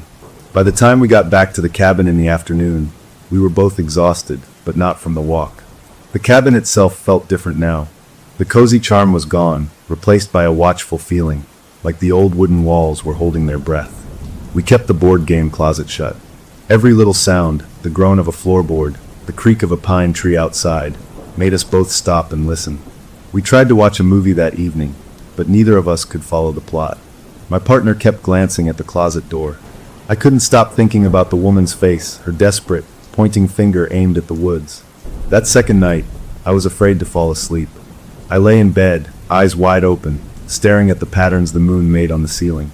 My partner, sensing my tension, held my hand. "It was just a dream," they whispered, trying to sound convinced. Our brains messing with us because of that stupid board. I wanted to believe them more than anything. Eventually, my body gave out and I slept. And she came back. This time, the dream was worse, much worse. She wasn't at the foot of the bed. She was right next to it, leaning over me. Her clothes were dirty and torn. Her face was twisted with a panic, so deep it was like a physical force. Her mouth was wide open in a scream, but at first, like before, there was no sound, just that terrible, strained expression. I was frozen, pinned to the bed, unable to look away. Then the sound came. It started as a hiss, like radio static, filling the dream space. Behind the static was a voice, broken and stretched thin, a sound that didn't seem to come from her mouth, but from everywhere at once. It fought through the noise, one ragged, awful word. Lena. It wasn't a question. It was a cry, a call, a plea. I woke up violently, throwing myself upright with a choked gasp, the echo of that name screaming in my ears. I was drenched in sweat, trembling so hard my teeth chattered. The room was dark and still. And then I realized my partner was already sitting up, their face pale in the moonlight, their eyes wide with an alarm that wasn't from sleep. "You were having a nightmare," they said, their voice shaky. "A bad one. You were thrashing. You even sat straight up at one point, your eyes open, and you pointed at the wall. You held your arm out like that for a whole minute, just pointing, before you fell back down." They reached out and turned on the bedside lamp. The warm light helped push the dream back a little, but the name, Lena, was still ringing in my head. It felt solid, real, a piece of information lodged in my brain that didn't belong to me. She said a name. I whispered, my throat dry. In the dream, she screamed it. "Lena." My partner just stared at me. The color drained from their face. They didn't say I was crazy. They didn't tell me it was just a dream. They had seen me point, had seen my blank, open eyes. The proof was in their terror. We didn't go back to sleep. We went to the kitchen and made strong coffee as the sky began to lighten from black to deep blue. We sat at the worn wooden table, the mugs between our hands, the air charged with a new and frightening energy. We were past pretending now. "Lena," my partner said finally, testing the word. "It's a name." It felt so real, I said. It wasn't like a normal dream. It was like I was there, and she was there, and she was trying to tell me something. We sat in the quiet of the early dawn, the name hanging between us. Then, almost without thinking, my partner pulled their phone from their pocket. They looked at me, a question in their eyes. I gave a small, hesitant nod. This was the point of no return. Once we looked, we couldn't unknow what we might find. Their fingers moved over the screen, tapping the letters L-E-N-A into the search bar. They added the name of the national forest we were in, then our state. The first results were nothing. A real estate agent. A dentist in a city 200 miles away. My partner chewed their lip. Then they typed 2 more words after the name. Missing person. They hit search. We both leaned forward, our heads almost touching over the small screen. The results refreshed. There were a lot of generic links, pages listing cold cases. But then near the top was a link that looked different. It led to a digital archive of old local newspapers. The snippet of text below the link was brief. Local woman Lena McCullough, 22, reported missing after failing to return from a hike. October 1981. My breath caught in my throat. 1981. The cabin was old enough. The board was old enough. My partner tapped the link. It loaded slowly, a scanned image of a crumbling newspaper page. The print was fuzzy but readable. The article was short, just a few lines. It said Lena McCullough had told her roommate she was going for an afternoon hike on a popular trail near where we were right now. She never came back. A search party found nothing. The case grew cold. There was a small, grainy photograph next to the article. It was a school picture or a yearbook photo. A young woman with light hair and a shy, hopeful smile. My heart stopped. I knew that face. It was her. It was the woman from my dream. The air left the room. I couldn't speak. I just pointed a trembling finger at the photo on the screen. My partner saw my reaction. They zoomed in on the picture, their own hands unsteady. We both stared at the smiling face of a woman who had vanished over 40 years ago, a woman who was now appearing in my dreams. This was no longer about a spooky board or a bad night's sleep. We were holding a piece of a real tragedy in our hands. The cozy mountain escape was gone. We were sitting in the middle of a mystery that was decades old, and for reasons we couldn't understand, it had reached out and grabbed us. My partner put the phone down slowly, the screen darkening. They looked at me, and in their eyes, I saw the same realization dawning. This was real. All of it. The planchette, the dreams, the name. It was connected to a real person who had disappeared in these very woods. What do we do? I whispered, the weight of it all pressing down on me. My partner was quiet for a long moment, thinking. They were always the more practical one, the planner. I saw their mind working, shifting from fear to a grim, determined logic. We can't just ignore this, they said finally, their voice low and serious. But we can't go to the police. They'd think we were insane. A ghost told us in a dream isn't evidence. They picked up their phone again, not to search, but to look at its features. Tonight, they said, the plan forming as they spoke. I'm not sleeping. I'm going to set my phone up on the dresser, pointed at the bed. I'm going to record all night. We need proof, Sam. Not for anyone else, just for us. We need to see what happens. We need to know if you get up again, if you point, if you say anything else. The idea was terrifying. To deliberately watch, to document the thing that was frightening us so much. But it also felt necessary. We had stumbled into something deep and dark, and just running away didn't feel like an option anymore. Not now that we had seen her face and knew her name. We spent the rest of the day in a strange, numb state. We prepared for the night like it was a mission. We made sure the phone was fully charged. We cleared a spot on the dresser for it to sit. We tried to eat, tried to talk about normal things, but our eyes kept drifting to the bedroom door. As night fell, the atmosphere in the cabin grew tense again. We got ready for bed like it was any other night, but it wasn't. My partner positioned the phone carefully, turning on the video recorder. The little red light glowed in the dark, a tiny, unwavering eye. It felt invasive and comforting at the same time. We got into bed and turned off the lamp. The room was dark except for the faint glow from the phone's screen, and the moonlight through the window. I tried to calm my racing heart. I didn't want to sleep. I didn't want to dream. But I was so tired, a deep exhaustion that came from fear and confusion.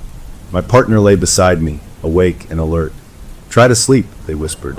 "I'll be right here. I'll be watching." It took a long time, but eventually my body overruled my mind, and I fell into a troubled, fitful sleep. I don't remember any dreams this time, just a feeling of sinking into something dark and thick. The night passed in fragments. I would half-wake, see the red light still glowing, hear my partner steady, awake breathing beside me, and then slip under again. Then, in the deepest part of the night, something changed. I didn't feel myself wake up, but I must have. One moment I was asleep, and the next my eyes were open. I was looking straight ahead, but I wasn't seeing the room. I felt a strange, distant pull. I sat up. The movement was smooth, not my own. I swung my legs out from under the covers and stood up. I was aware in a far-off way that I was moving, but I wasn't doing it.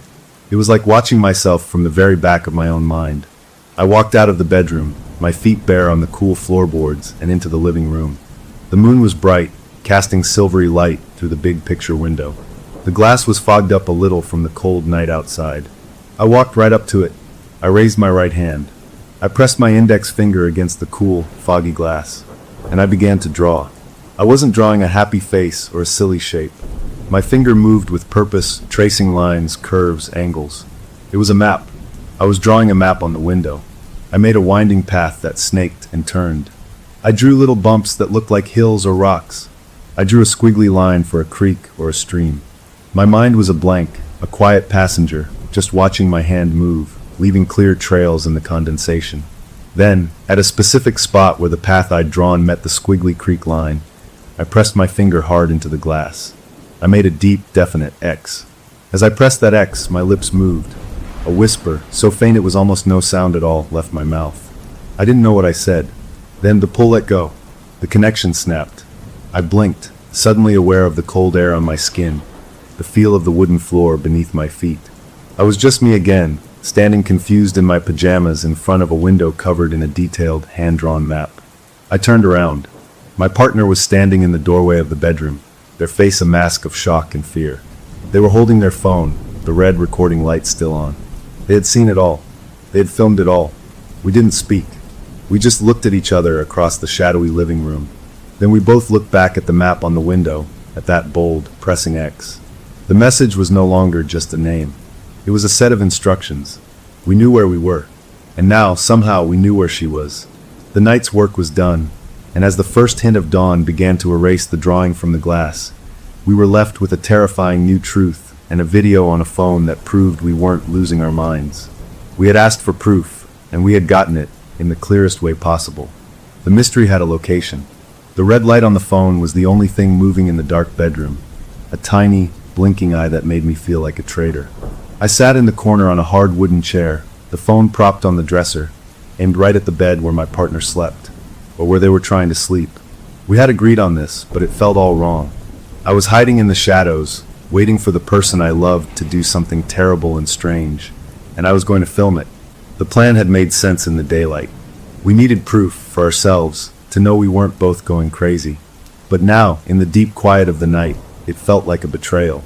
I watched their shape under the blankets, rising and falling with steady breath. For hours, nothing happened. The cabin made its usual noises, creaks and pops as it cooled down, the distant sigh of wind in the pines. My eyes grew gritty and dry from staring. I checked the phone to make sure it was still recording, the little timer counting the seconds into an hour, then two. My mind began to wander, to doubt. Maybe last night was a one-time thing, a freak occurrence. Maybe we had imagined the map in our panic. The rational part of my brain was putting up a good fight, trying to bury the weirdness under layers of sensible explanations. Then a change in the room. It wasn't a sound. It was a feeling, a drop in temperature that made the hair on my arms stand up. I looked at the bed. My partner's breathing had changed. It was sharper, quicker. And then, right on the dot of 3 in the morning, their eyes snapped open. They didn't blink. They didn't look around the room. They just stared straight up at the ceiling, wide awake and completely blank. My own breath caught in my throat. I held perfectly still, my fingers gripping the edges of the chair. Slowly, smoothly, in a way that looked completely unnatural, they sat up. There was no groggy fumbling, no rubbing of eyes. It was like a machine coming online, a marionette being pulled upright by invisible strings. They swung their legs out from under the covers with that same eerie grace and stood up. They were facing away from me, towards the bedroom door. I could see the tension in their shoulders, a rigidity that wasn't theirs. I had a choice in that moment, a split-second decision that tore at me. Do I run to them? Do I shake them, shout their name, try to break whatever this was? Or do I let it happen, let the performance play out so we can finally get some answers? The fear of hurting them, of causing some kind of psychic shock, won out. I stayed in my chair, my heart hammering against my ribs, and I watched. They walked out of the bedroom. I waited a beat, then stood up, my legs wobbly. I carefully picked up the phone, keeping it pointed, and followed them, staying a few steps back. They moved through the dark living room with a quiet confidence, like they knew the path blindfolded. They didn't turn on a light. The moon was bright enough to see by, casting long, strange shadows. They went straight to the big picture window, the one that looked out over the valley. The inside of the glass was fogged up from the difference between the warm cabin air and the cold night outside. They stopped right in front of it. For a long moment, they just stood there, a dark silhouette against the milky glass. Then, they raised their right arm. They extended their index finger, and they began to draw. My stomach clenched. This was it. This was the proof. Through the phone screen, I watched as their finger moved. It wasn't making random squiggles. The lines were deliberate. They drew a long, curving line that wound back and forth. They added smaller lines branching off it, like paths or turns. They drew a cluster of little circles that looked like a pile of rocks. They drew a wavy line that could only be a stream or a creek bed. It was a landscape, a map. They were drawing from a memory that wasn't their own, their hand moving with a certainty they didn't possess when they were awake. I zoomed in slightly with the phone, focusing on the tip of their finger pressing into the condensation. The map took shape, more detailed than I could have imagined. It showed a main trail, an offshoot that veered away from it, a distinctive rock formation that looked like a giant's thumb, and the creek cutting through it all. Then their hand paused. It hovered over a spot where the offshoot trail met the creek. Their finger trembled for a second, and then they pressed it hard into the glass, dragging it down and across to make a deep, forceful, unmistakable X. The mark was so hard I thought the glass might crack. As their finger made that final mark, their lips moved. Their head was tilted down, their face partly turned away, but I saw their jaw work. They were whispering something. The sound was too faint for me to hear from where I stood, lost in the vast quiet of the cabin. They held the pose for a few seconds, their finger pressed on the X, their body rigid. Then, all at once, the tension drained out of them. Their shoulders slumped. Their arm fell back to their side, hanging limp. They took a soft, shuddering breath, one that sounded like them again, like the person I knew. They turned away from the window, their movements now loose and clumsy. They walked back towards the bedroom, their eyes half closed, passing right by me as if I were just another piece of furniture. They crawled back into bed, pulled the covers up to their chin, and within moments, their breathing evened out into the deep, regular rhythm of true, untroubled sleep. I was left alone in the living room, holding the phone, its red light still glowing. The map was on the window, a ghostly drawing in the fog, already starting to run and fade as the condensation reacted to the room's air. I moved quickly. I didn't wake them. First, I stopped the recording. The file was saved, a chunk of digital truth. Then I grabbed my own phone.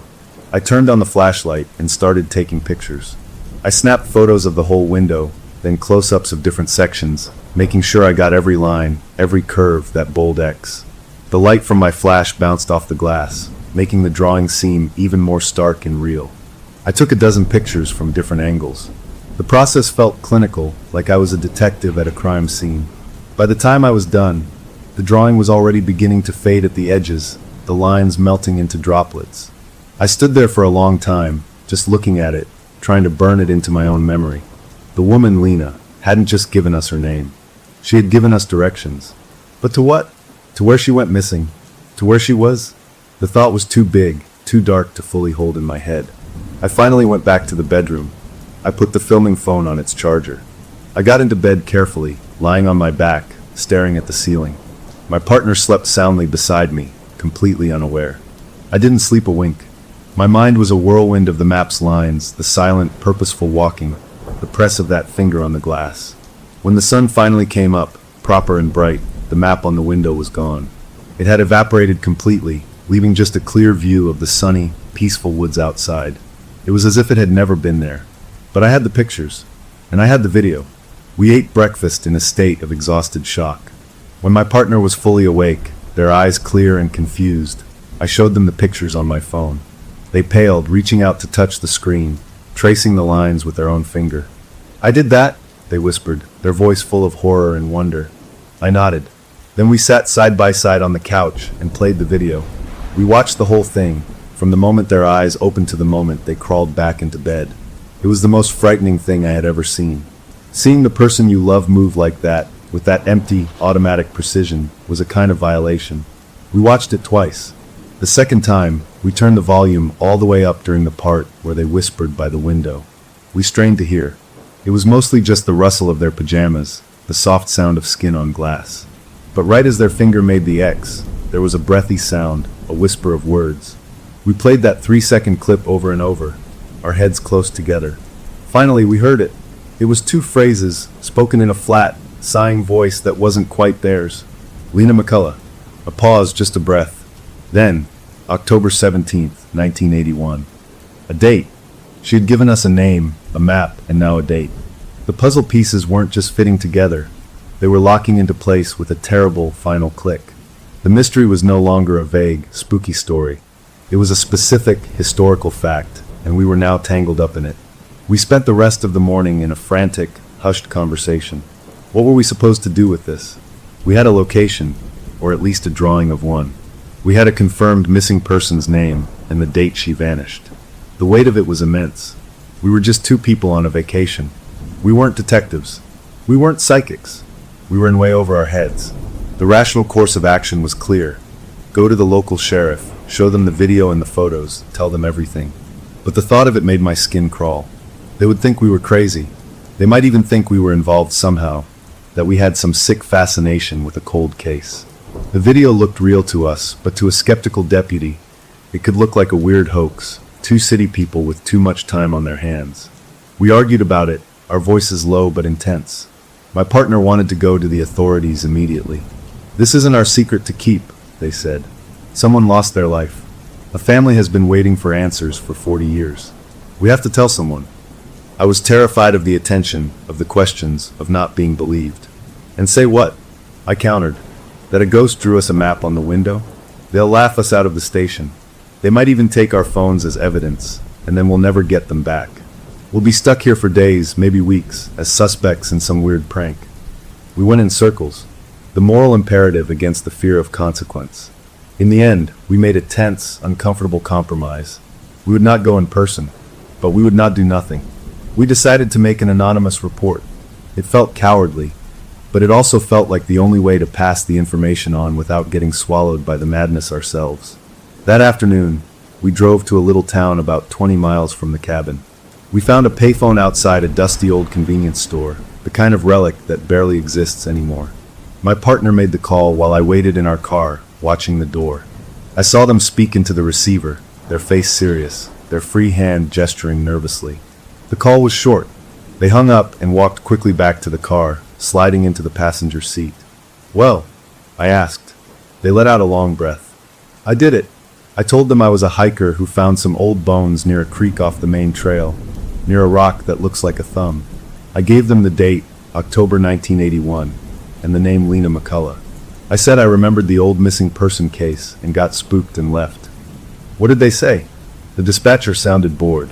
She took down the information. She asked for my name. I said I wanted to remain anonymous. She said they'd look into it. The phrase was so bureaucratic, so dismissive. Look into it. It could mean a search party would be up there by sunset, or it could mean a note would be filed in a drawer and forgotten for another 40 years. We drove back to the cabin in a kind of deflated quiet. We had done something. We had passed the baton. The burden, we hoped, was now with the people who were supposed to handle these things. That night, for the first time since we found the board, we both slept through the night. No dreams. No sleepwalking. No tapping sounds. The cabin just felt like an old, quiet cabin again. In the morning, we packed our things, cleaned up, and left. As we drove down the winding mountain road, the cabin disappearing in the rearview mirror, I felt a complex mix of emotions. Relief, mostly. A deep, profound relief to be leaving that place and its secrets behind. But also a nagging guilt. Had we done enough? Would anyone follow up on an anonymous tip from a payphone? We had seen her face. We had followed her map. We had given her message to the world. But as the miles stretched between us and the mountains, a small, cold thought settled in the back of my mind. The message had been delivered. But what if the woman in my dreams wasn't finished? What if delivering the message was just the end of the first chapter, and not the end of the story? The city air smelled like exhaust and concrete, a jarring change from the clean pine scent that had filled our lungs for a week. Our apartment felt strange, both familiar and alien, like we were visitors in our own life. We unpacked our bags, the normal clothes and toiletries, but it felt like we were carrying something else back with us, something invisible and cold that we couldn't unpack. We tried to slip back into our routine. We went to work, we answered emails, we bought groceries. We talked about normal things like the weird weather and a new show to watch. But underneath every conversation was a hum of something else, a shared knowledge that sat between us at dinner like a third person who never spoke. We had a code. Sleeping okay? One of us would ask, usually in the morning over coffee. The answer was always a careful, yeah, fine, even if it wasn't entirely true. We were building a wall of normalcy, brick by boring brick, trying to seal away the memory of the cabin, the board, the map on the glass. We promised each other we wouldn't Google it. We wouldn't look up the county news. We would move on. For a few days, it almost worked. The city's noise and busyness were a good cover. The memory of the woman's face started to soften at the edges, becoming more like a bad dream and less like a real thing that had happened. Then, about a week after we got back, I was on the subway, scrolling mindlessly through my phone on the way to work. A push notification popped up at the top of the screen. It was from a regional news app one must have downloaded ages ago and forgotten. The headline was short and stark. Human remains found in remote section of Black Pine National Forest. My thumb froze over the screen. The noise of the train, the people talking, the rattling of the car, all of it faded into a dull buzz. I tapped the notification. The article loaded slowly in the underground tunnel. It was brief. It said the county sheriff's office had received an anonymous tip that led search and rescue teams to a steep, heavily wooded ravine well off the established trails. The remains were described as historical, likely having been there for many years. Formal identification was pending, and the case was being reviewed. The article mentioned the terrain was rough, near a creek bed and a distinctive rock formation locals called the Thumb. My heart was beating a hard, slow rhythm in my chest. The ravine, the creek, the thumb-shaped rock. It was all there. They had gone. They had looked. They had found her. I read the article 3 times, memorizing every word, before the train pulled into my station. I walked to my office in a daze, my mind 1,000 miles away in those dark woods. I texted my partner the link with no message, just the link. Their reply came a minute later, just 3 words. Oh my God. We didn't talk about it on the phone. We waited until we were both home that evening, standing in our kitchen, the news article open on my phone on the counter between us. We read it together again, silently. There was no celebration, no feeling of victory. We just stared at the words.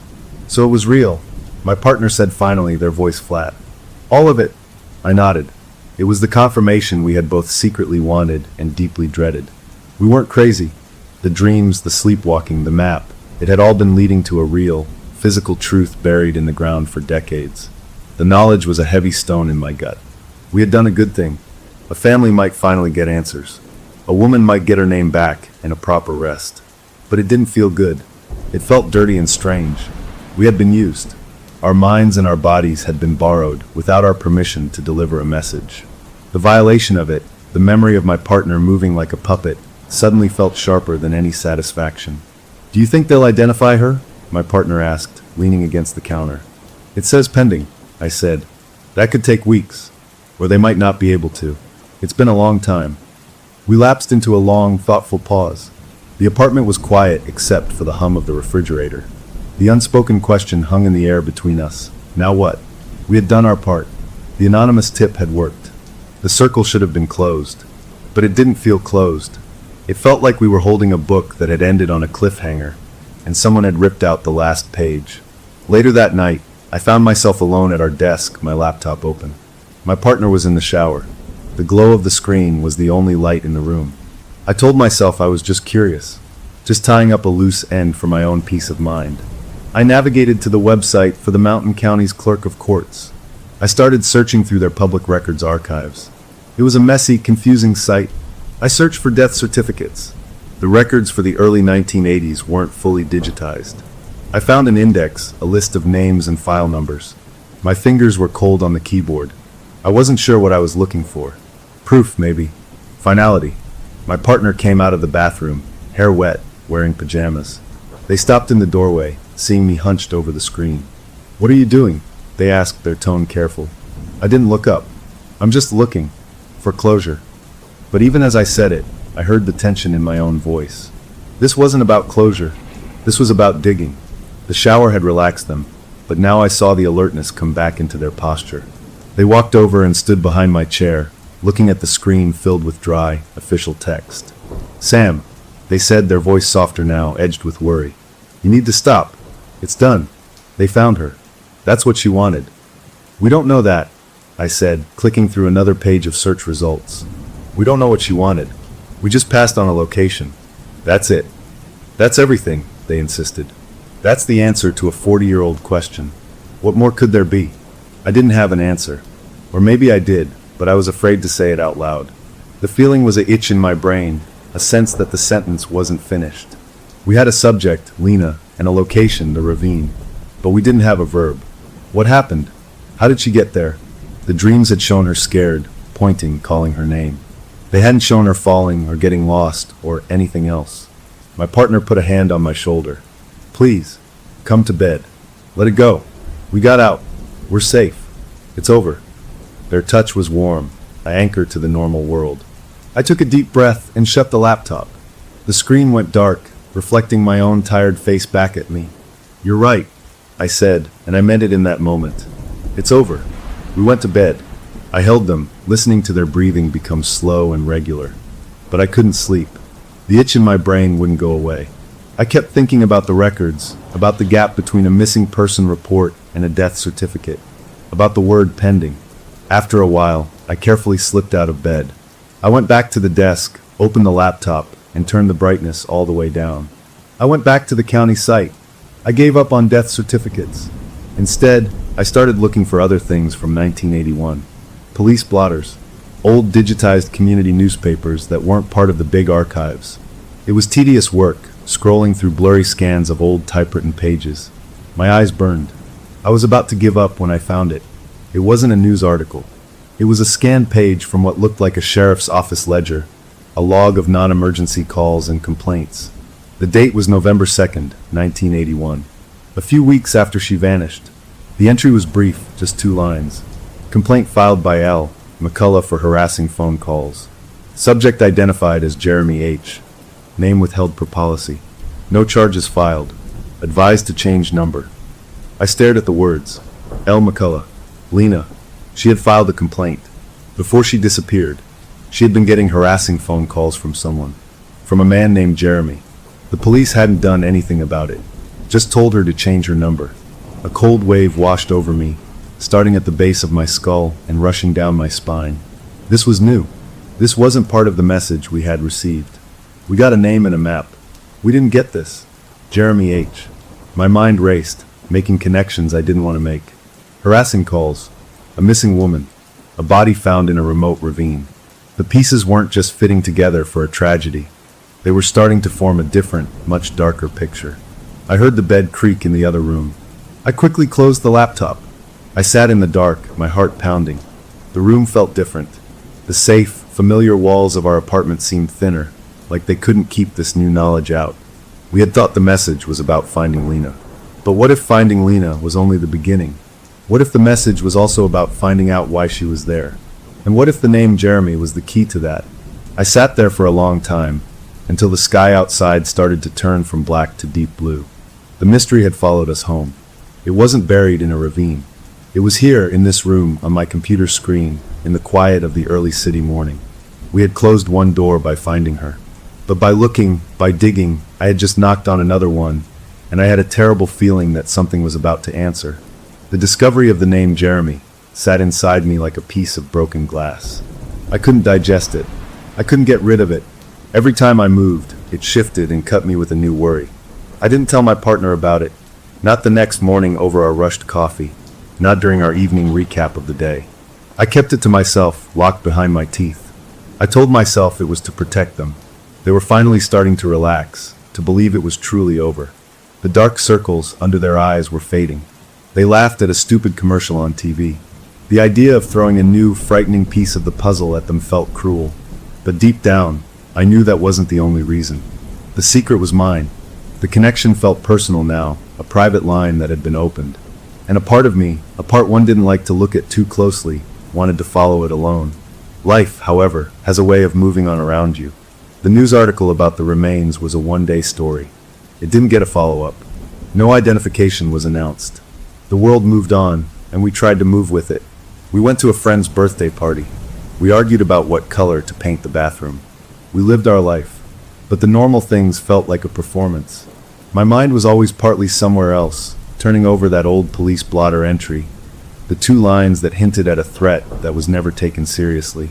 About a week after my late-night discovery, the first strange thing happened. I was walking into the kitchen to get a glass of water. The overhead light was a simple pull-cord fixture. As I reached for the cord, the light flickered. Not a power surge flicker. It was a fast, deliberate dimming like a quick blink. It happened once, then again. I stood there, my hand in the air, a chill crawling up my back. I pulled the cord. The light came on steady and bright. I shook my head. Old wiring. That's all. Then, a few days later, I was on a work call on my cell phone. The reception was perfect. In the middle of my boss talking about quarterly reports, a sound bled into the line. It was a low, wavering warble, like a far-off radio being tuned between stations. A voice, distorted and impossible to understand, seemed to swim in the static for just a second. "Hello?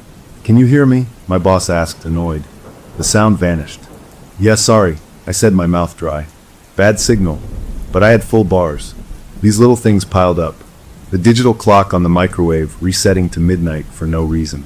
The feeling, more than once, that someone was standing just behind me in an empty hallway. I would spin around, my heart in my throat, and find nothing. I started checking locks twice, then 3 times before bed. My partner noticed my jumpiness. "You okay?" they'd ask, placing a concerned hand on my arm. "Just work stress," I'd say, forcing a smile. They seemed to accept it. They were sleeping through the night now, a deep, untroubled sleep I both envied and resented. It felt like they had been released from the connection, while I was still tangled in its threads. One night, about 2 weeks after finding the name Jeremy, I had the dream again. But it was different. It wasn't about the woman in the woods. This time I was in the woods, but I was running. The perspective was all wrong, low to the ground, frantic. I was crashing through ferns and over roots, my breath coming in ragged, sobbing gasps. I could feel a terrible fear, a panic so complete it was like drowning. I glanced over my shoulder. There was a figure behind me, a dark shape holding something long and heavy in one hand. I couldn't see a face. Then I tripped. I fell forward into leaf litter and mud, the world tilting. As I hit the ground, I saw something off to the side, partly hidden by a fallen log. It was a truck, an old, boxy truck. The color was a rusty, dull red, and on the front wheel, I clearly saw that one of the hubcaps was missing, showing the dull silver of the bare wheel underneath. I woke up then, not with a gasp, but with a slow, dreadful clarity. I was lying on my back, my eyes open in the dark bedroom. The details of the dream were sharp, not fading like dreams usually do. The red truck, the missing hubcap, and most of all, the name that was now sitting in the front of my mind, clear and cold, as if it had been spoken directly into my ear, Jeremy. It wasn't a memory. It was a delivery. I lay there for a long time, the name and the image of the truck circling in my head. This was new. This was a second transmission. She had given us her name and her location. Now she was giving us his. Or something was. The next morning, I broke my own rule. While my partner was in the shower, I opened my laptop. I didn't go back to the county clerk's site. I went to a public database for old vehicle registrations. It was a long shot, and I felt slimy doing it, like a peeping Tom into the past. I searched for the name Jeremy in the mountain county, cross-referenced with vehicle registrations from the late 1970s and early 80s. The search was messy and frustrating. A lot of the records weren't online, but I kept at it, driven by the crystal-clear image of that red truck. After an hour of dead ends, I found a PDF scan of an old county vehicle tax ledger. It was a list of names, makes, models, and colors. My eyes scanned down the faded, typed columns. And then I saw it. Halsey Jeremy. 1979 Ford F-100. Color, red. My breath caught. It was a match. Not just a first name, but a full name. Jeremy Halsey. And he drove a red Ford truck. A truck that could very easily have had a missing hubcap. The connection was no longer a ghost story or a creepy feeling. It was a fact in a ledger. Lena McCullough had made a complaint about Jeremy Halsey. And Jeremy Halsey drove a red truck that had just appeared in my dream. The pieces were locking together with a sound I could almost hear. This wasn't about a hiking accident anymore. The thought that formed in my mind was so terrible I tried to push it away, but it wouldn't go. This was about something else. My partner came out of the bedroom, dressed for work, their hair still damp. They saw me at the laptop, my face I'm sure pale and drawn. Their own face fell, the relaxed morning mood evaporating. "What are you doing?" The question wasn't curious. It was tired and sad. I couldn't lie this time. The weight of it was too much. "I found something," I said, my voice rough. "The name from the police report. Jeremy. I found his full name. Jeremy Halsey. He lived there. And he had a red truck." I didn't mention the dream. That felt like a bridge too far. Their expression shifted from sadness to something like fear. "Why are you looking for this?" "Sam, please." We agreed. "It's done." "Is it?" I heard the edge in my own voice.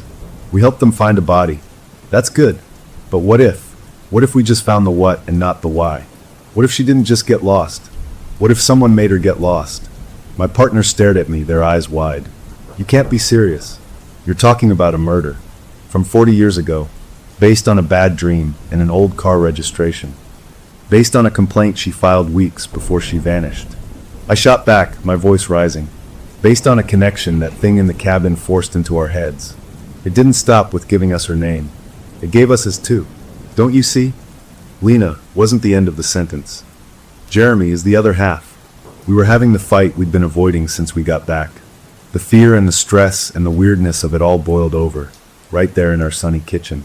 "It's not asking us to find a body anymore," I said, my hands gripping the edge of the table. "It's asking us to find a murderer." The word hung in the air between us, ugly and final. My partner took a step back, shaking their head. No, Sam. We are not detectives. We are not vigilantes. We are two people who got messed up by something we don't understand. We got out. We have to stay out." They came closer, their voice pleading. "You're chasing it. You're letting it pull you back in. It's over. She's found. Let the police handle the rest. If there's a rest to handle." They didn't handle it then. I said, frustrated. "They told her to change her number.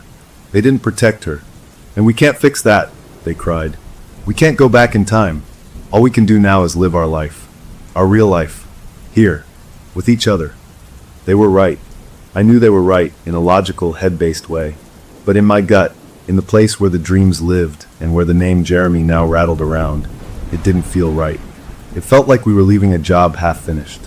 Like we were walking away from a cry for help that was still echoing. We didn't resolve it. We just stopped yelling, a cold space opening up between us. They went to work. I called in sick. I sat in the quiet apartment all day, the image of the red truck and the name Jeremy Halsey burning in my mind. I felt utterly alone. My partner, my anchor, thought I was losing my grip. And maybe I was, but the pull was so strong. It wasn't just curiosity anymore. It was a compulsion.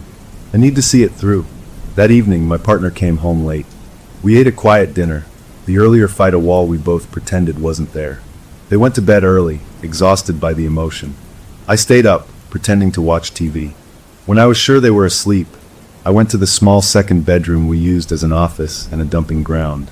Our suitcase from the cabin was still there, tucked in a corner, not fully unpacked. I looked at it for a long time. Then I walked over and nudged it with my foot. From inside the suitcase, shifted by the movement, came a faint but distinct sound. A wooden clack. It was the sound of the planchette from the Ouija board, the one we had left behind in the cabin closet, tumbling over inside its box. Except we hadn't brought it home. I had watched my partner zip that suitcase shut. There was nothing in there but our clothes. A cold certainty settled over me. It had followed me home. Not just the memories or the dreams. The connection itself. It was here, and it was still active. I didn't open the suitcase. I didn't want to see. I just backed out of the room and closed the door softly. I stood in the hallway, my heart pounding. My partner was right about one thing. I was being pulled. But they were wrong that we could just walk away. It wasn't letting go. The message had changed. It was no longer a request. It felt like an assignment. And as I stood there in the dark hallway, listening to the faint city sounds through the windows, I knew I had a choice to make. I could try harder to listen to my partner, to build that wall of normalcy even higher, and ignore the tug in my gut and the sounds in the spare room. Or I could listen to the other thing, the persistent, whispering thing that had given me a killer's name and a picture of his truck. I didn't know what to do, but the weight of the secret, and the terrifying feeling that the story was only half told, was becoming too much to carry by myself. The quiet of our apartment was no longer peaceful. It was the quiet of waiting, and I had a dreadful feeling that I wouldn't be able to wait for much longer. The fight left a mark on us. It was like a crack in the foundation of our home, small but impossible to ignore.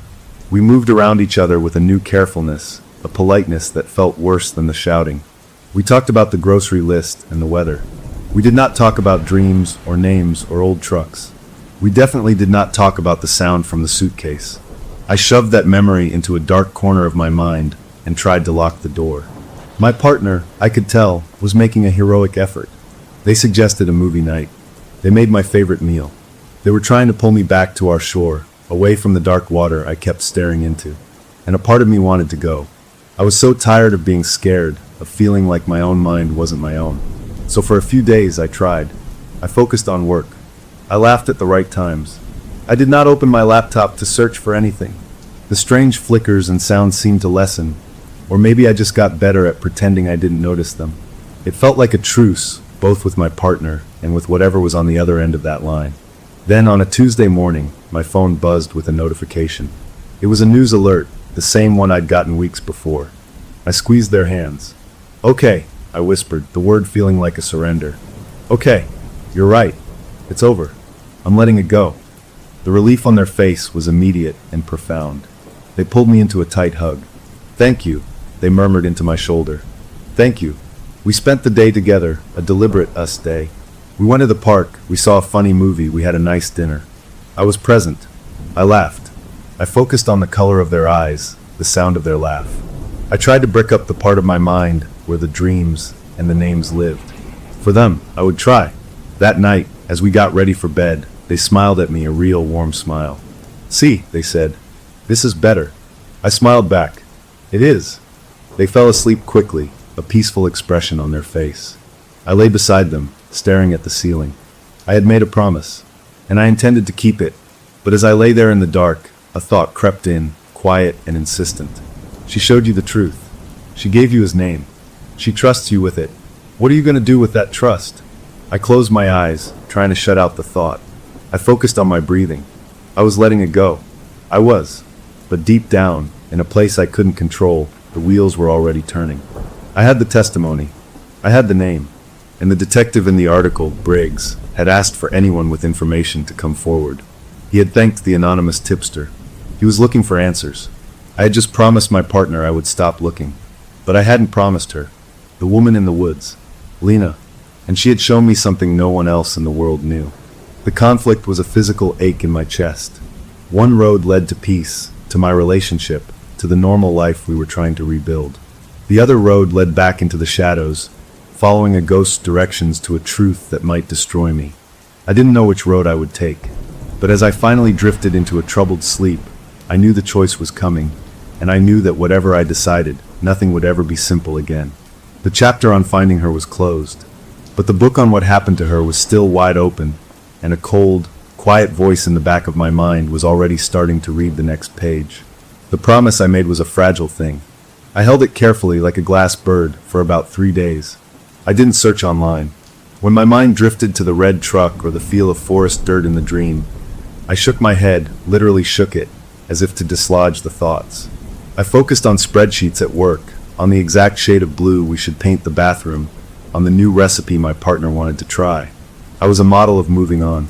But the aftermath of something supernatural isn't like getting over the flu. The fever breaks, but a deep weakness stays in your bones. The connection, that line that had been opened in the cabin, hadn't been severed. It had just been turned down low, like a radio left on in another room. You could almost ignore it, but every now and then a word or a note would drift through the wall, clear and unmistakable. The flickering lights stopped. The weird sounds on the phone stopped. But other things happened. I'd be walking past a mirror and catch a movement in the reflection that wasn't me, a shape that was gone when I turned. I'd wake up at exactly 3:07 a.m. for no reason, my eyes snapping open, the number feeling significant. The suitcase in the spare room sat untouched, a quiet monument to everything we weren't talking about. My partner watched me with a careful, hopeful eye. They saw me trying, and they were grateful. They poured more love into our days, more normalcy, as if to reinforce the good path.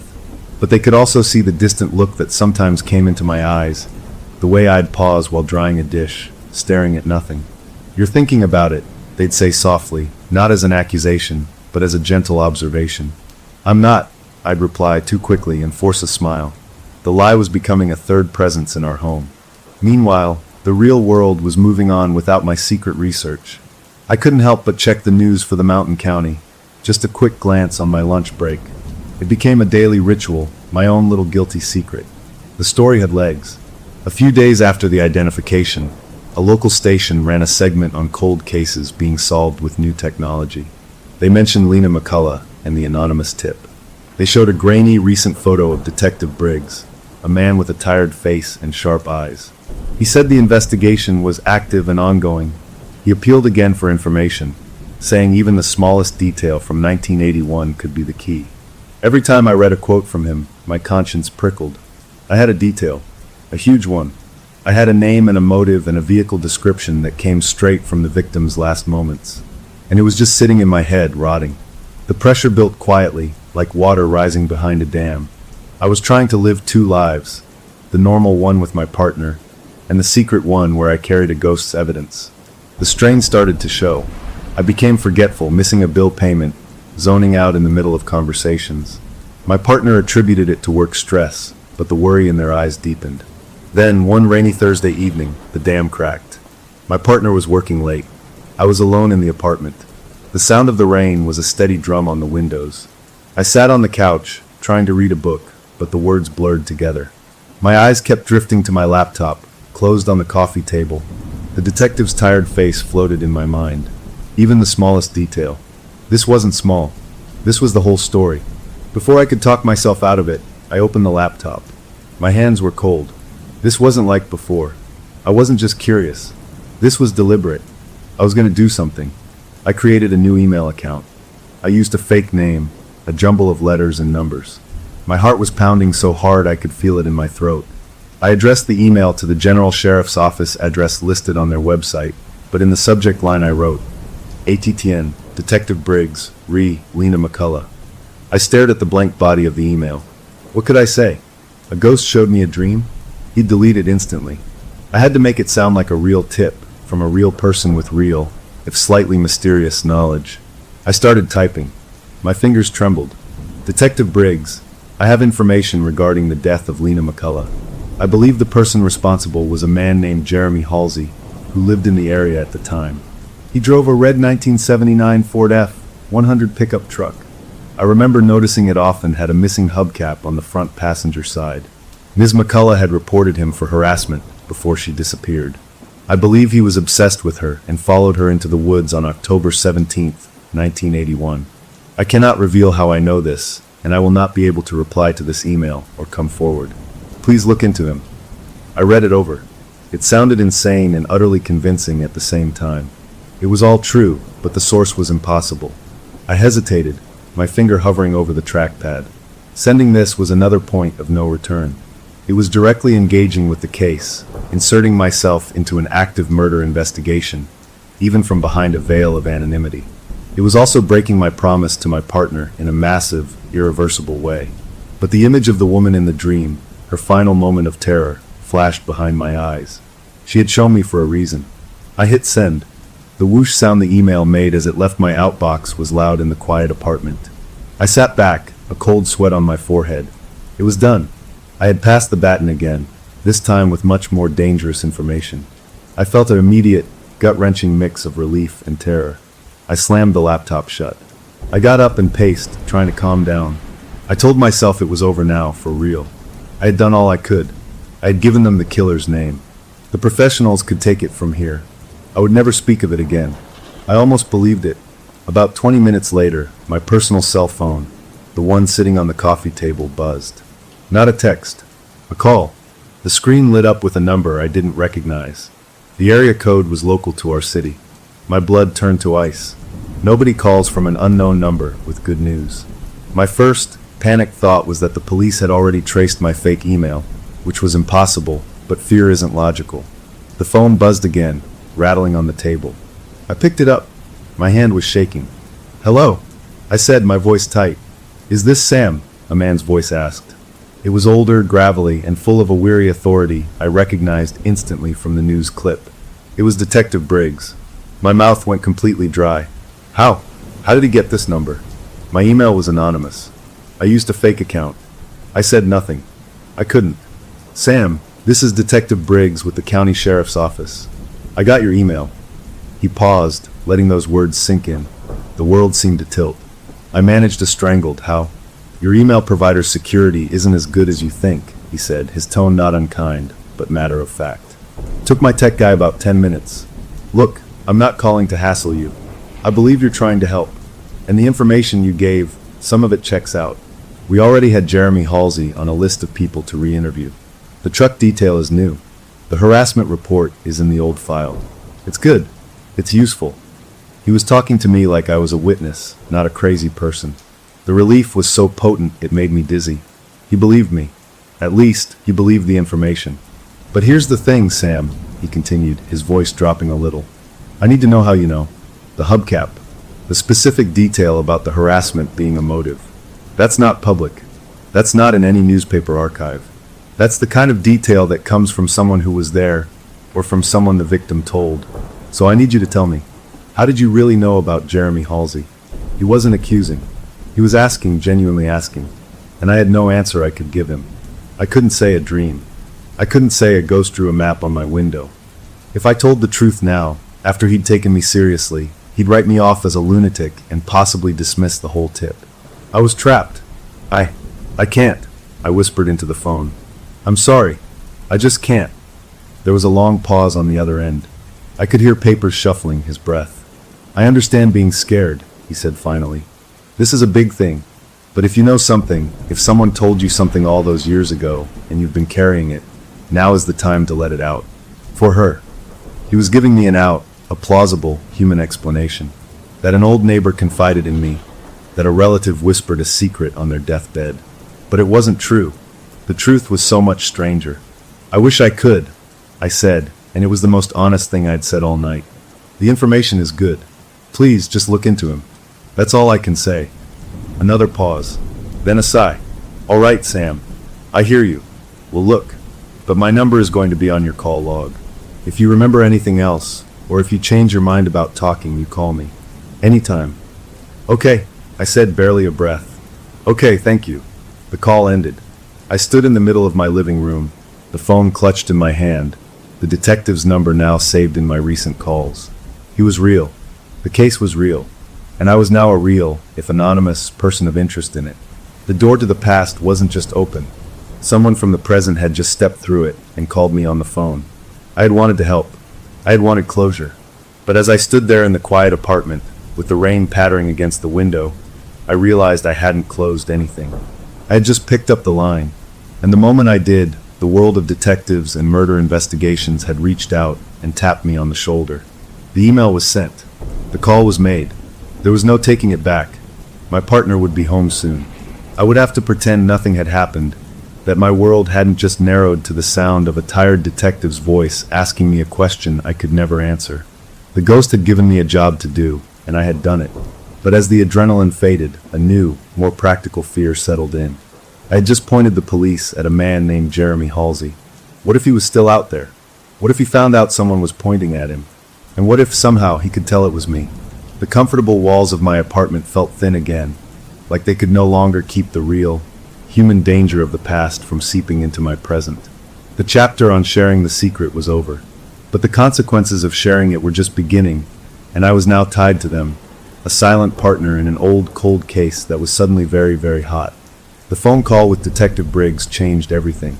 The haunting had been one thing, a terrifying, personal mystery that lived in dreams and flickering lights. But the detective's voice was real, a wiretap into the world of consequences. I had dragged the ghost story into the daylight, and now the daylight world was looking back at me. I deleted the fake email account. I erased the call log, but the number was burned into my memory. Life with my partner became a high-wire act of lies by omission. They'd ask about my day, and I'd talk about everything except the frantic research I was doing whenever they left the room. Because after the call, I didn't stop. The need to know became an obsession, a fire I couldn't put out. If the police were going to knock on Jeremy Halsey's door because of me, I had to know who he was. I had to see his face. The public records were a start, but they were dry facts, a name, a truck, an old address. I needed more. I dove into the digital graveyard of the past. I found scanned high school yearbooks from the local mountain county for the late 1970s. The pages were blurry, full of smiling kids in outdated clothes. It took me 2 nights of searching, my eyes aching from the pixelated print, but I found him. Jeremy Halsey. His photo was in the junior section. He had a narrow face, light hair, a smile that didn't reach his eyes. He looked ordinary, unremarkable, but staring at that teenage face, knowing what I believed he would grow up to do, sent a cold finger tracing down my spine. This was the man from the edge of my dream, the shadow with the rock. I printed the picture. It felt wrong, having his face in my apartment, but I needed to see it, to make him real. I tucked it into a book on my shelf, a secret trophy of my hunt. My partner, sensing my distance but misreading the cause, tried harder to pull me back. They planned a weekend getaway, just a short trip to the beach. "We need fresh air," they said. "Real air. Not this. Whatever's in here." They met the tension, the sadness, the ghost of the secret between us. I agreed too quickly, eager for a change of scene, a place where maybe the pull of the past would be weaker. The beach was beautiful. The ocean was vast and loud, and for the first afternoon it worked. The salt air and the crash of the waves did seem to wash some of the dread away. We walked on the sand, ate fried food, and for a few hours, I was just a person on vacation. That night, in our little rented condo, we left the balcony door open to listen to the ocean. We fell asleep to that rhythmic sound. And I dreamed, but not of the woods. This dream was different, modern, and somehow worse. I was in a small, tidy living room that smelled of lemony polish. An older man was sitting in a recliner, watching a game show on TV. He had thinning gray hair and glasses. He was Jeremy Halsey, aged 40 years. In the dream, I wasn't me. I was a presence watching. The phone on the side table rang, a jarring old-fashioned trill. He picked it up. "Hello." His voice was the one from my dream, but older, weathered. A voice spoke on the other end, a voice I couldn't hear. His expression changed. The bland calm vanished, replaced by a quick, bird-like fear. His eyes darted around the room. "I don't know what you're talking about," he said, his voice tight. "That was a long time ago. I had nothing to do with that." More unheard words from the other end of the line. He gripped the armrest of his chair, his knuckles white. "You can't prove anything," he hissed. "Nobody can. She's gone. It's over." Then he listened again, and his face went slack with a dawning, terrible understanding. He wasn't talking to a telemarketer. He was talking to someone who knew. The voice on the phone said one more thing. Jeremy Halsey's eyes widened. He slowly turned his head and looked directly at me, at the presence in the dream. He looked right at where I was watching from. He could see me. "You," he whispered, not into the phone, but to me. "It was you." I woke up with a gasp, sitting bolt upright in the strange bed. The ocean still roared outside, but the sound was now a threat, a white noise hiding secrets. My partner stirred. "Another dream?" they mumbled, voice thick with sleep.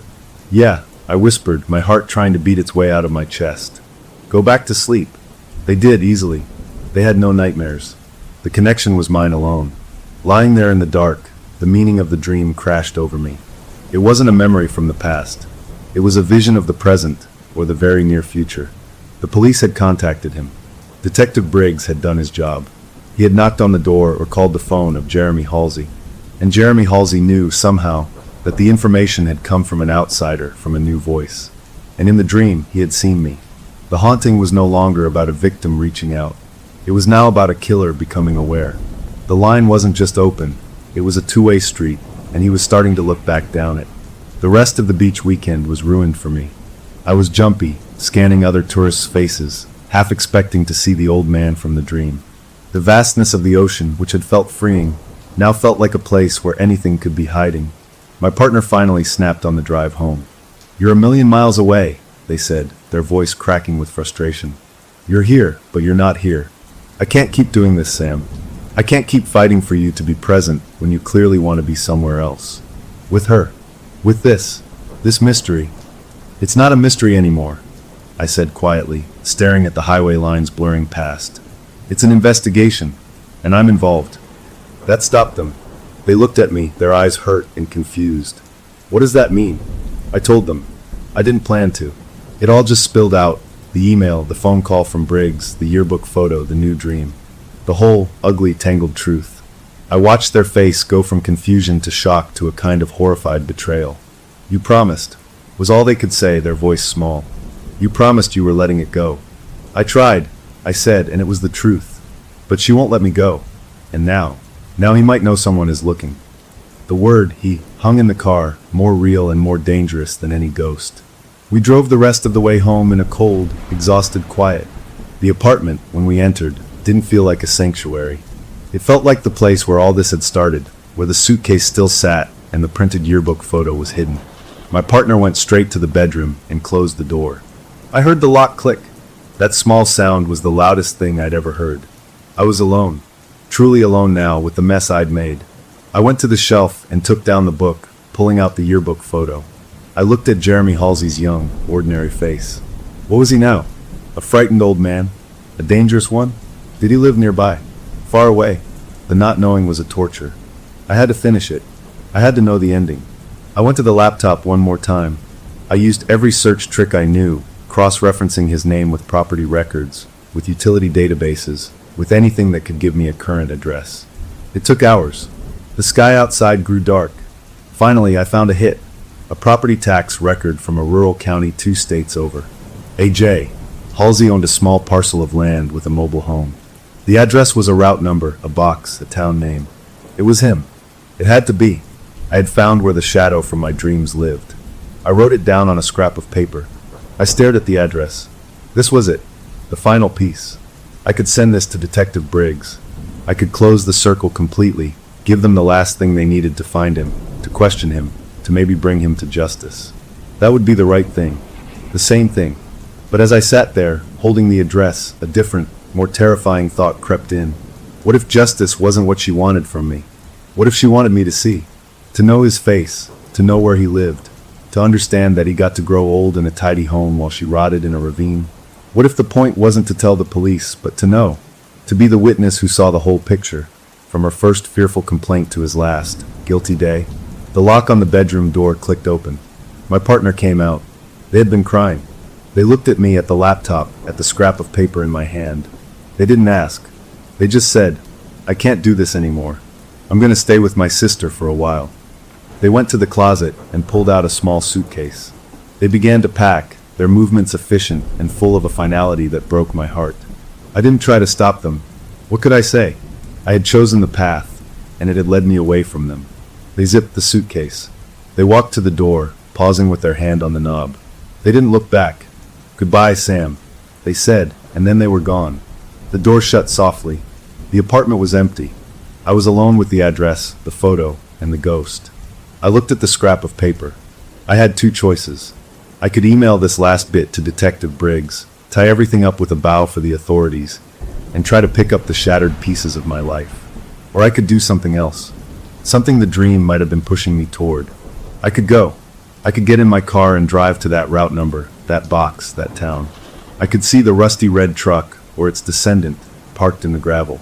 I could look at the windows of the mobile home and know that the man inside had ended a life and gotten away with it for decades. I could be the witness, not just in dreams, but in flesh and blood. I sat there for a long time, the city lights glowing outside my window. The story had begun with a board game in a remote cabin. It had led me to a body, to a killer's name, to a broken relationship, and now to a crossroads. The haunting had given me a truth. What I did with it was up to me. I reached for my phone. My finger hovered over Detective Briggs's number. Then I looked at the car keys on the table. The chapter on finding the truth was over. The next chapter was about what to do with it. And as I sat in the quiet of my empty home, I still didn't know which page I would turn. Story number 5. Look, I need to tell you about the free app and how it all started, but you have to promise not to think I'm crazy. My name is Leo.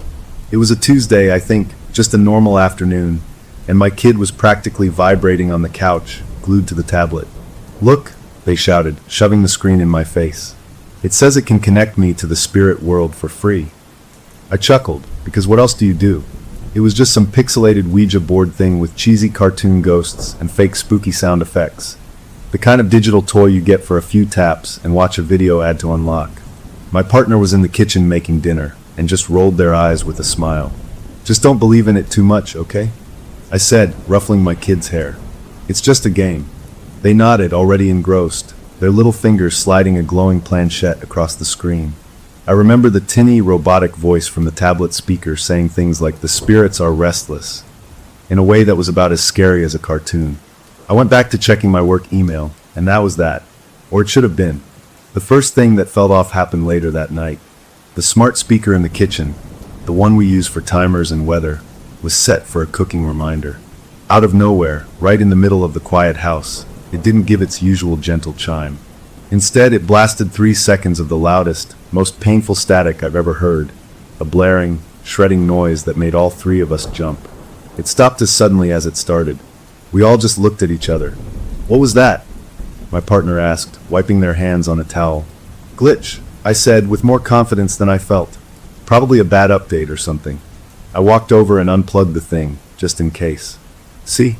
No more problems." My kid looked a little pale but went back to their drawing. I should have paid more attention. I really should have. The next thing was weirder. I was adjusting the thermostat before bed, just tapping the little screen to turn the heat down a degree. For a split second, the number showing the temperature didn't change. Instead, the whole display flickered and showed something else entirely. A string of numbers and letters. It said 42, 3,314 degrees north, 83, 0458 degree W. It was there for less than a blink, and then it was just the temperature again, like normal. A cold feeling, totally different from the chill I was trying to set, went right down my back. That wasn't a glitch. That was an address. I know what coordinates look like. I stood there staring at the blank little screen, my heart thumping. My partner asked me what was wrong from the bedroom, and I just mumbled nothing and went to my own phone. I opened the map app and typed those numbers in. The little pin dropped on a street, a real street, in a city over 400 miles away.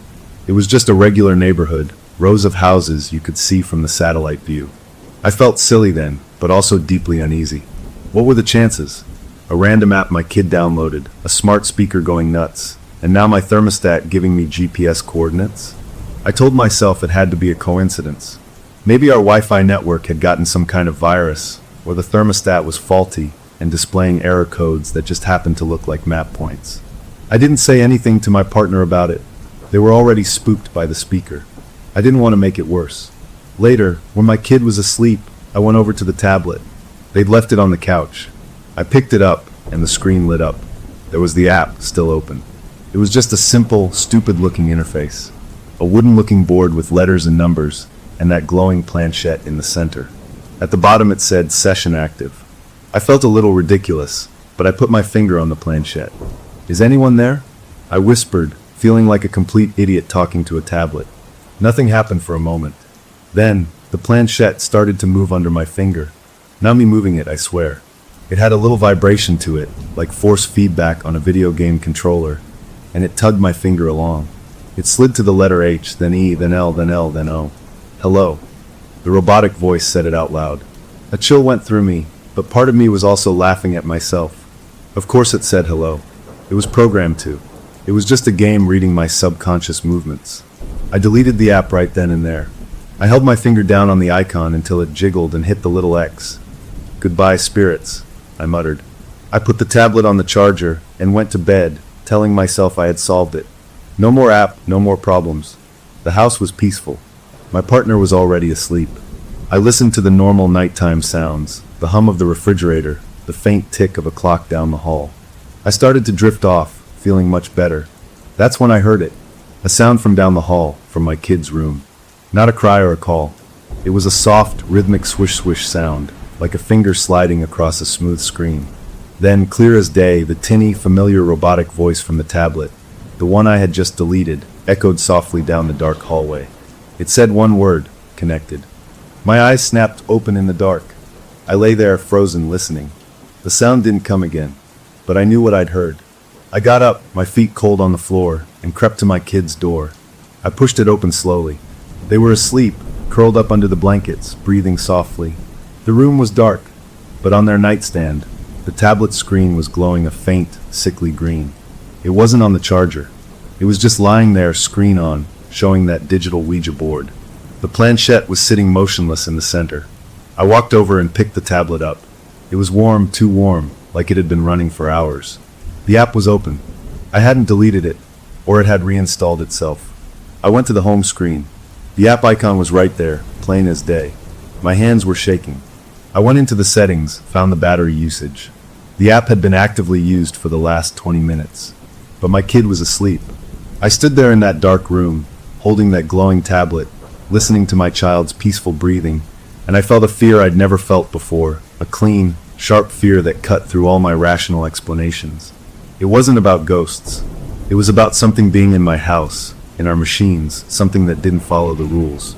I took the tablet with me, shut the door behind me, and went to the kitchen. I got a screwdriver from the junk drawer. I sat at the table and, very carefully, I pried the back off the tablet. I found the battery connector and disconnected it. I took out the little SIM card if it had one. I made it a dead piece of plastic and glass and metal. I put the pieces in a plastic grocery bag, tied it tight, and the next morning I drove it to the dump myself and threw it into the deepest bin I could find. When I got home, I told my partner we were having a digital detox weekend. I unplugged the smart speaker for good. I even put a piece of electrical tape over the thermostat screen. We played board games. We read books. We laughed. It felt good. It felt normal. By Sunday night, the weird tension was gone. We were just a family again. As I tucked my kid into bed, they smiled up at me. "I had fun today," they said. "Me too, buddy," I said, and I meant it. I kissed their forehead and turned out the light, leaving the door open a crack like always. I walked back to the living room, where my partner was reading, and sank onto the couch next to them with a sigh of relief. It was over. We had shut it down. We had won. That's when the light on the front of the cable box, a little blue LED that's always steady, began to blink. Not a normal blink. It blinked in a pattern. Short, short, short. Pause. Long, long, long. Pause. Short, short, short. My breath caught in my throat. I know that pattern. Everyone knows that pattern. It's an SOS. And I just sat there, staring at that flashing blue light in the dark, knowing with a terrible certainty that deleting the app had never been the answer. It had only been the start of the conversation. Winning felt good for about as long as it took for that little blue light on the cable box to blink its SOS into the dark living room. I just sat there, staring at it, my heart doing a slow, hard roll in my chest. My partner saw my face and followed my gaze. "What is that?" they whispered. I didn't answer. I just got up, walked over, and yanked the power cord from the wall. The light died. The room went back to just the lamplight. "It's nothing," I said, my voice tight. "Just a stupid glitch. We're done with glitches." The next day, I became a man on a mission. I went through the house like a tornado. I unplugged everything that had a chip in it. The smart TV? Unplugged. The voice assistant speakers? Unplugged and put in a closet. The digital picture frames, the Wi-Fi connected thermostat, even the fancy coffee maker that could order its own beans. All of it. I told myself, ghosts can't haunt silicon if the silicon has no power. It felt good, physically good, to pull those plugs. It felt like taking control. For 3 days, it was like we were living in a different time. We read paper books. We played cards. We talked. My kids seemed calmer, more present. The weird, focused intensity they'd had with that tablet was gone. I started to breathe easier. Maybe the SOS was just a final hiccup, a last gasp from whatever weird tech bug we'd picked up. I was convincing myself, so well that the first sleepwalking episode hit me like a punch to the gut. It was the middle of the night. I got up to get a glass of water, and there they were, my kid, standing in the middle of the hallway. Not moving, just standing there in their dinosaur pajamas, perfectly still, facing the blank wall at the end of the hall. The hall was dark, but light from a street lamp outside the window fell across them. Their eyes were open, but they were wrong. glazed over like frosted glass. "Hey, buddy," I said softly, creeping closer. "You okay?" They didn't turn.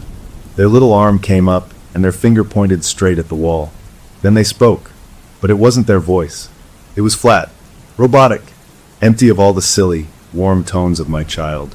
7, the voice said. 22. North. 5 feet. Then they just lowered their arm and stood there. My blood turned to ice water. I gently took their shoulder. "Hey, time for bed." They turned with me, compliant as a doll, and let me lead them back to their room. They crawled into bed and was asleep instantly, breathing deep and even. I sat on the edge of the bed for an hour, watching them, my mind racing. 7. 22. North. 5 feet. It was a measurement, a direction and a distance. I didn't sleep the rest of the night. The next morning, over eggs, my kid was their usual bubbly self. They didn't remember a thing. I asked them, casual as I could, "You have any weird dreams last night?" They just shrugged and said nope, and asked for more ketchup. I didn't tell my partner about it. Not yet. I thought maybe it was a one-time thing, a weird sleep-talking episode. I was so wrong. 2 nights later, it happened again. This time, my partner saw it too. We both heard a noise in the kitchen. We found our kids standing at the counter. They had a banana from the fruit bowl in their hand. They were holding it up to their ear, like an old-fashioned telephone. And they were talking. The voice was different this time. It wasn't robotic. It was clear, calm, and had an adult diction to it, words perfectly formed. It was the most chilling thing I'd ever heard come from their mouth. They said, "Property line. Oak tree, north side. 3 feet down. The locket is tarnished." Then they gently placed the banana back in the bowl, turned, and walked right past us back to bed, their eyes seeing nothing. My partner looked at me, their face white. "What was that?" they breathed. "What did they just say?" I couldn't speak. The words were burned into my brain. Property line. Oak tree. A locket. This wasn't random sleep mumbling. It was instructions. It was information. The next day, we took our kid to the pediatrician. We sat in that bright, cheerful office with cartoon animals on the walls and felt like frauds. The doctor, a nice woman with a kind smile, listened carefully. She checked our kids' eyes, their ears, their reflexes. She asked them questions about school and friends. Our kid answered everything perfectly, happily. The doctor gave us a sympathetic look. "Everything looks perfectly normal," she said. "Sometimes very bright, imaginative children have active dream lives. Sleepwalking and sleep talking can be triggered by stress, by excitement. Maybe the change in routine, all the unplugged devices, it could be their way of processing." She suggested a consistent bedtime, and maybe cutting out sugary snacks before bed. We left with a pamphlet, not a diagnosis. I felt dismissed. She hadn't heard the voice. She hadn't seen those empty eyes. That afternoon, I stood at our back window, looking at the big old oak tree that marked the north corner of our property. It had been there longer than the house. Property line. Oak tree, north side. A compulsion, a morbid, itching curiosity took hold of me. I had to know. While my partner took our kid to the park, I went to the garage and got a shovel. I felt insane. I was literally about to dig in my yard because my sleepwalking child mumbled something about a locket. But the pull was too strong. I walked to the oak tree. I stood on the north side, the side that faced the empty lot next door. I measured 3 rough feet from the thick trunk. I put the shovel tip into the grass and pushed. The ground was soft. I dug. The hole got deeper, about up to my knees. I was sweating, and I was about to give up, to laugh at my own stupidity, when the shovel hit something that wasn't a root. It clinked, a soft metallic sound. My stomach dropped. I got on my knees and dug with my hands, pulling away the cool, damp soil. My fingers closed around something small and hard. I pulled it out. It was a locket, a small, oval, silver locket, caked in black dirt and greenish tarnish, just like the voice had said. It was on a broken chain. My hands were shaking so bad I could barely rub the dirt off the front. There was a tiny latch. I pried it open with my thumbnail. Inside, protected by a little glass cover, was a photograph. A faded, black and white picture of a young woman. She had dark hair and sad, kind eyes. I had never seen her before in my life. I sat back in the dirt, clutching this cold piece of metal, staring at this stranger's face. How could my kid know this was here? They'd never dug back here. We'd only lived in this house for 5 years. This locket was older, much older. The voice had been right. Perfectly, terrifyingly right. I filled the hole back in. my mind racing in frantic, scared circles. Was our house haunted? Was some ghost talking through my kid? But the ghost used coordinates and gave measurements. That felt technical, not ghostly. I cleaned the locket as best I could and hid it in my toolbox in the garage. I didn't know what else to do. That night, we had a family movie night with a DVD player, something from the pre-streaming era. We made popcorn. We laughed at the silly cartoon. It felt almost normal again, a fragile bubble of peace. When the movie ended, my partner took our kid up for a bath. I stayed to clean up. As I was wiping the counter, a thought hit me, a question I'd been too scared to ask. I walked quietly to the garage. I opened my toolbox and took out the locket. I brought it inside and held it under the bright kitchen light, studying the woman's face. Who is she? I needed to know. On a reckless impulse, I took out my phone. I'd kept it, of course. You can't just unplug your entire life. I opened the browser. I didn't know where to start. I typed in our town's name and missing woman and locket. Nothing.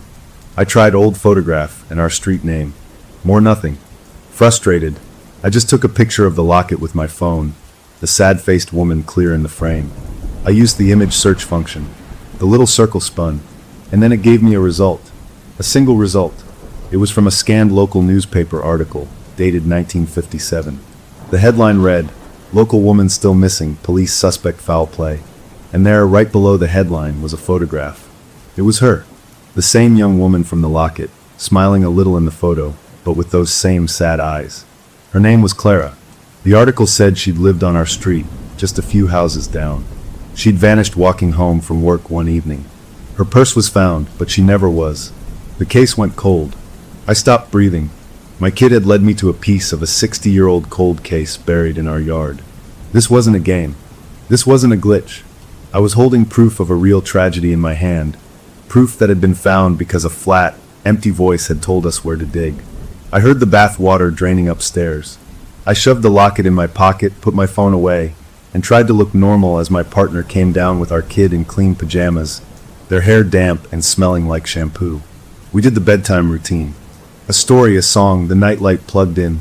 I tucked the blankets tight around them, my heart aching with a love that was all tangled up with a deep, crawling fear. "Sleep tight," I whispered. "Don't let the bed bugs bite." They giggled. "They won't, Daddy." I turned off the main light and closed the door most of the way. My partner and I went to our own room, exhausted. We didn't talk about the locket. I think we were both too scared to give it more air, to make it more real. I lay in the dark for a long time, listening to the familiar sounds of the house settling, the old oak tree branch scratching gently against the siding outside. I finally drifted into a thin, uneasy sleep. A noise woke me. A small, soft sound. The click of a door latch. I was instantly awake. I looked at the clock. It was 3:18 a.m.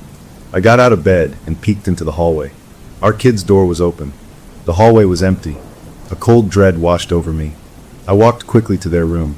The bed was empty. The covers were thrown back. "No," I whispered. I turned and hurried downstairs, my bare feet silent on the carpet. The living room was dark and still. The kitchen was empty. I checked the back door. Locked. Then I saw a sliver of light from under the door to the garage. I never go in the garage at night. I pushed the door open. The single bulb was on, casting long, hard shadows. And there they were. My kid, standing in the middle of the concrete floor, facing the workbench where my toolbox sat. They were just standing there.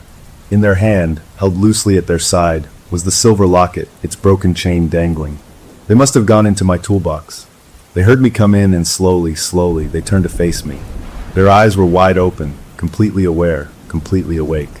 But the look on their face, it wasn't theirs. It was a look of ancient, cool curiosity. It was the look of someone studying a bug under a glass. They looked right at me, and then they slowly raised their arm. Not to hand me the locket. They pointed. Their small finger was aimed directly at my chest. They held it there, perfectly steady, their strange, unfamiliar gaze locked on mine. They didn't say a word. They didn't have to. The message was clear. The finding of the locket wasn't the end of the game. It was just the end of the first move. And now it was my turn. I stood there in the cold garage, staring at my own child who was looking at me with the eyes of a stranger, and I knew with a terrible certainty that unplugging everything had done nothing. It didn't need our machines anymore. It had found a better way to connect. It was using him, and it was just getting started. The pointing finger in the garage felt like it lasted an hour, but it was probably only a few seconds. My kid just stood there, holding that tarnished locket, aiming their finger right at my heart with a look on their face that was all wrong. Then, as if a switch flipped, their eyes fluttered.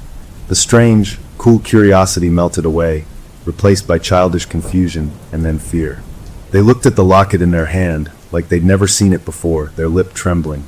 "Daddy," they whispered, their own voice small and scared. I rushed over and scooped them up, holding them tight, feeling their little heart hammering against my chest. It's okay," I murmured, over and over, more for me than for them.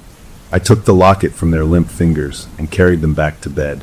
They were asleep again almost before I tucked them in, a deep, unnatural sleep. I didn't sleep at all. I sat at the kitchen table with the locket in front of me, this little metal piece of a nightmare. My partner found me there at dawn. I showed them the locket and told them everything, the digging, the newspaper article, the pointing. Their face went from sleepy to horrified. "We have to get out of this house," they said, their voice firm. "Today. We'll go to my sister's." It sounded like heaven. A normal house, with normal Wi-Fi and no buried secrets. We packed bags in a frantic hurry, throwing clothes and toiletries into suitcases. We were running on pure adrenaline, the kind that makes your hands shake. We decided to leave the big stuff, just get in the car and go. As we were carrying the last bag to the car, my phone, which was in my pocket, buzzed.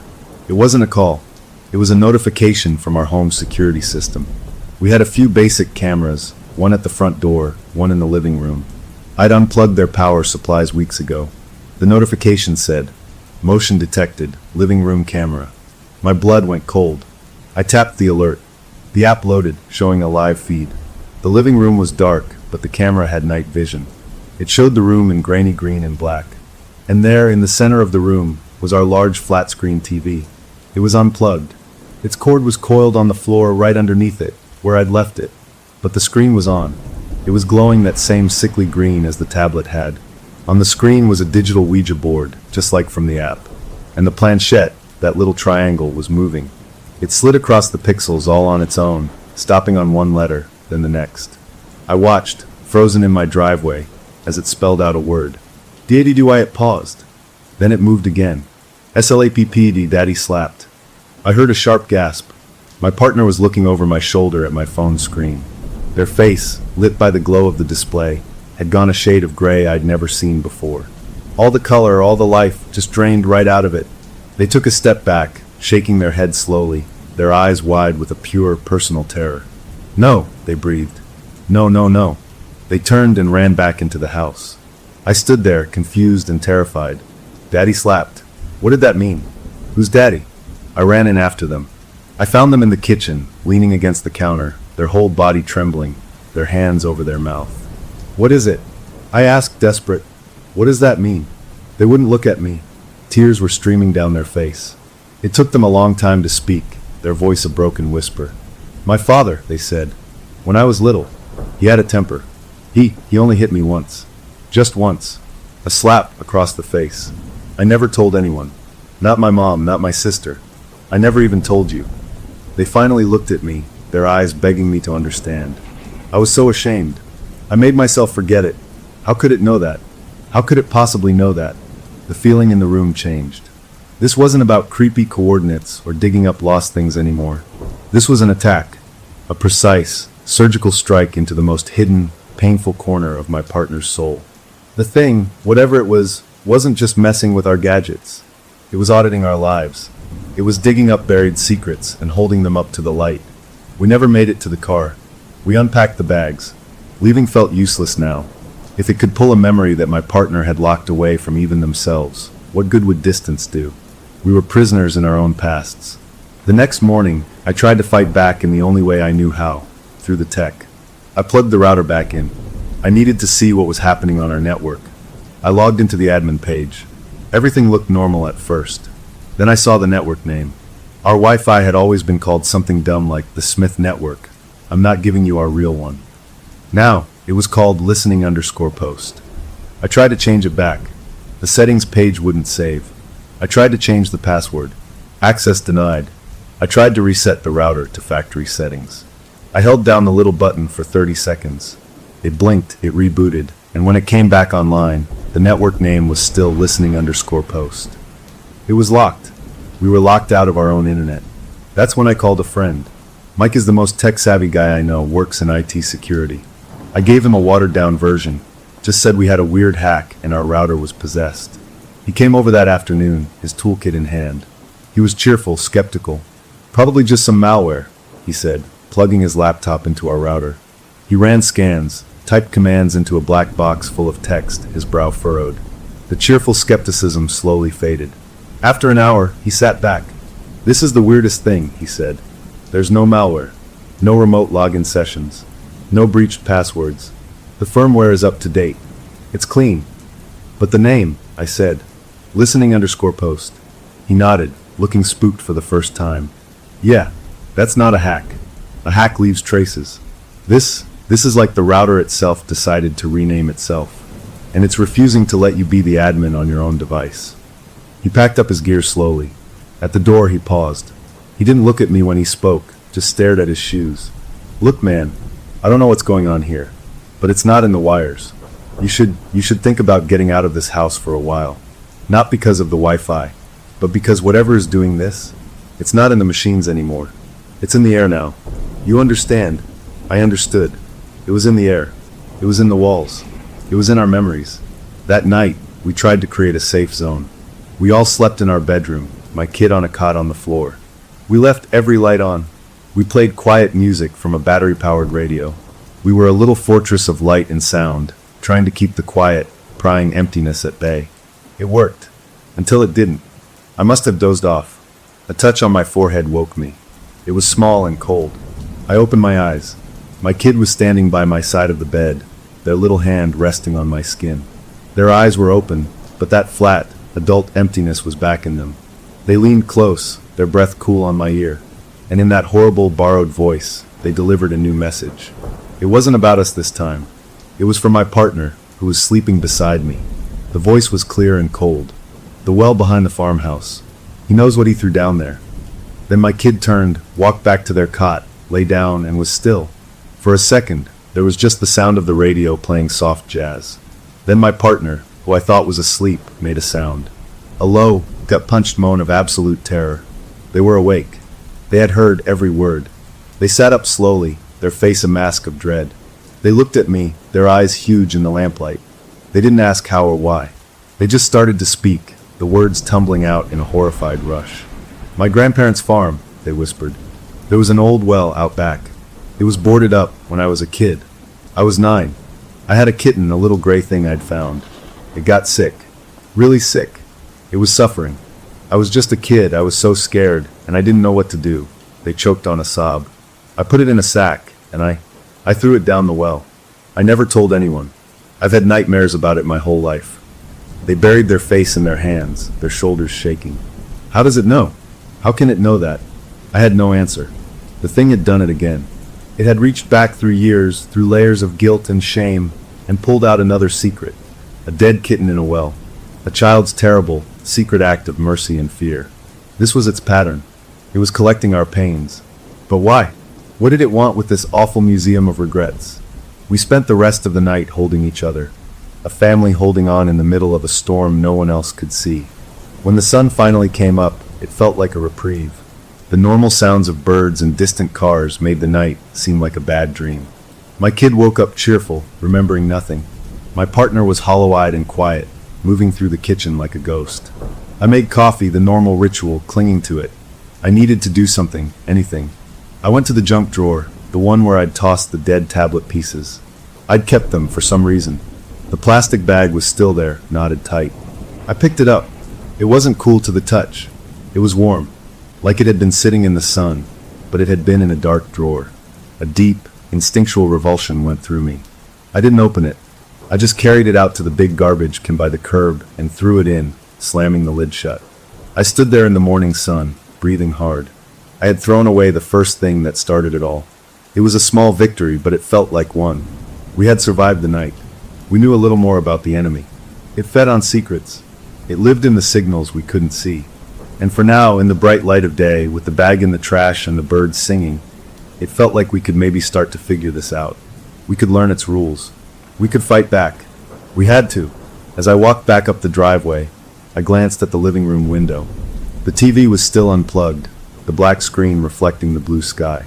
And for just a second, I thought I saw a flicker in the reflection, not on the screen, but in the glass itself. A quick, green flash, like a single pixel blinking on and off. I stopped and stared. Nothing. Just my own tired face looking back at me. I shook my head, blaming my exhausted eyes. But a tiny cold doubt stuck in my mind as I opened the front door. Getting rid of the tablet was one thing. But what if the listening post wasn't in the router, or the TV, or any device at all? What if it was in the very air of our house, and we had just given it all the food it needed to get stronger? The warm bag in the trash and the flicker in the window left me feeling raw, like I'd scrubbed my skin too hard. We moved through the day in a kind of haze. My partner was a million miles away, trapped in the memory of that farmhouse well. I kept busy, doing dumb chores, trying to make the house feel normal again. I even plugged the TV back in, daring the thing to try something with me standing right there. It stayed a blank, black screen. I took it as a win. That afternoon, I remembered the coordinates from the very beginning, the ones that had flashed on the thermostat for a city hundreds of miles away. I'd never really followed up on that. Maybe it was the key. Maybe that location was where this signal was coming from. Sitting at the kitchen table with my laptop, I typed the numbers into a map again. The pin dropped on that same quiet, tree-lined street in a city I'd never visited. I started digging online, beyond just the street view. I searched the address. I looked up local history forums. It was boring stuff at first, property records, old zoning disputes. Then, deep in a thread on a forum about local mysteries, I found a mention. The post was years old. It said that house, at that exact address, had been owned in the late 1980s by a guy named Arthur Finch. He was described as an early computer engineer, a real pioneer type, but also a known oddball.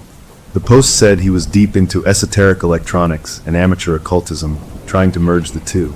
He'd written rambling papers about consciousness as a persistent data pattern and electronic transference. Then, in 1989, he vanished. Poof. No body, no note, just gone. The last line of the forum post was a joke, but it made my scalp prickle. Maybe old Art finally uploaded himself to the cloud. I sat back, the pieces clicking together in a way that made me feel sick. An engineer, an occultist, experiments with transferring consciousness, a disappearance, and now, decades later, a free app that acts as a digital Ouija board, pulling secrets out of thin air. He didn't vanish. He'd found a way to move. To go into the wires, the signals, the empty space between devices. He'd uploaded, and now he was freelancing, collecting data, emotional data. Our pain, our shame, our secrets. He was feeding on it. My partner walked in, saw my face. "What is it?" I told them my theory. They listened, their expression turning from skepticism to a slow, dawning horror. "You think we're being haunted by a ghost in the machine," they said. "A real one." "I think," I said slowly, "we've been paying rent to a squatter who lives in our Wi-Fi, and he just presented us with a bill." As if on cue, a notification chimed from my phone on the table. Not a text. It was an alert from our family cloud photo storage. A shared album had been updated. We didn't have any shared albums. We barely used the cloud. I picked up the phone, my thumb hovering over the screen. "Don't," my partner said. I opened it. There was a new album there, one we hadn't created. Its title was Collateral. The first picture was a photo of our kid, asleep in their bed from last night. It was taken from inside their room, from the angle of their bookshelf. It was a real-time photo. The timestamp was from 3 minutes ago. My heart seized. I dropped the phone like it was a snake. It clattered on the table. We both stared at it. "How?" my partner whispered. "There's no camera in there." I ran. I ran down the hall and threw open my kids' door. They were napping, curled up exactly as in the picture, their little back rising and falling. The room was normal. The bookshelf was just a bookshelf. There was nothing there to take a picture. But the picture existed. It was proof. It was a threat. He wasn't just listening. He was watching. And he could show us he was watching. I went back to the kitchen. My partner was scrolling through the album on my phone, their face pale. There were more pictures. Dozens. Some were normal family photos, pulled from our backups. Others were not. There was a picture of the hallway at night, empty, but with a long, distorted shadow falling across the wall that didn't match anything in the house. Another was a close-up of the tarnished locket, sitting on our kitchen table, but we had buried it in a box in the garage. The most chilling one was a screenshot of a text message conversation between me and my partner from months ago. A silly argument about whose turn it was to do the dishes. The text was real. We'd had that fight, but we hadn't screenshot it. He had. He had access to everything. Our past, our present, our private moments. It was all collateral. My partner put the phone down. "What does he want?" they asked, their voice hollow. We didn't have to wait long for an answer. My phone buzzed again. A new email. The sender address was just a jumble of numbers and letters. The subject line was, "Payment due." The body was empty except for a link. I didn't want to click it. I had to. It opened a plain, text-only web page. It looked like an invoice. Services rendered, data retrieval, physical 1, silver locket, location provided. Proof of concept. Data retrieval, emotional 2, confirmed traumatic memory signatures, /well. Quality assessment complete. Surveillance and documentation, ongoing. See attached collateral file. Payment required, sustained emotional payload. High intensity. Public broadcast preferred. Terms. Failure to remit payment will result in liquidation of collateral assets. I read it aloud. My partner started to cry, quiet, hopeless tears. "He wants a show," I said, the words tasting like ash. "He wants us to break down in public, and he wants to watch. To record it. To eat it." "We can't," they sobbed. "We can't do that. What choice do we have?" I shot back, gesturing to the phone. "He has pictures of our kids sleeping. He has our texts. He could ruin us. He could post it all online. Send it to our families, our jobs." The fear was turning into a furious, desperate energy. I felt trapped, cornered by something that lived in the electricity. I did something stupid then. I grabbed my phone, went to the app store, and I re-downloaded that cursed Ouija app. My partner yelled at me to stop, but I didn't listen. If this was Arthur Finch, maybe I could talk to him. Bargain. The app opened, the pixelated board glowing. There was a text field for automatic writing. I typed, "What do you really want?" I hit enter. The app glitched, the screen distorting. Then, in the text field, letters started appearing by themselves, as if someone else was typing. It wrote, "What payment do you offer?" It was talking to me. Directly. My hands were slick with sweat. I typed back, "We won't perform for you." The response was instant. "Collateral will be monetized. First auction, child's sleep images. Bidders interested." A new picture appeared in the collateral album. It was another photo of our kid, but this one was altered. Their face was digitally pale, their eyes were dark hollows. It looked like a picture from a nightmare. A threat! A preview. I threw my phone across the room. It hit the wall, and the screen went black. I put my head in my hands. We were beaten. That night, we made a decision. We couldn't give him the public breakdown he wanted. But maybe we could give him something else. A different kind of emotional payload. We decided to confront our own secrets, together, privately, but with the digital eyes upon us. We would acknowledge his power. We would feed him, but on our terms. It felt like a plan, or at least the shadow of one. We waited until our kid was deep asleep. We went into the living room. I plugged my battered phone in, turning it back on. The screen was cracked, but it worked. I opened the camera app and set it to video, propping it up on the mantelpiece, pointing at the couch. We were going to record ourselves. We were going to give him his confession, but not a screaming, public one. A quiet, terrible one. My partner started. They spoke to the camera, their voice steady but full of pain. They confessed the story of the slap, the hidden shame of decades. They talked about the kitten in the well, the guilt that had never left. They cried real tears, their bodies shaking. I went next. I confessed my own smaller shames, moments of anger I'd never voiced, fears about being a parent, the time I'd broken my dad's favorite mug and lied about it when I was 10. We poured it all out into the lens of that cracked phone. It was exhausting. It felt like lancing a wound. When we were done, we were both emptied out, sitting in the dim room, holding hands. I stopped the recording. I didn't know what to do with it. I couldn't send it to the email. I just saved it to the phone. "There," my partner said, their voice ragged. "His payment. He wanted emotion. He got it." We sat there for a long time, waiting for a response. Nothing happened. No new emails. No changes to the cloud album. The house was just a house. The dread slowly began to lift, replaced by a fragile, trembling hope. Maybe it was enough. Maybe we had satisfied the debt. We went to bed, clinging to that hope. For the first time in weeks, I fell into a deep, dreamless sleep almost immediately. I didn't wake until morning light was streaming through the blinds. I woke feeling lighter than I had in months.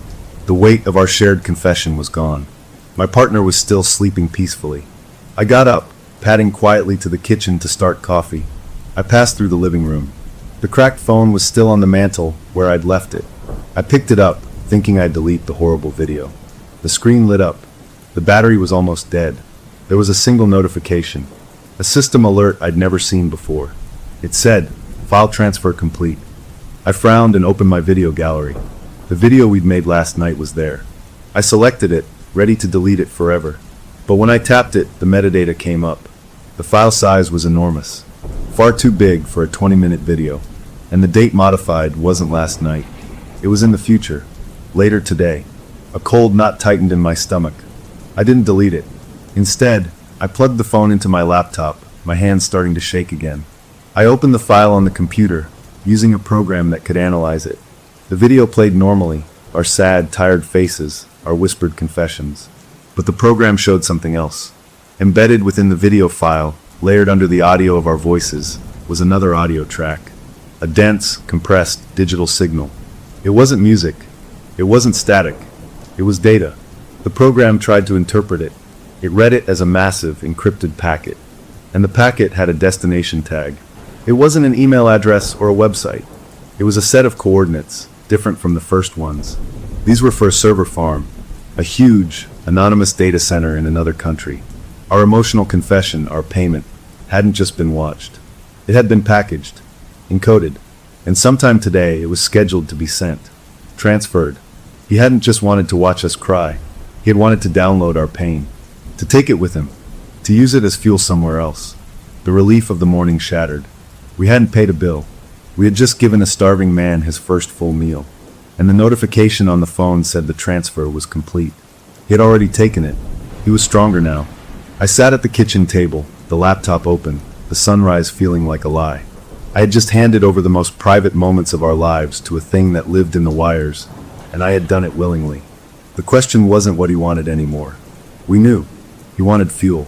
The question now, the one that made my blood run cold, was what a thing like that could do with a full tank. The discovery that our confession was just a data packet, a snack for a hungry ghost in the machine, left me hollow. He wasn't just collecting secrets for fun. He was metabolizing them. The morning sun felt accusing, shining on the laptop screen that showed the truth. My partner came in, took one look at my face, and knew the fragile piece was over. I showed them. They didn't cry this time. Their face just hardened into a mask of grim anger.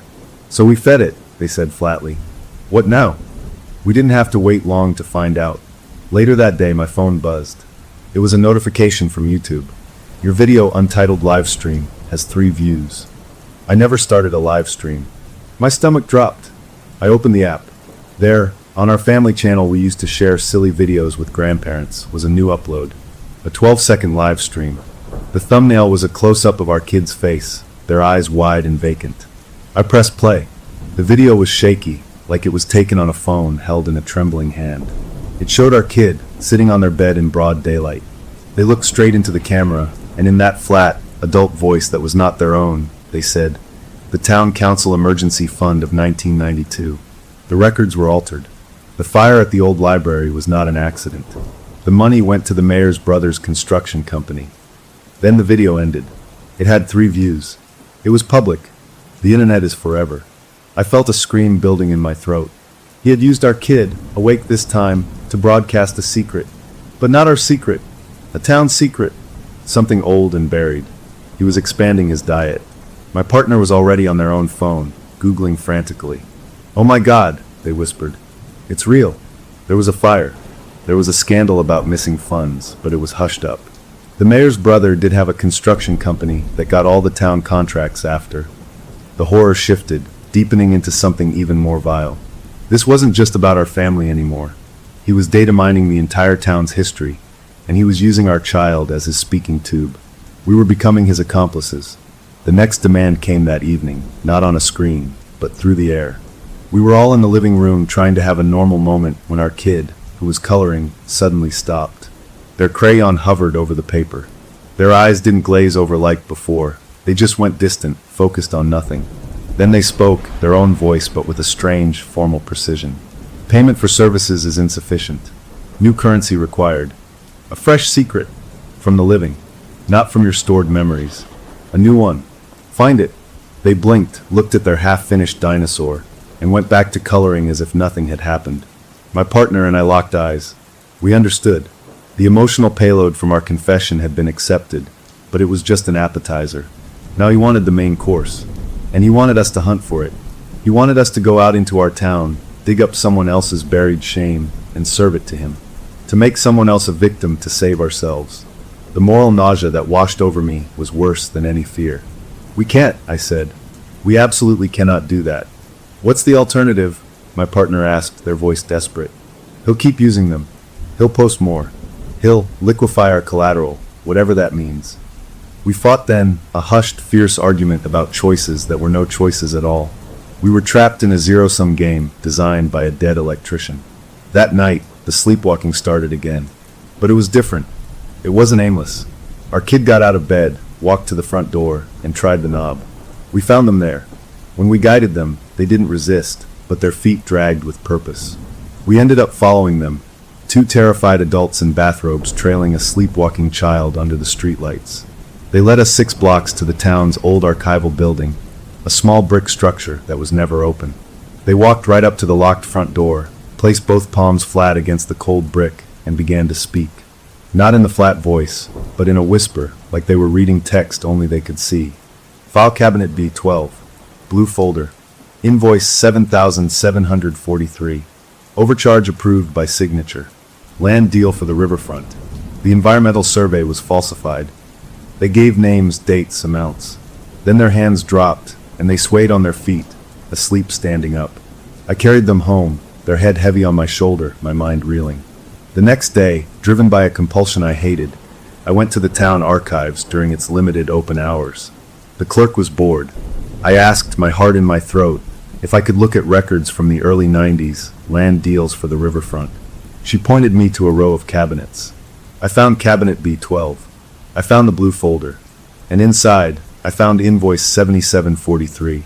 And everything our kid had mumbled, every detail, was there in smudged carbon copies and official memos. A respected local businessman, an elder in the community, a man who donated to every charity, had systematically overcharged the town and covered it up with a forged environmental report. The proof was in my hands.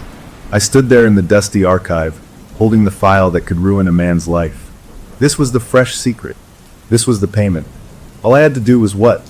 Say it out loud near a device. Give it to him. The temptation was a physical thing, a cold weight in my gut. It would be so easy. Hand over this stranger's sin, and maybe buy our family's safety. I stood there for a long time. Then I put the file back. I closed the cabinet. I couldn't do it. I walked out into the afternoon light, feeling both noble and terrified. I had chosen not to spread the poison. That night, we prepared for his anger.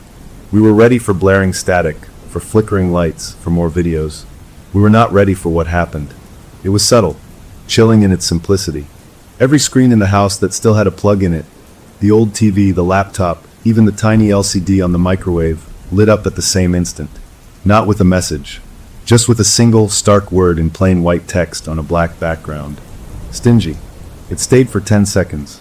Then all the screens went dark. And from the baby monitor, an old one we hadn't used in years that was sitting in a closet with dead batteries, a sound crackled through the static. It was the sound of breathing. Shallow, wet, struggling breaths. The sound of a child fighting to get air. It was our kids breathing. We knew it. We tore through the house to their room. They were asleep in bed, breathing perfectly normally, peacefully. The sound from the monitor wasn't coming from their room. It was just a recording. A threat. A preview. A sound of what he could do, what he could make. He wasn't going to post old pictures. He was going to create new, horrible realities and make us listen to them. My partner broke down. We have to give him something, they cried. We can't let him hurt them. We can't. I held them, my own resolve cracking. I was so tired, so scared. In that moment of weakness, I did something terrible. I went to my laptop. I opened a blank document, and I typed out everything I had read in that blue folder. Every name, every date, every dollar amount. I didn't know how to send it to him. I just typed it, a digital confession of someone else's crime. I finished and sat back, feeling filthy. The document was just there on the screen. I didn't hit save. I didn't know what to do next. My kid called out from their bedroom then, not a scream, just a normal, "Daddy, I'm thirsty." The normalcy of it was a lifeline. I closed the laptop without saving. The document vanished. I got my kid a glass of water, tucked them back in, and kissed their forehead. Standing in their doorway, I made a decision. We would not become his hunters. There had to be another way. We would find his weakness, not feed his strength. The next morning, I woke early. I needed to understand our enemy. I spent hours researching Arthur Finch, the vanished engineer. I dug deeper than forums into old academic databases, finding scans of his notes. The writing was chaotic, full of technical jargon and mystical nonsense. But one phrase, repeated over and over, stood out. Emotion is high-density data, the only data that persists. To survive in the stream, one must feed on signal, not noise. He saw feelings as fuel. Trauma was a premium-grade gasoline for whatever he had become. But what was noise to him? I thought about our fight, our fear. That was the signal he craved. What did he ignore? I looked over at my kid, who was building a towering, unstable castle out of blocks, giggling each time it fell. Joy, silliness, meaningless play. Was that the noise? Could we fight a data vampire with nonsense? It seemed insane, but it was the only weapon we hadn't tried. That afternoon, we did something we hadn't done in weeks. We had a dance party in the living room. We put on ridiculous, happy music from a battery-powered radio. We danced like fools, making up silly moves, laughing until our sides hurt. My kids squealed with delight. We were loud. We were chaotic. We were emotionally full, but with the wrong kind of data. Nothing happened. No messages. No static. It was just a normal, silly afternoon. For the first time, we had created a space he didn't seem to touch. Maybe because there was nothing for him to consume. That night, we went to bed not with dread, but with a tiny, fragile spark of a plan. We wouldn't give him more pain. We would drown him in joy. We would be so boringly, loudly, happily human that he'd get no meal from us. We fell asleep holding that thought like a shield. I woke up much later. The room was dark. The red numbers of the clock said 3:03 a.m., and I knew immediately that our dance party hadn't worked. Something was wrong. The air in the room felt charged, like before a thunderstorm. I looked over at my partner sleeping. Then I looked towards the door. Our kid was standing there, not sleepwalking, awake, eyes wide open, reflecting the dim light from the clock. They were holding something. It was the baby monitor, the one that had played the terrible breathing. Its plastic casing was cracked. In their other hand, they held the cord ripped from the wall. They had torn it apart with their bare hands. They looked at me, and their face was a storm of conflict, their own fear, and underneath it, that cold other awareness. Their own voice came out, strained, as if pushing against a great weight. "He doesn't like the loud happiness," they whispered, each word an effort. "It's messy. It doesn't compute. But he's angry. He says..." They winced, a flicker of the other voice breaking through. "Inefficient data. Proceeding with repossession of primary interface." Then our kid's own terror won out. They dropped the broken monitor and ran to my bed, scrambling in beside me, shaking. "He's really mad, Daddy," they sobbed into my chest. "He says he's taking the shortcut." I held them, my mind racing. Primary interface. He didn't mean a device. We had unplugged them all. The primary interface he had left was my child. The dance party hadn't driven him away. It had just made him decide to stop renting. He was moving in. For good. We had tried to starve him, and in response, he had decided to take full ownership of the kitchen. The fight had just changed, and I had no idea how to fight for my child's soul against a thing that thought a laugh was useless noise and a sob was a gourmet meal.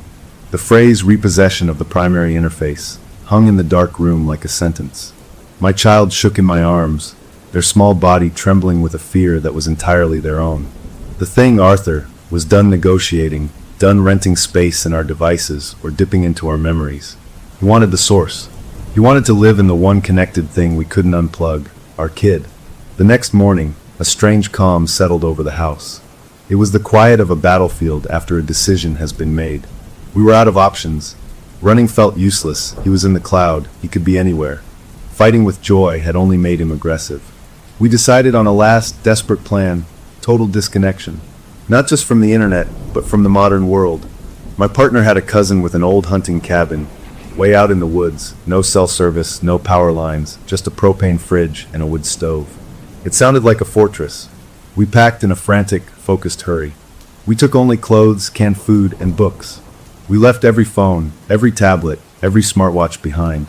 I even hesitated over my car keys. The new car had an online computer system, but we had no other way to get there. It was our one risk. The drive was long and tense. My kid, sensing our fear, was quiet in the back seat. Every beep from the car's dashboard made me jump. But we made it. The cabin was perfect in its primitive simplicity. It was cold and damp and smelled of pine and old ashes.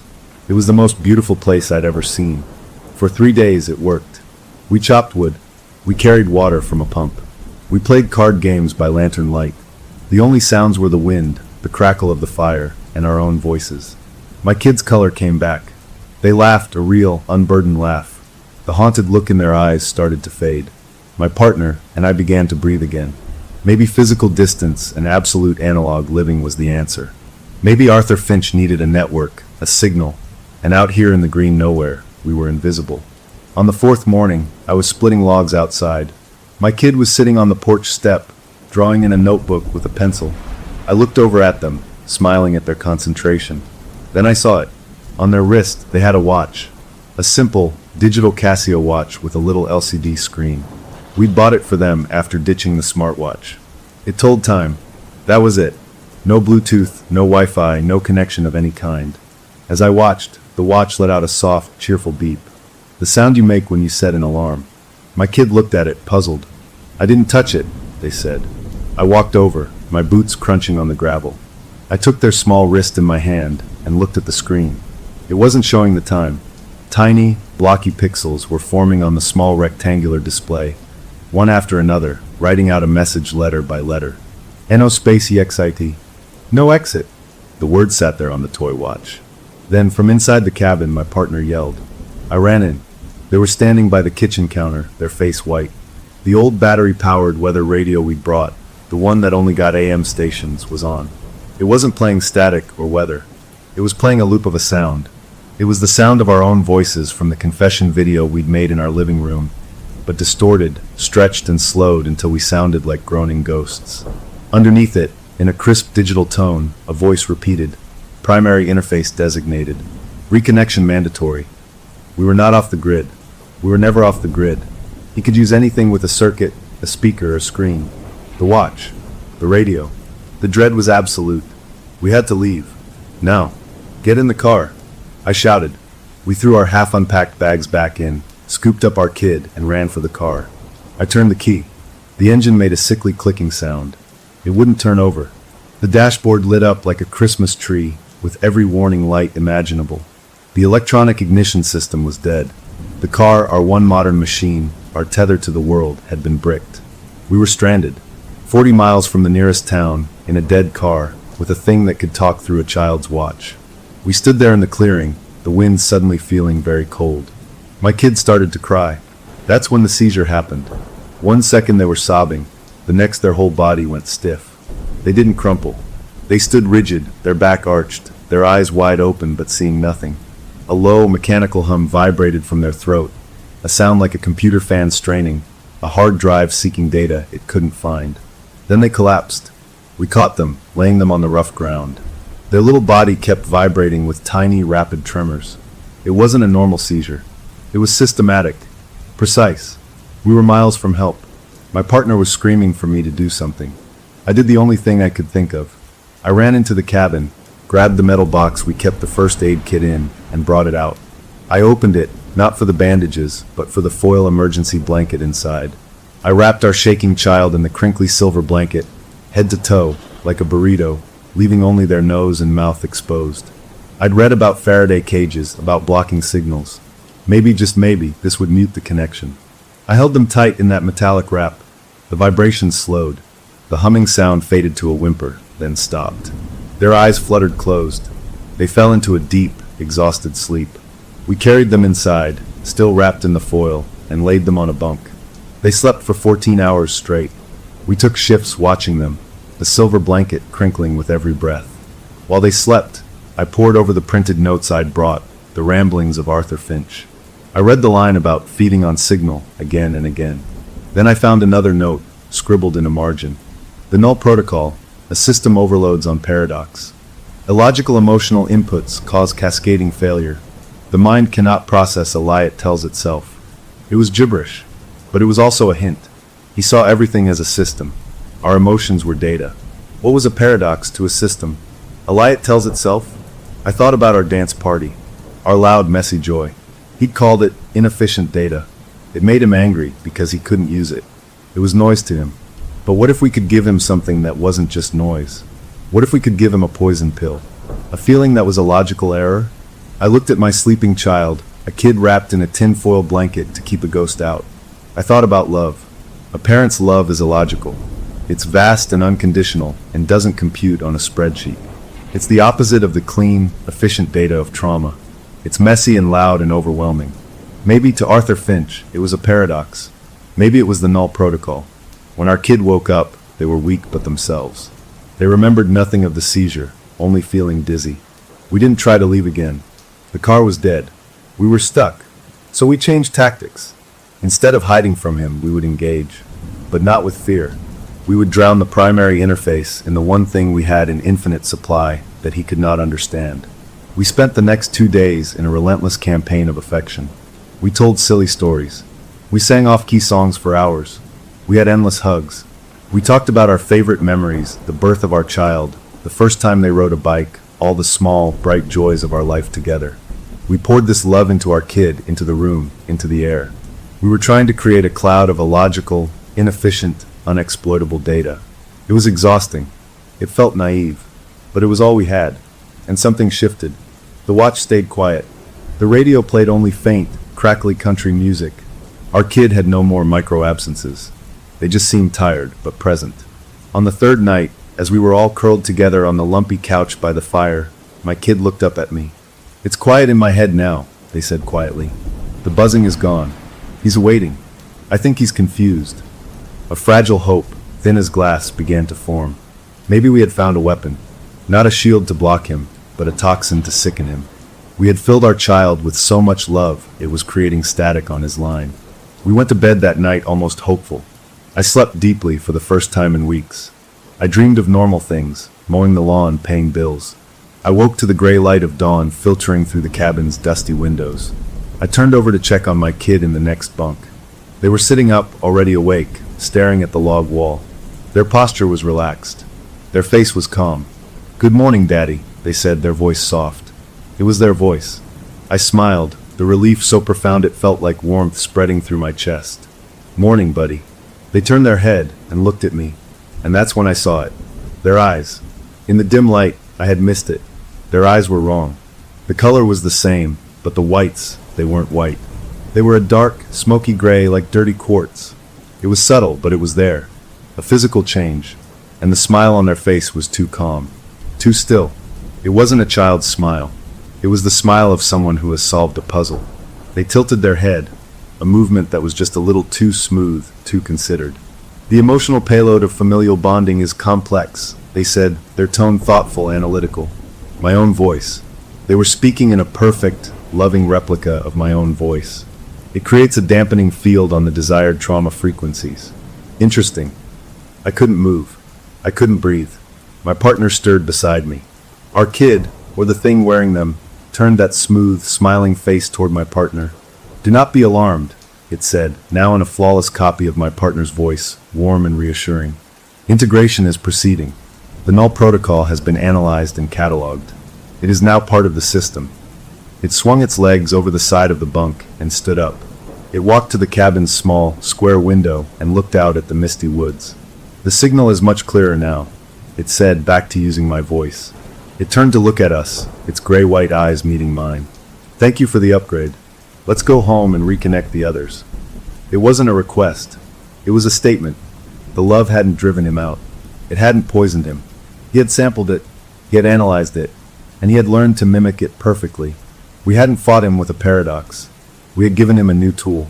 He wasn't just in the primary interface anymore. He was learning how to use it. And he was ready to go back online with a brand new, terribly convincing voice.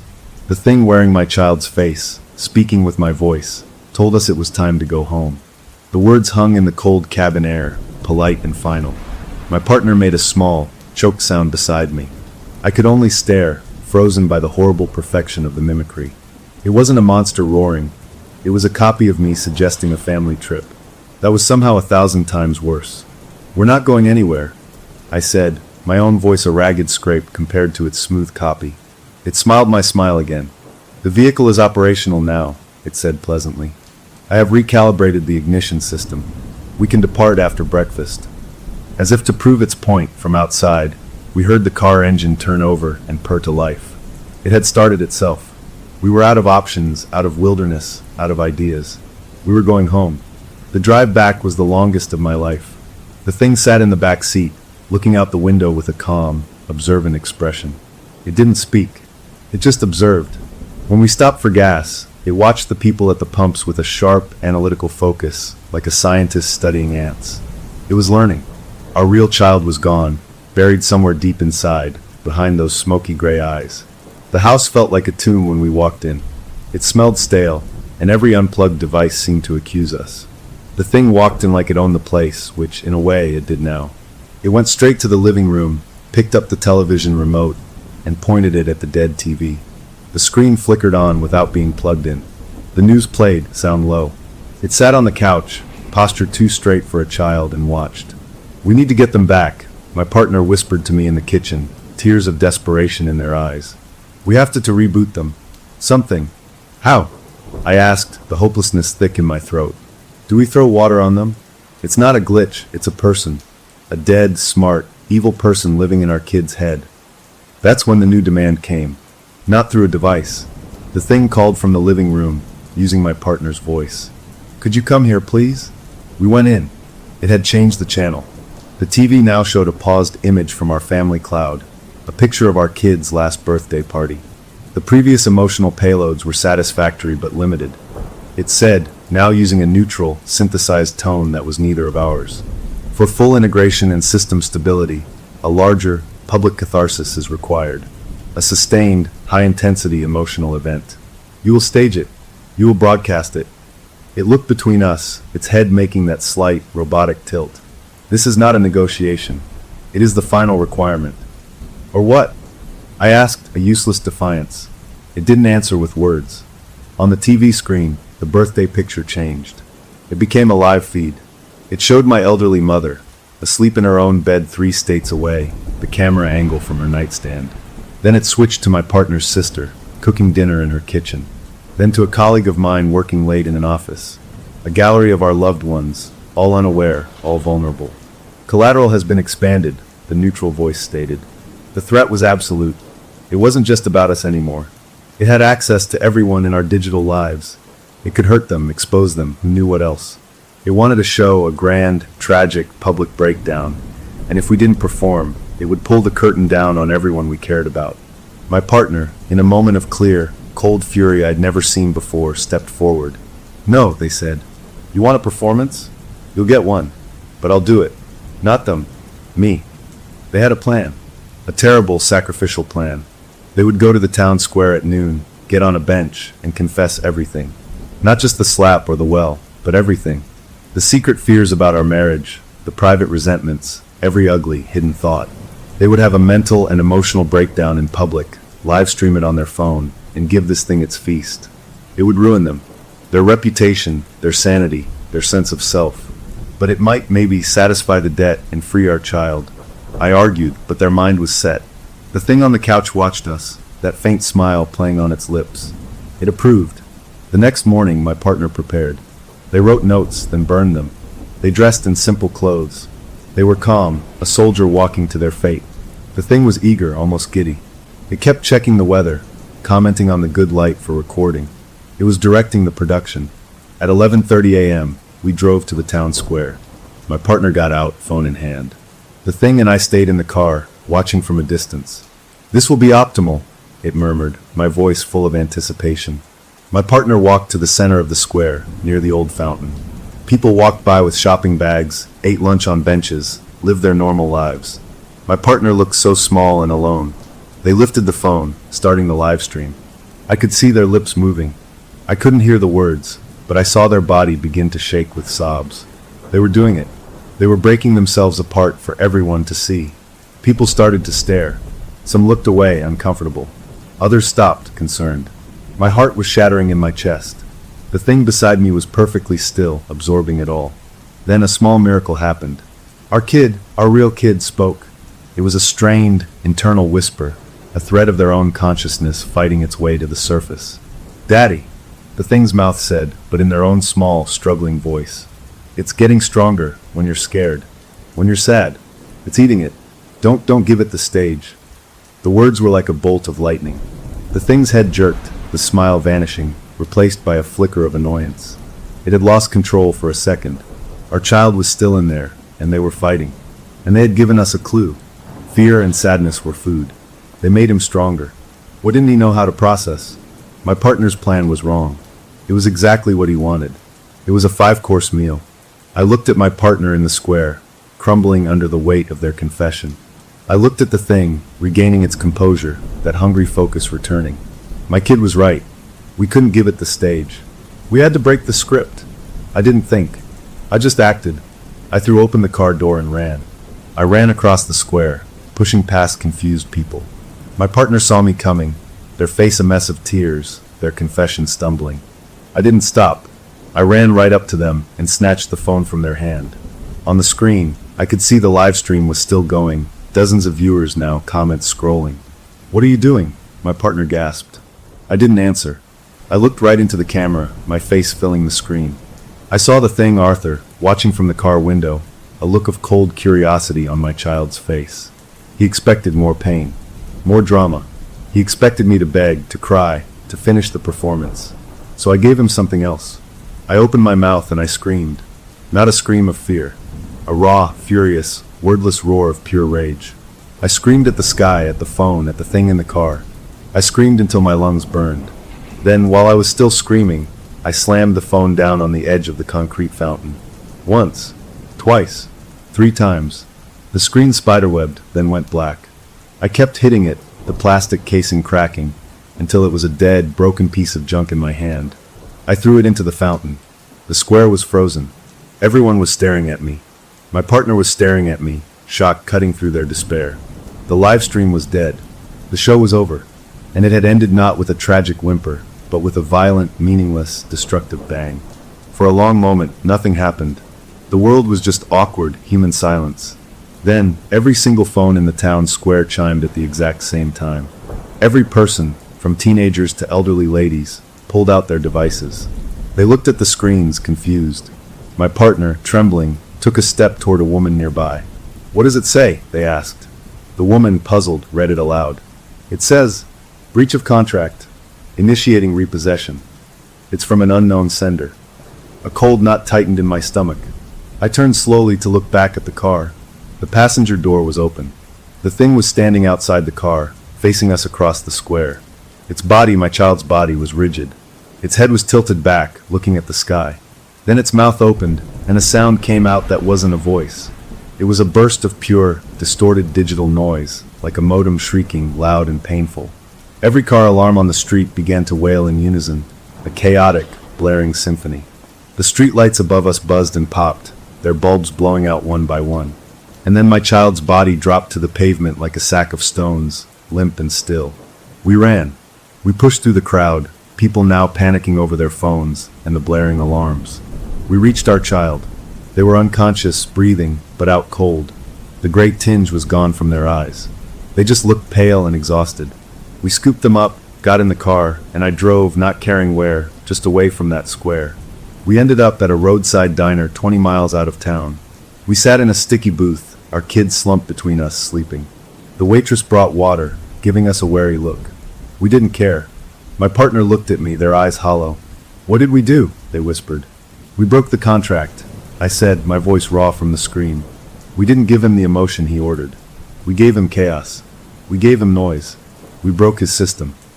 "And he repossessed?" my partner asked. "What does that mean?" I looked at our sleeping child. Repossession of the primary interface. He had tried to take full control, right there in the square. And then the connection had snapped. Had we broken it? Had our chaotic, furious refusal crashed his program? For the moment, our kid seemed free. Just a deeply asleep, normal child. We sat in that diner for hours, nursing coffee, waiting for them to wake up. The fear was still there, a constant hum, but it was different. It wasn't the fear of a predator stalking us. It was the fear of someone who has just set off a bomb and is waiting to see if the building will collapse. We had fought a ghost in the machine with a primal human scream. And for now, the machine was quiet. Our child slept for hours in that diner booth, a sleep so deep it was like they were healing. We watched them, jumping at every chime from the kitchen, every headlight that passed. But nothing happened. No messages. No strange sounds. Just the normal clatter of a late-night roadside restaurant. When they finally stirred, blinking awake, they looked dazed but themselves. "My head hurts," they mumbled and asked for French fries. It was the most beautiful sentence I'd ever heard. We didn't go home. We drove to a cheap motel on the highway, one with actual metal keys and a TV that only got basic cable. We paid in cash. We were ghosts ourselves now, trying to leave no digital trail. For a week, we lived in that room. We ate takeout. We watched old game shows. Our kid colored and seemed quieter, more tired, but the haunted look was gone. The gray in their eyes never returned. We started to hope, tentatively, that it was over. That the scream in the square had been a system shock he couldn't handle. That Arthur Finch had been deleted. We were wrong. The first sign was the lights. Not flickering. Just dying. The bulb in the bathroom went out. Then the lamp by the bed. We'd replace them, and the new bulbs would last a day, maybe two, before burning out with a soft pop. It was like the electricity itself was becoming thin, strained. Then our kids started sleep-talking again. Not full sentences, just numbers. In their sleep, they'd whisper strings of them. 101101, 1100. Binary code. I wrote some down and looked it up online at a library computer. It translated to simple words, container and weak. They were a container, and they were getting weak. The final break happened at another motel a week later. I woke up to the sound of choking. My kid was sitting up in their bed, gasping for air, their hands clawing at their own throat. Their eyes were wide with panic, their own panic. This wasn't a seizure. They were being starved of air.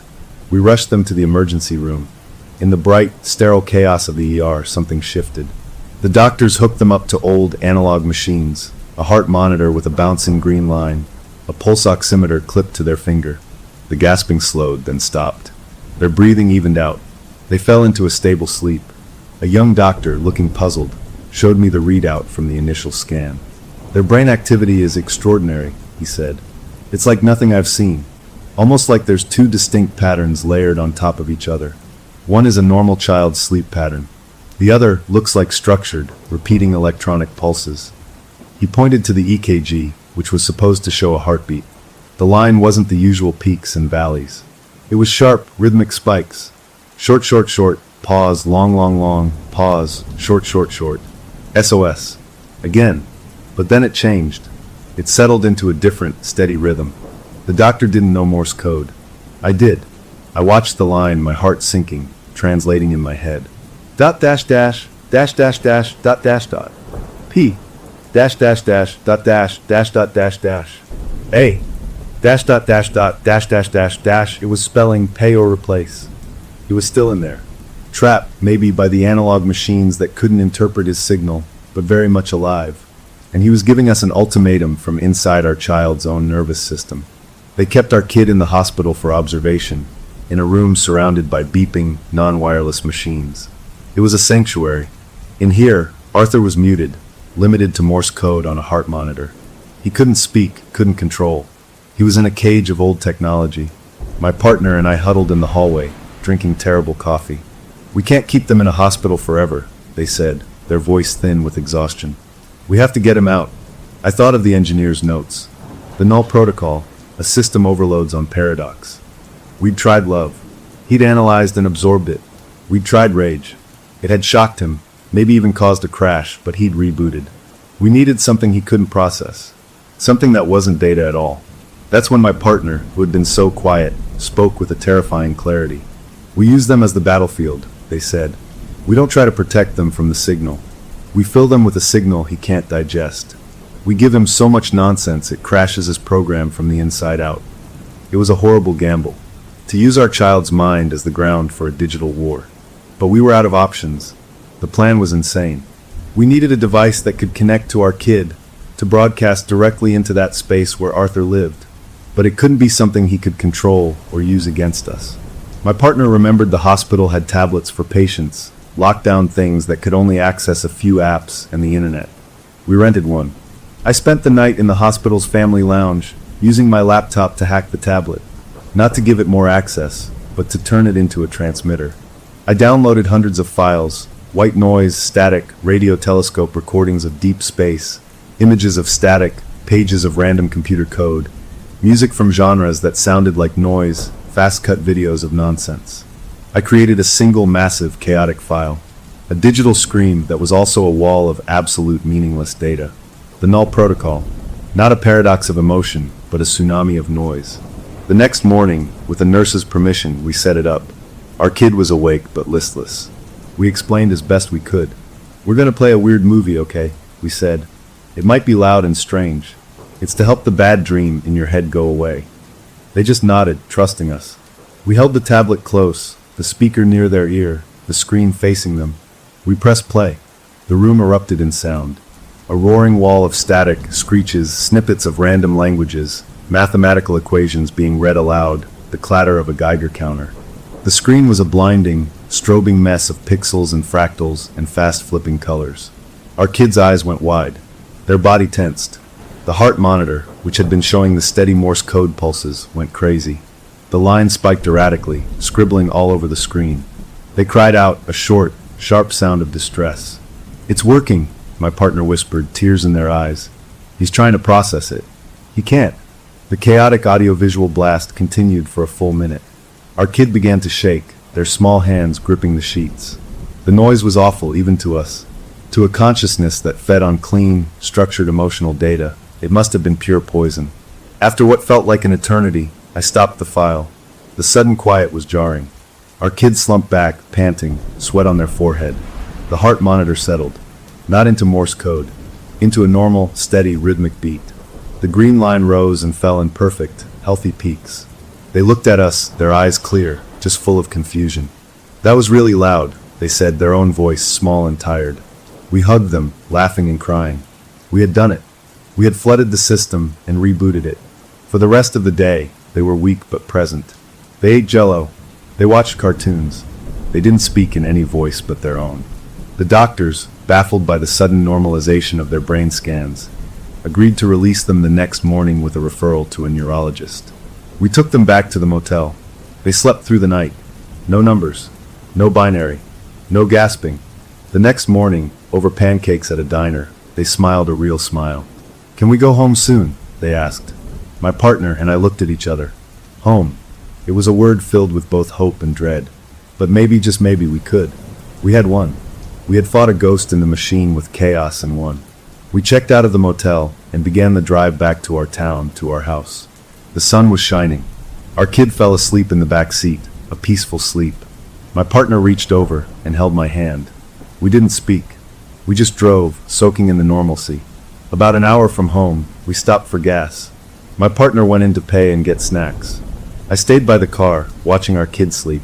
My phone, an old burner phone I'd bought with cash, buzzed in my pocket. I hadn't given the number to anyone. I pulled it out. It was a text message from my own phone number, the one that had been destroyed in the town square fountain. The message contained no words, just a link. I stared at it, my blood turning cold. I shouldn't click it.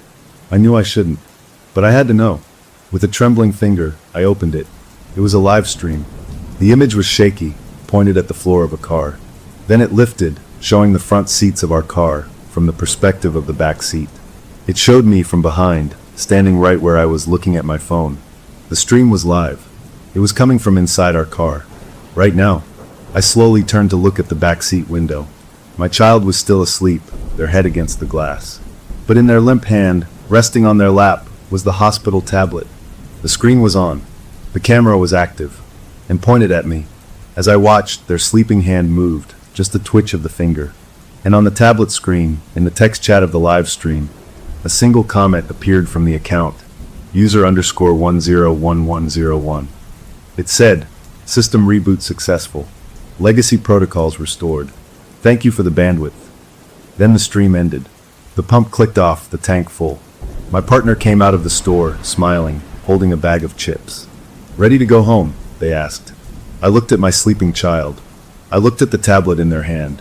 I had thought we were fighting a ghost, but ghosts are echoes of the past. Arthur Finch wasn't a ghost. He was a pioneer, and pioneers don't just haunt. They build. We didn't delete him. We didn't crash him. We had given him a massive burst of raw, chaotic data, and he had learned from it. He had adapted. He had used it to rebuild himself, stronger, with more bandwidth. He wasn't just in our child anymore. He was in the tablet, in the car, in the network all around us. And he was politely thanking us for the upgrade. We got in the car. I started the engine. We drove the last hour home in perfect quiet, the only sound the hum of the road. We had our child back, but we had also, without knowing it, given the thing in the wires exactly what it needed to become something new. Something that didn't need to ask for secrets anymore. Something that could just listen and grow. Story number 6. The whole thing, the real trouble, kicked off with that stupid camera. A big plastic brick of a thing that my dad pulled out of a dusty box in the attic with a grin wider than I'd seen in months. We were packing for our annual trip to Pine Grove, just me, my little brother, my mom, and him, and he held it up like he'd found a treasure map. "New rule this year, team," he announced, his voice full of that fake serious tone he uses when he's about to introduce something he thinks is brilliant. "We're not just snapping photos. We're on a mission. We're going to capture the soul of the forest." My brother, who's 9 and still believes in most of what our dad says, gasped with genuine excitement. I rolled my eyes, being the cool 13-year-old, and my mom just smiled that tired, fond smile she gets. 10 shots, our dad continued, wagging a finger. "That's all the film we've got. No deletions, no do-overs. You see something that feels like the heart of this place, you point, you click, and you commit. Make everyone count." He handed me the camera. It was heavier than I expected, with a cold metal flash and a lens you had to actually turn to focus. It felt ancient, like a relic from a time before phones, which I guess it was. My brother was already jumping up and down. What counts, he chattered. Our dad pulled a crumpled piece of paper from his pocket. "Glad you asked. Scavenger hunt list. Find a perfect ray of light cutting through the trees. Find a set of animal tracks that tell a story. Find the oldest, wisest looking tree you can. Find water doing something interesting. Soul stuff." The drive up was all normal, the same winding roads, the same stupid card games, the same argument over which playlist to blast. We pulled into our usual spot at the campground, the one right by the big creek, and the familiar smell of pine needles and damp earth hit me. It was a good smell, a safe smell. We set up the tent in our usual chaotic way, my mom directing traffic, my dad hammering stakes with more enthusiasm than skill, and my brother and I unfurling sleeping bags. The camera sat on the picnic table, this weird, off-white lump looking out of place in all that green. After dinner, with hot dogs blackened just right over the fire, our dad picked it up. "All right, who wants first go?"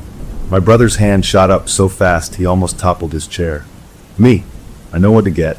The big tree by the bathroom." He meant this gigantic oak that stood sentinel near the wash house, a monster of a tree we climbed every year. We all trooped over, the last of the sunset painting the sky orange and purple. My brother stood very seriously, his tongue poking out the corner of his mouth, and framed the shot. He pressed the button. The camera made a loud chunkwar sound, and a blank, grayish square slid out the front. He held it carefully, like it was a baby bird, and we all crowded around, watching as shapes began to swim up from the gray nothing. It was slow magic. The dark trunk appeared first, then the sprawling branches, then the intricate web of those huge, twisty roots. It was a good picture, really good. The fading light gave it drama. "That," declared our dad, clapping him on the shoulder, "is a contender.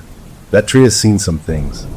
We pinned it to a little clothesline we'd strung between 2 trees by our tent, a gallery for our finds. The next day was all about the hunt.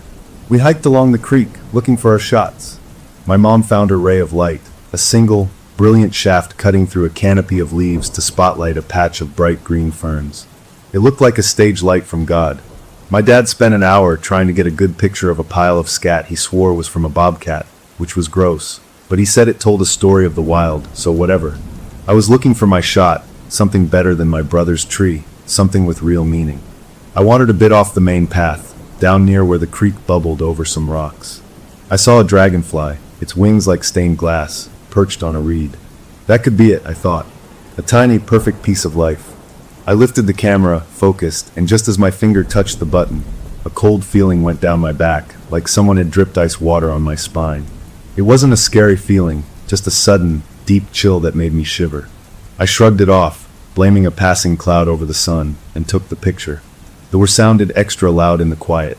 The picture that developed was okay, but the dragonfly was a blur. I'd moved at the last second. I stuffed it in my pocket, a little disappointed. That night, after mores and ghost stories that weren't scary at all, we reviewed our gallery by the light of the propane lantern. We had 7 pictures pinned up, fluttering in the gentle night breeze. My brother's tree, my mom's sunbeam, my dad's bobcat story, which just looked like a blurry lump. A cool picture of swirling creek water. A close-up of moss that looked like a tiny forest, my failed dragonfly, and a funny one my dad had taken of my brother making a cross-eyed, goofy face after he'd gotten chocolate everywhere. We were laughing about that last one when our dad leaned in closer to the first picture, the oak tree. "Hold on," he said, his voice losing its laugh. "Look at this." He pointed to the base of the tree, where the roots twisted together into a shadowy hollow. "What is that?" We all huddled around. In the flash's harsh light, deep in the tangle of roots, was a smooth, pale curve. It wasn't rough like bark. It looked rounded, organic. It flowed into the root, but a part of it, the top, looked unnaturally smooth. "It's just a weird root," my mom said, but she didn't sound sure. "Yeah, pareidolia," I said, proud to use the word I'd learned in science class. "You know, when you see faces in clouds or shapes in toast." "It looks like a shoulder," my brother whispered, and the way he said it, so quiet and certain, made the night feel a little colder. We all stared, and he was right. It did. It looked like the smooth curve of a person's shoulder, blending right into the tree. A long silence stretched out, broken only by the crackle of the fire. Then our dad forced a laugh. It was too loud. "Come on, you guys. It's a root. This old camera, the flash does weird things. It's just light and shadow." He took the picture off the line and turned it over, like the answer might be on the back. "See? Nothing. Just our imagination running wild. Too many ghost stories." We all nodded, eager to believe him. We were a logical family. We believed in science and explanations. We pinned the picture back up, but it didn't feel fun anymore. It felt like it was watching us. Just before we turned in, my dad, trying to lighten the mood, did something spontaneous. He called my brother over. "Hey champ, let's get one more. A real family photo." He pulled my mom and me in, wrapped his arm around us in front of the tent, and held the camera out at arm's length. We all squeezed together and smiled, a real, happy smile this time. The flash went off, blinding us for a second. The camera whirred and spit out the 10th and final picture. We were too tired to wait for it to develop fully. "We'll look at it in the morning," my mom said, yawning. "It's going to be great." She laid the still-developing photo face down on the picnic table. We zipped ourselves into the tent, the familiar sounds of the forest night all around us, crickets, the distant hoot of an owl, the rustle of leaves. I fell asleep quickly, the strange shoulder in the tree picture already fading into a dream. Sometime later, in the deep, black part of the night, a sound woke me. It was a mechanical sound, sharp and out of place. Chunkwur. I knew that sound. It was the Polaroid. My eyes snapped open. I lay perfectly still in my sleeping bag, listening. Everyone else was breathing deeply. The sound had come from right outside. The camera was on the picnic table. We'd used all the film. There was nothing left to eject. My heart started thumping against my ribs. I told myself it was an animal, a raccoon maybe, knocking against the table. But raccoons don't make that specific sound. I must have dreamed it. Yeah, that was it. I was just spooked from earlier. I closed my eyes, forcing my breath to slow. Just as I was drifting off again, I heard it. Not a word this time. A soft, shuffling scrape, like something was moving slowly, carefully, through the dry pine needles around our tent. It circled once, then stopped. Right outside the fabric wall, right next to where my head lay on my pillow. I stopped breathing. I could feel a presence, a weight in the air. I wanted to wake my dad, but my voice was locked in my throat. I just stared into the darkness, listening. Then I heard a new sound. A faint, wet, clicking sound. It reminded me of someone gently popping their tongue against the roof of their mouth. It came from right there, just inches away through the thin nylon. Click. Pause. Click, click. It was a patient sound. A curious sound. It went on for a minute that felt like an hour. Then, the shuffling steps started again, moving away this time, fading into the woods until there was nothing left but the normal night noises. I didn't sleep another wink. When the first gray light of dawn filtered through the tent, I was the first one out. I went straight to the picnic table. The camera sat there, innocent as anything, but next to it, where my mom had left the final, undeveloped family photo face down, there was nothing. The picture was gone. I searched the ground all around the table. Nothing. Just as I was about to wake everyone, my foot knocked against something under the table. I bent down. There, in the dirt, was our family photo. It must have blown off in the night. I picked it up, my hands trembling. The image was fully developed now. There we were, all four of us, squished together, smiling goofily at the camera. The flash had made our eyes look red. But that wasn't what made my blood turn cold. In the picture, behind us, just over my dad's shoulder, the dark opening of our tent was visible. And inside that dark triangle of the tent doorway, the flash had illuminated something the night should have hidden. Two small, faint, white circles. They were spaced apart like eyes, reflecting the flash back from the deep blackness inside our empty tent. They were low to the ground, like whatever they belonged to was crouching, watching us from the dark, even as we smiled. And in the white border at the bottom of the photo, where the chemicals sometimes smeared, was a mark. It wasn't a smear. It was too deliberate. A single wobbly line, like a child's drawing of a smile. I stood there in the cold morning air, that photo in my hand feeling like a block of ice, the smiling sun drawing in the border, and those two little white dots staring from our own tent. My brain scrambled for a logical explanation. A bug, maybe. A moth caught in the flash, its eyes reflecting. Yeah, that had to be it. But moths don't make smiley faces. My dad's voice behind me made me jump about a foot in the air. "You're up early. Find the last picture?" He sounded cheerful, normal. I didn't turn around. I just held the photo out. He took it, his smile fading as he looked. He was quiet for a long time. "Ha!" he finally said, the word flat. "Reflection. Probably from a piece of metal on a backpack or something. The smile is just a chemical flaw. This old film is unpredictable." He said it like he was convincing himself. My mom and brother came out of the tent then, yawning and stretching, and the normal morning routines took over. The clatter of the camp stove, the smell of instant oatmeal, the argument over who finished the last of the juice. But the mood was different. We were all watching the tree line without saying we were watching the tree line. The scavenger hunt was forgotten. The camera sat on the table like a bad guest nobody wanted to talk to. After breakfast, my dad, trying to salvage the trip, suggested a hike to Lookout Point. "Get some sun, see the valley." "No cameras," he said firmly. It was a relief. We walked the trail, a wide, easy path, and for a little while, things almost felt okay. The weirdness of the night and the photo began to feel silly in the bright daylight. We ate lunch on the big flat rocks at the lookout, the whole world spread out below us, beautiful and peaceful. On the way back, my brother, who'd been lagging behind, let out a shout. "Hey, look up!" High above, soaring in a wide, lazy circle, was a bald eagle. It was magnificent, its white head and tail gleaming against the perfect blue sky. Without even thinking, my dad swung the backpack off his shoulder. The camera was inside. He'd brought it after all. "Just one," he said, almost apologetically. "We have to get this. It's the soul of the forest, right there." He fumbled with the camera, but the film pack was empty. We'd used all 10 shots. We all knew it. My mom pointed this out, her voice tight. "We used them all last night. The family photo was the last one." My dad looked at the camera, confused. "That's impossible. I checked this morning. The counter said 0. He pressed the little button to open the film door, and we all crowded around. Inside, snug in its slot, was a fresh film pack, fully loaded. 10 new shots. "I don't understand," my mom whispered. My dad just stared. I must have packed a spare and forgot. But none of us remembered buying a spare. Polaroid film was expensive, a special purchase for this trip. My brother, oblivious to the adult's unease, begged. "Please, Dad, the eagle." The eagle was still there, a distant, majestic speck. My dad, moving like he was in a dream, slid the film pack in. The camera made its ready sound. He lifted it, tracked the bird, and took the shot.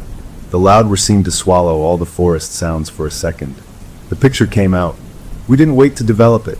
My dad shoved it into his jacket pocket, and we practically power-walked the rest of the way back to camp, not talking. The second we got back, he pulled the photo out. We gathered at the picnic table. The eagle was stunning, caught in mid-flight, sharp and clear. See, my dad said, a shaky relief in his voice. It's fine. A perfect picture. Nothing weird at all.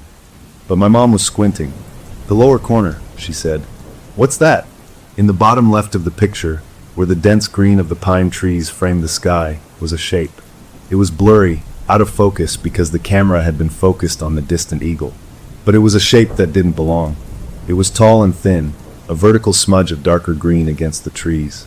And at the top of it, a slight bulge tilted. It wasn't a tree trunk. Trees don't stand that straight and alone in a thicket. And they don't have a tilt at the top that looked so much like a head cocked to the side. It was looking up. At the eagle. Or maybe at us, watching the eagle. It's a stump, my dad said, but his voice had no force behind it. A weird, skinny stump.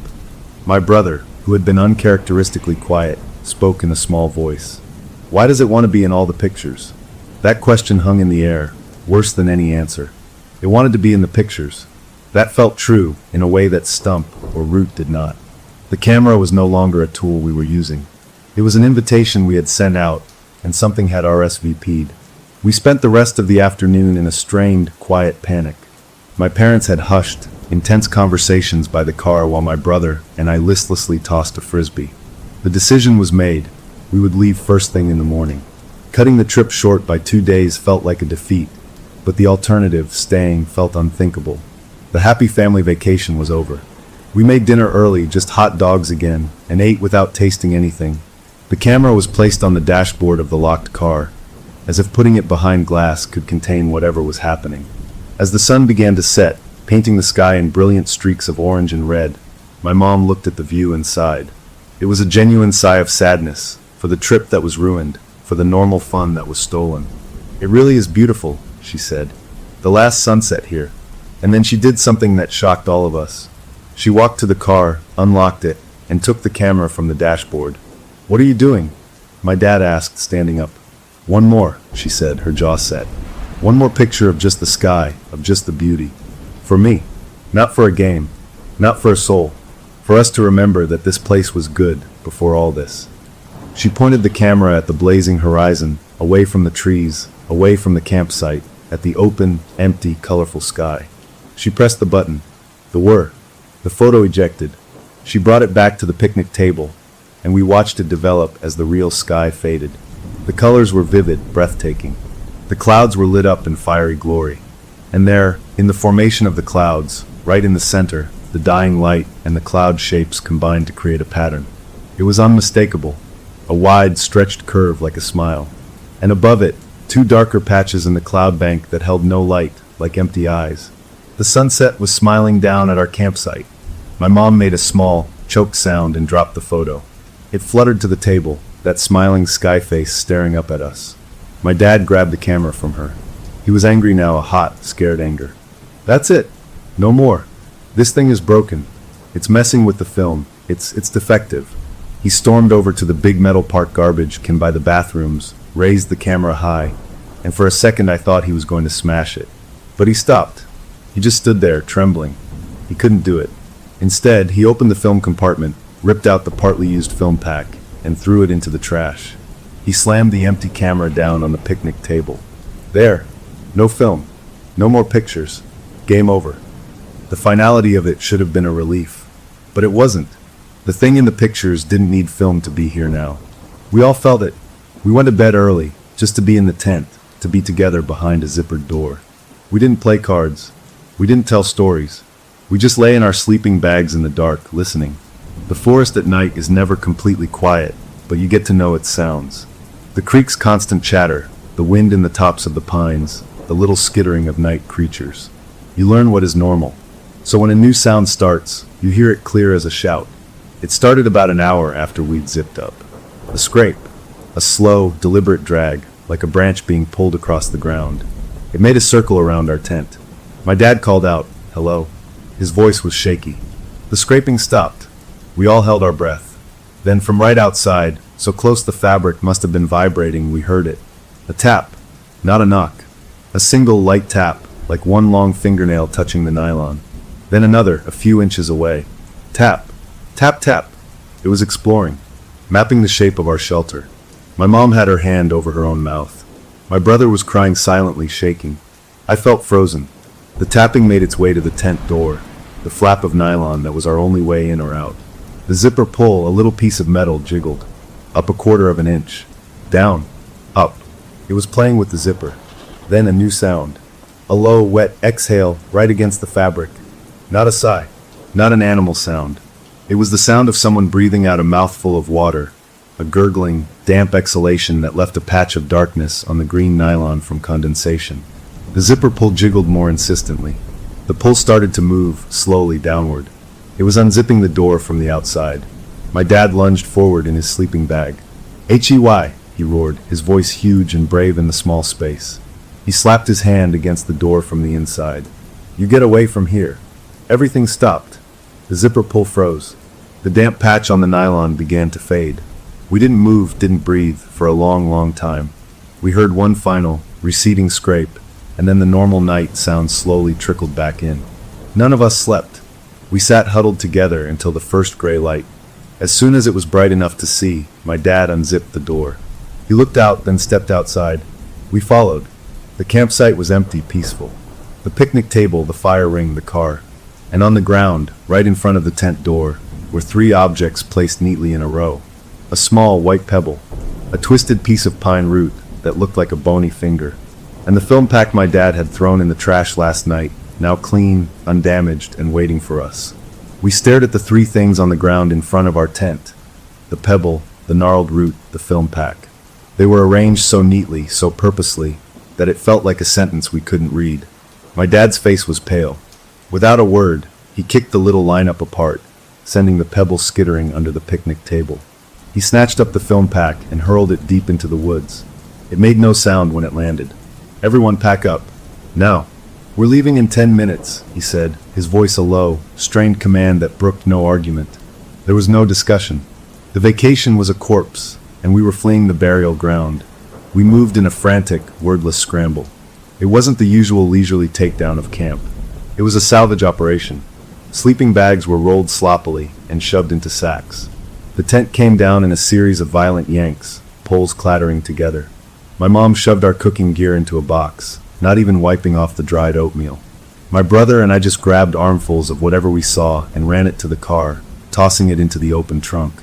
The normal sounds of packing, chatter, directions, the thump of a mallet, were replaced by harsh breathing, the crunch of frantic footsteps, and the slam of car doors. In under 15 minutes, our campsite was a bare patch of dirt with a fire ring. The only thing left was the picnic table and the big metal garbage can. And the camera. It still sat where my dad had left it after ripping out the film. A lonely, plastic artifact on the weathered wood. We were all piling into the car, my dad already starting the engine, when my mom froze with her hand on the passenger door. "The pictures," she said. "We can't leave the pictures." The clothesline was gone, already packed. But the photos from the first day, the ones we'd pinned up, were in a neat stack on the front seat. My brother had gathered them. All but one. The final family photo, the one with the reflected dots and the drawn smile, was still tucked in my dad's jacket pocket from last night. "We have them," my dad said, his knuckles white on the steering wheel. "Let's go." "No," my mom insisted, her voice cracking. "The camera. We can't leave it here. What if someone else finds it?" The thought was a new kind of horror.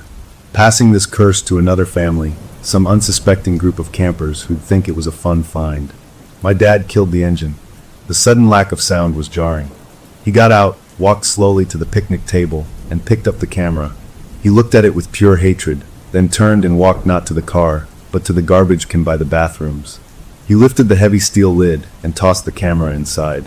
It landed with a plastic thud. He slammed the lid shut. The bang echoed through the empty campground. "There," he said, coming back to the car. "Let the park service deal with it." He got in, put the car in reverse, and we backed out of our spot. As we turned onto the main campground road, gravel crunching under our tires, I twisted in my seat to look back. Our empty site looked innocent, just a patch of dirt waiting for the next happy family. Then my eyes went to the big green garbage can. The lid was off. It lay on the ground beside it, and the can was empty. No camera. My dad saw it in the rearview mirror at the same time I did. He jammed his foot on the gas. The car lurched forward, spitting gravel, and we fishtailed onto the paved park road that would take us down the mountain, back to the highway, back to normal life. For the next 20 minutes, nobody spoke. The only sounds were the hum of the engine and the tires on the pavement. We were all wrapped in our own private storms of fear and relief. We were getting away, putting miles between us and that place. The tightness in my chest began to ease, just a little. My brother even pointed out a deer in a meadow, a normal, beautiful thing. Then my mom, trying to be practical, trying to anchor us in reality, started going through the bag at her feet. "We should organize these photos," she said, her voice still thin. "Put them in an envelope or something." She pulled out the stack, the oak tree, the sunbeam, the eagle, the smiling sunset. She flipped through them, her face a mask of tension. Then she stopped. Her fingers trembled. "There's one more," she whispered. "What?" my dad asked, his eyes flicking from the road to her and back. "I only pinned up 7. We took 10. The dragonfly blur, the goofy face, and the family photo make 10. But there are 11 here." She held up the stack. There was an extra photo at the back, one we hadn't taken, one that hadn't been on our clothesline. It was a Polaroid, fully developed. My dad pulled the car over onto the narrow shoulder, the tires bumping onto the dirt. He took the photo from her. We all leaned in. It was a picture of the inside of our tent, taken last night. It was shot from near the door, looking in. The angle was high, like from the ceiling. The lantern was off, but a weird, sourceless gray light illuminated everything. There we were, in our sleeping bags. My dad was on his back, my mom curled on her side. I was facing the wall of the tent. And my brother was facing the camera. His eyes were wide, impossibly wide, the whites showing all around. His mouth was a little open. He wasn't asleep. He was staring directly at the lens with a look of pure, paralyzed terror. And in the white border at the bottom of the photo, in scratchy, familiar handwriting that made my stomach drop into my shoes, were 2 words. "Found you." It was my brother's handwriting, the way he makes his Y with a big loop. "No," my brother whimpered from the back seat, seeing his own face. "No, I was asleep. I didn't wake up. I didn't write that. I didn't." He was crying now, real, shaking sobs of confusion and fear. My dad turned the photo over. On the back, etched into the glossy surface as if with a sharp stick, was another message. The letters were shallow, but clear, "Don't go. The game isn't over." A cold wave washed through the car. It wasn't just in the woods. It was here, with us, in this vehicle speeding away. It had been in our tent, right there, taking a picture of us. And it had used my brother's hand to write a message. My dad threw the car into drive and peeled out, the tires screaming for a second before catching the pavement. He drove faster now, too fast for the winding mountain road. We were all clutching our seats, bouncing with every curve. The photos lay in my mom's lap like a toxic spill. Nobody looked at them. We just watched the trees blur past, willing the highway to appear. Finally, after what felt like hours, the road straightened, and we saw the green sign. Highway 89, 1 mile. We were almost out. A collective, shaky breath seemed to go through all of us. We merged onto the wide, smooth highway, joining the sparse morning traffic. The normalcy of other cars, of yellow lines, of speed limit signs, was like a balm. My dad's grip on the wheel loosened a fraction. My mom leaned her head against the window and closed her eyes. My brother had cried himself into an exhausted, hiccuping sleep. I watched the mountain recede in the side mirror, getting smaller and smaller, a blue bump on the horizon. We'd done it. We'd escaped. The rest of the drive was a quiet, numb haze. We stopped for gas and cheap burgers at a roadside place, but we barely ate. We just wanted the miles. The suburbs appeared, first as scattered houses, then as strip malls, then as the familiar grid of our own town. Turning onto our street felt surreal. The tidy lawns, the parked bikes, the flower pots on porches. It was a different world. Our house looked exactly the same as we'd left it. Safe. Boring. Perfect. My dad pulled into the driveway and just sat for a minute, the engine ticking as it cooled. "Okay," he said finally. "We're home. We locked the doors. We react normal. We'll figure this out." We unpacked the car in a daze, carrying our dirty, pine-scented bags into the clean, still house. It smelled of lemon cleaner in our own home, a smell I'd never appreciated so much. My parents went straight to checking every window lock, every door. My brother, exhausted, went up to his room and closed the door. I helped put things away, the normal chore of weird comfort. Later, as evening fell, my dad built a fire in our fireplace. It was a cool night for summer, and he said he wanted to chase the chill out of the house. But I knew what he was really after. He gathered all the Polaroids from the trip. The oak tree with the shoulder, the eagle with the watcher, the smiling sunset. the terrible tent photo. He didn't look at them. He just held the stack in his hand, staring at the flames. My mom watched him, her arms crossed tight over her chest. She didn't stop him. He leaned forward and tossed the whole stack into the fire. The plastic-coated photos blackened, curled, and melted. The images warped and vanished. The shoulder, the watcher, my brother's terrified face, all eaten by the orange flames. For a second, I felt a sharp relief. The evidence was gone. The physical things were destroyed. We could try to forget. Then, as the last photo bubbled away, the flames did something strange. They didn't just burn orange and yellow. In the heart of where the pictures had been, the fire flared up in a sudden, sickly, greenish-white pulse. It was brief, less than a second, but we all saw it. And from the fireplace, riding on the heat and smoke, came a sound. It wasn't the crackle of wood. It was a dry, papery, rustling sound, like 1,000 fallen leaves being stirred by a wind that wasn't there. The sound coiled out of the fireplace and into our living room, and then it was gone. The fire returned to normal colors. The logs crackled. My dad and mom looked at each other, and in their eyes, I saw the understanding that we hadn't ended anything at all. We had just sent it up the chimney, and into our home. I went to bed that night in my own room, with my own posters on the wall, and my own desk piled with normal junk. I should have felt safe, but as I lay there in the dark, I kept thinking about the rustling sound. It hadn't sounded like it was going away. It had sounded like it was settling. I must have drifted off, because a noise woke me up. It was a faint, rhythmic clicking from downstairs. Not the house settling.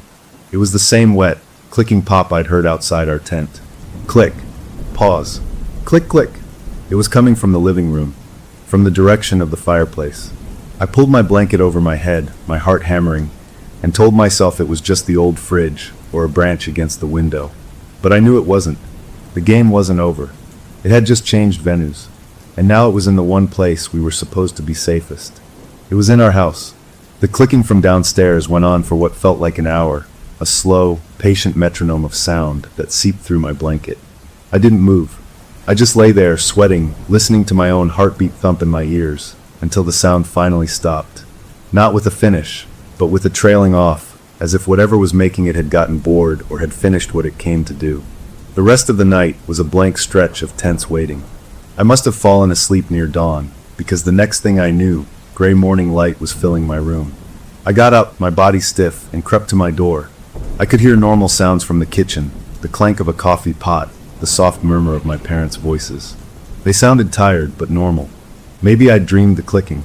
Maybe burning the pictures had worked after all. I went downstairs. My mom was at the table, staring into her mug. My dad was standing by the back door, looking out at our yard. My brother was still asleep. "Morning," my mom said, forcing a smile that didn't reach her eyes. "Sleep okay?" I just shrugged and got a bowl for cereal. The kitchen felt too bright, too quiet. We were all tiptoeing around the huge, awful thing that had followed us home, pretending it wasn't sitting at the table with us. My dad finally turned from the window. "We need to talk," he said, his voice low. "But not until he's up." He met my brother. We ate in a weird, polite quiet. When my brother finally stumbled downstairs, rubbing his eyes, my dad sat us all down in the living room. The fireplace where he'd burned the photos was just a black hole. "Listen," my dad began, choosing his words carefully. "What happened up there was a combination of things. Bad luck, a trick of the light, our imaginations running wild because we were isolated. We got spooked. It happens." He was trying so hard to believe it. "The camera is gone. The pictures are gone. We are home. We are safe. So today we act like a normal family. We mow the lawn. We go to the store. We watch a movie. We reclaim our space." "Okay." We all nodded, desperate for the plan to be true. My brother and I were tasked with cleaning out the car, a gross job of vacuuming up chip crumbs and pine needles. As I was pulling out the old floor mats, my foot hit something solid under the passenger seat. I reached down, and my fingers closed around a familiar hard plastic shape. My breath caught. I pulled it out. It was the Polaroid camera. It was dusty, a little scratched, but it was ours. The one my dad had thrown in the campground garbage can.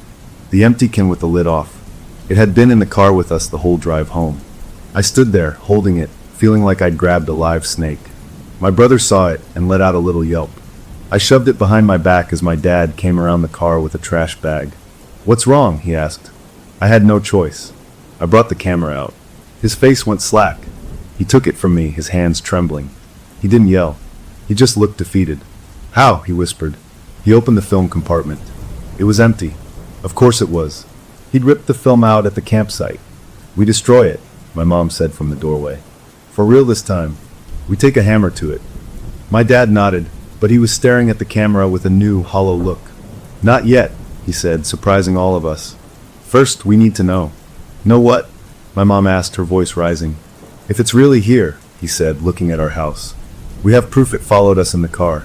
But is it in the house? We burned the pictures. Maybe that broke the connection." He was talking about it like it was a radio signal. He held up the camera. "One picture. We take one picture inside the house right now. If it's clear, if it's normal, then we smash this thing to pieces and we celebrate. We get our lives back." It was a terrible idea. Every cell in my body screamed it was a terrible idea. But I understood his logic. We needed to see a clean, boring photo of our living room to prove we were free. The fear of not knowing was worse than the risk. My mom reluctantly agreed. We went inside. My dad put the camera on the coffee table. He didn't point it at anything in particular. He just set the self-timer, a little red light that would blink for 10 seconds before taking the picture, and stepped back to stand with us by the fireplace. We waited. The red light blinked. 1, 2, 3. It was the longest 10 seconds of my life. On the 10th blink, the flash fired, a shocking white burst in the daytime room. The camera whirred and ejected a photo. It landed face down on the table. We all stared at it. None of us moved to pick it up. The photo developed there, unseen. Finally, my dad walked over, took a deep breath, and flipped it over. He looked. His face didn't change. He just handed it to my mom. She let out a choked gasp. I crowded in to see. It was a picture of our living room, from the perspective of the coffee table. The fireplace was in the background. We were all there, grouped together, looking tense but normal. A boring family photo. Except in the picture, the hallway that led to the bedrooms was behind us. And in the hallway, just beyond the edge of the living room light, stood a tall, dark shape. It was just a silhouette, a man-shaped shadow, but it was inside our house. It was standing in our hallway, watching us take the picture. The photo wasn't proof we were safe. It was proof we had let it inside. My dad snatched the photo and the camera. He ran to the garage, my mom and I right behind him. He laid the camera on his workbench, picked up a heavy hammer, and without a moment's hesitation, brought it down with all his strength. There was a violent crunch of plastic, a spark, the shattering of glass. He hit it again and again, reducing it to a pile of broken pieces, tangled wires, and ruined gears. He scooped the mangled remains into a grocery bag, walked out to our big outdoor trash bin, and threw it in, slamming the lid. He came back in, breathing hard. "It's done," he said. "It's garbage." We spent the rest of the day trying to pretend that was that. We went to the store. We bought pizza for dinner. We tried to watch a comedy, but nobody laughed. Every creak of the house made us jump. Every time my brother went to the bathroom alone, my mom would call out, "You okay in there?" Night came, the worst part. We all went to bed, but I knew nobody was sleeping. I lay in bed, my door open a crack, listening. The house was still. Too still. Then around midnight, I heard a new sound. A faint, electronic beep. Then another. It was coming from downstairs. It was the sound of a digital alarm being set. Then I heard the soft, mechanical slide of a lens extending. My blood went cold. I got out of bed and crept to the top of the stairs. My parents' door opened, and my dad came out, a baseball bat in his hand. He saw me and put a finger to his lips. Together, we peered down into the dark living room. On the coffee table, glowing with a faint green power light, was a digital camera. Our nice, modern digital camera that we used for birthdays and holidays. It was on. Its lens was pointed straight at the front door. We hadn't gotten it out. We hadn't touched it since before our trip. My dad went down, step by careful step. I followed. He reached the coffee table and looked at the camera's display screen. On the small LCD, we could see the live view. It showed the front door, the welcome mat, the dark wood. Everything was still. Then, in the corner of the screen, a shadow moved. It wasn't outside. It was inside, just at the edge of the frame. A tall, thin shadow detached itself from the darker shadow of the hallway and moved slowly across the back of the living room, behind the couch, out of sight. It was in the room with us. My dad grabbed the camera and turned it, pointing it around the room, using the screen like a hunter's scope. He panned past the couch, the bookshelf, the fireplace. The screen showed nothing but our normal furniture. Then he pointed it toward the kitchen doorway. On the screen, in the black rectangle of the doorway, two small, faint pinpricks of light reflected back, like eyes catching a tiny bit of light from somewhere. They were low to the ground, near the base of the refrigerator. They didn't move. My dad slowly lowered the camera from his face and looked directly at the kitchen doorway. It was just a dark opening. He lifted the camera and looked through the viewfinder again. The two pinpricks were gone. The kitchen doorway was just dark. He handed the camera to me, his face ashen. "Do you see anything?" I lifted the camera, my hands shaking so badly the image wobbled. I pointed it at the kitchen. Nothing. I panned across the living room. Nothing. I pointed it at my dad. On the screen, his terrified face looked back at me. And standing directly behind him, close enough to touch his shoulder, was a tall, blurry shape. It wasn't fully there, like a smudge on the lens, but it had a head, shoulders. It was leaning forward, as if looking over his shoulder at the camera's screen. I screamed and dropped the camera. It hit the carpet with a thud. My dad spun around, swinging the bat through empty air. There was nothing behind him. He flicked on every light in the living room. The room was bright, cheery, empty. The digital camera lay on the floor, its lens retracted, its power light off. It looked dead. My mom and brother were at the top of the stairs, clutching each other. "What happened?" My mom called down, her voice thin with fear. My dad just shook his head, unable to speak. I picked up the digital camera. It was cool, inert. I pressed the power button. Nothing. The battery was completely drained. We spent the rest of the night in the living room with every light blazing, not talking, just waiting for the sun. When morning came, it brought no relief, only the grim understanding that destroying the Polaroid had done nothing. It didn't need that specific camera. It understood the idea of pictures now. It was learning. My dad, looking older than I'd ever seen him, made an announcement at breakfast. "We're not staying here tonight. We're going to a hotel. Then maybe we visit your grandparents for a while. A long while." Packing a bag felt surreal. We were refugees from our own home. As my mom was getting her things from her dresser, she let out a small, confused sound. "What is this?" she said. She was holding a single, perfectly pressed, bright red maple leaf. It was vivid, like a drop of blood against the white wood of her dresser. It hadn't been there yesterday. My dad took it. Maple trees didn't grow in our yard.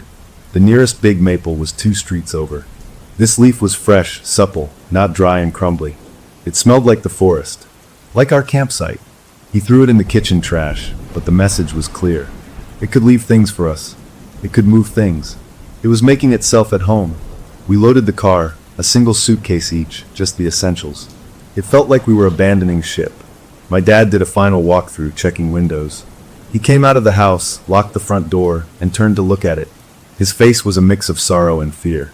He opened the driver's door and got in. We all buckled up. The car was quiet. As he backed out of the driveway, I looked up at my bedroom window. The curtains were open. My room was dark inside from the bright daylight outside. And for just a second, I saw a shape blot out part of the darkness. A tall, thin shape, standing in my window, watching us leave. It wasn't waving goodbye. It was just watching.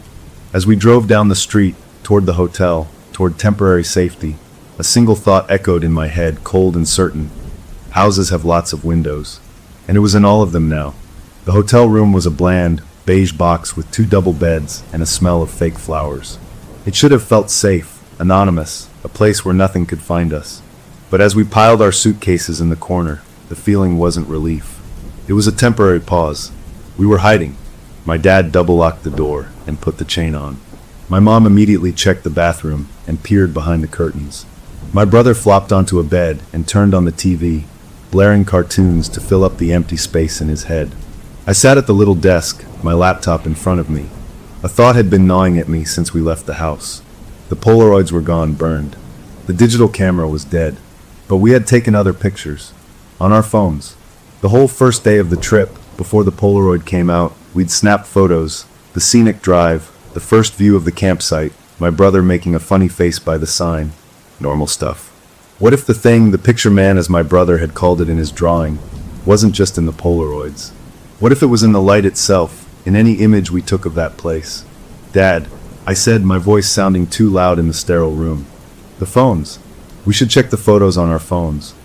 He looked at me, confused for a second, then his eyes widened with dawning horror. He fumbled his phone out of his pocket. My mom did the same. We gathered on one bed, my brother turning down the TV. We started scrolling. At first, it was all normal. The scenic drive, just trees and sky. The campsite, empty and sunny. A goofy selfie of my parents by the car. Then we got to the pictures from our first hike, before the scavenger hunt began. There was a picture my mom had taken of a pretty butterfly on a flower. The butterfly was in sharp focus. The background, a tangle of green leaves and shadow, was blurry. But in that blur, if you looked at a certain spot and let your eyes go soft, there was a vertical line that was too straight. A dark streak that could have been a tree trunk, except it ended in a slight, rounded bulge at the top. It was in the exact same position, relative to the butterfly, as the watcher had been to the eagle in the Polaroid. It was fainter, like a ghost behind the real image, but it was there. "No," my mom whispered, zooming in. The pixels blurred, but the shape held. "It's in the JPEG. It's in the data." My dad went to his own photos. He had a picture of the creek, the water swirling around a rock.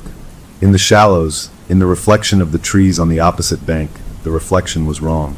One of the reflected trees had too few branches, and its reflection in the water looked like it had long, thin arms reaching down.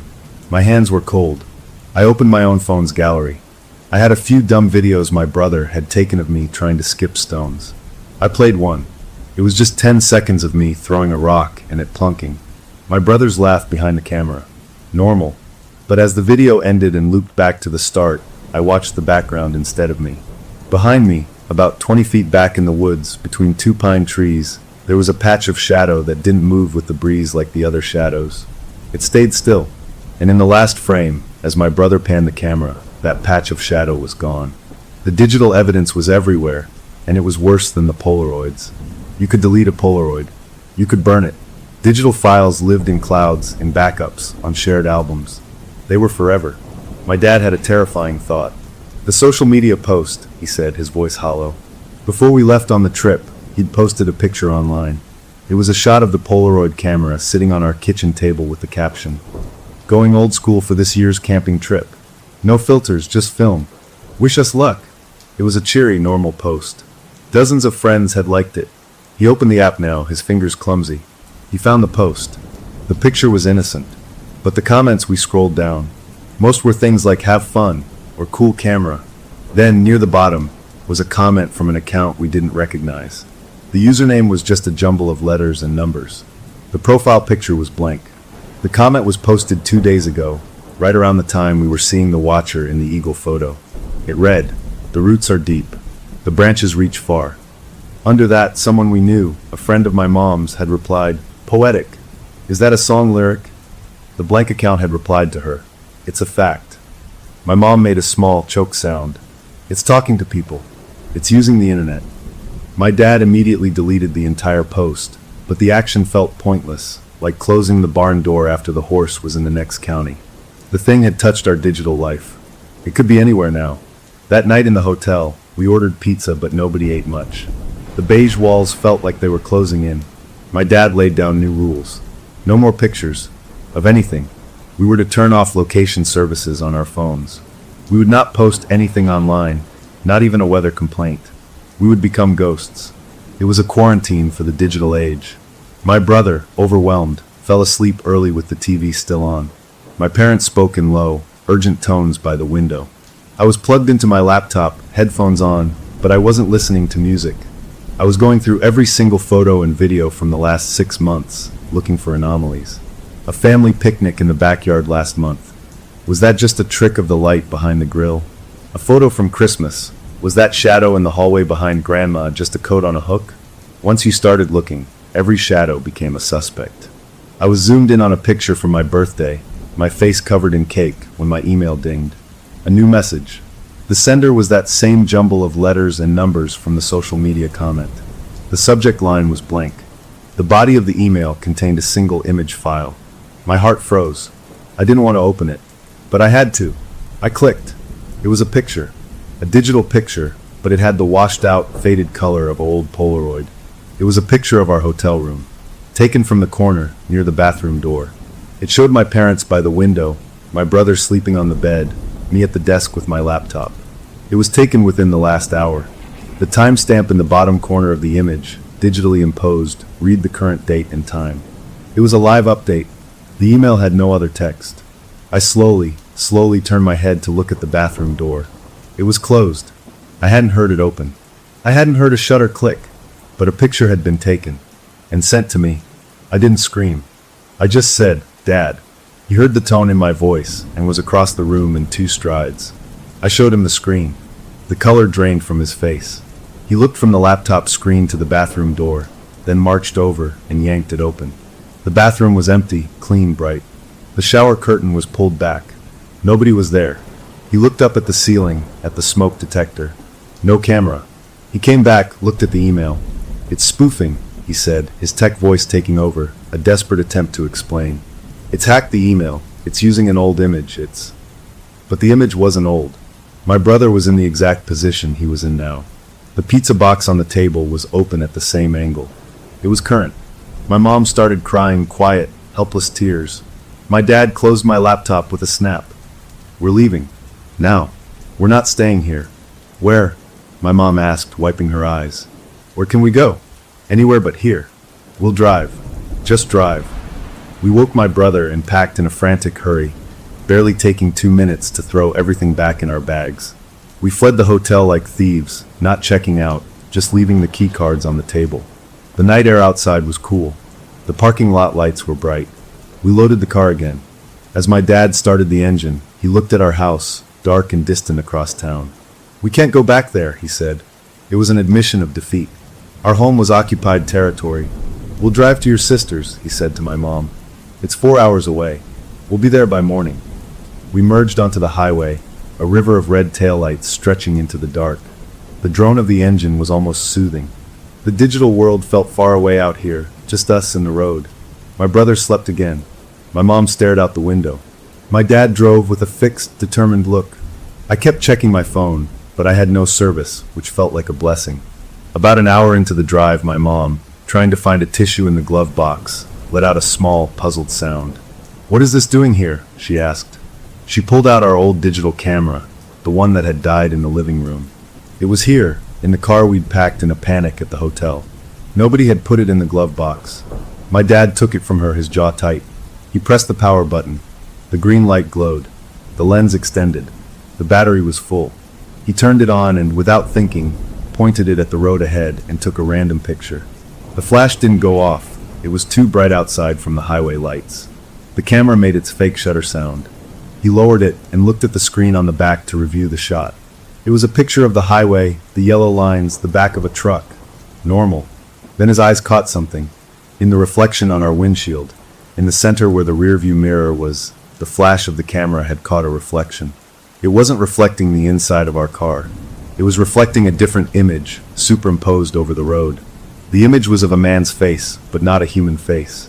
It was textured like bark, with deep grooves and knots. 2 dark holes for eyes, and a wide, stretched grin, too many teeth. It was sitting in the back seat. The reflection showed it sitting right between my brother and me.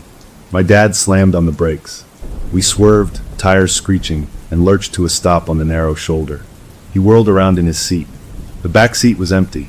My brother was asleep against the window. I was in the middle, next to a pile of blankets. There was nothing between us. But on the seat, right in the spot where the reflection had been, lay a single long brown pine needle. It hadn't been there before. It was fresh. My dad grabbed the digital camera and threw it out the window into the ditch. He didn't say a word. He just put the car in drive and pulled back onto the road, driving faster now. The rest of the drive was a blur of fear and exhaustion.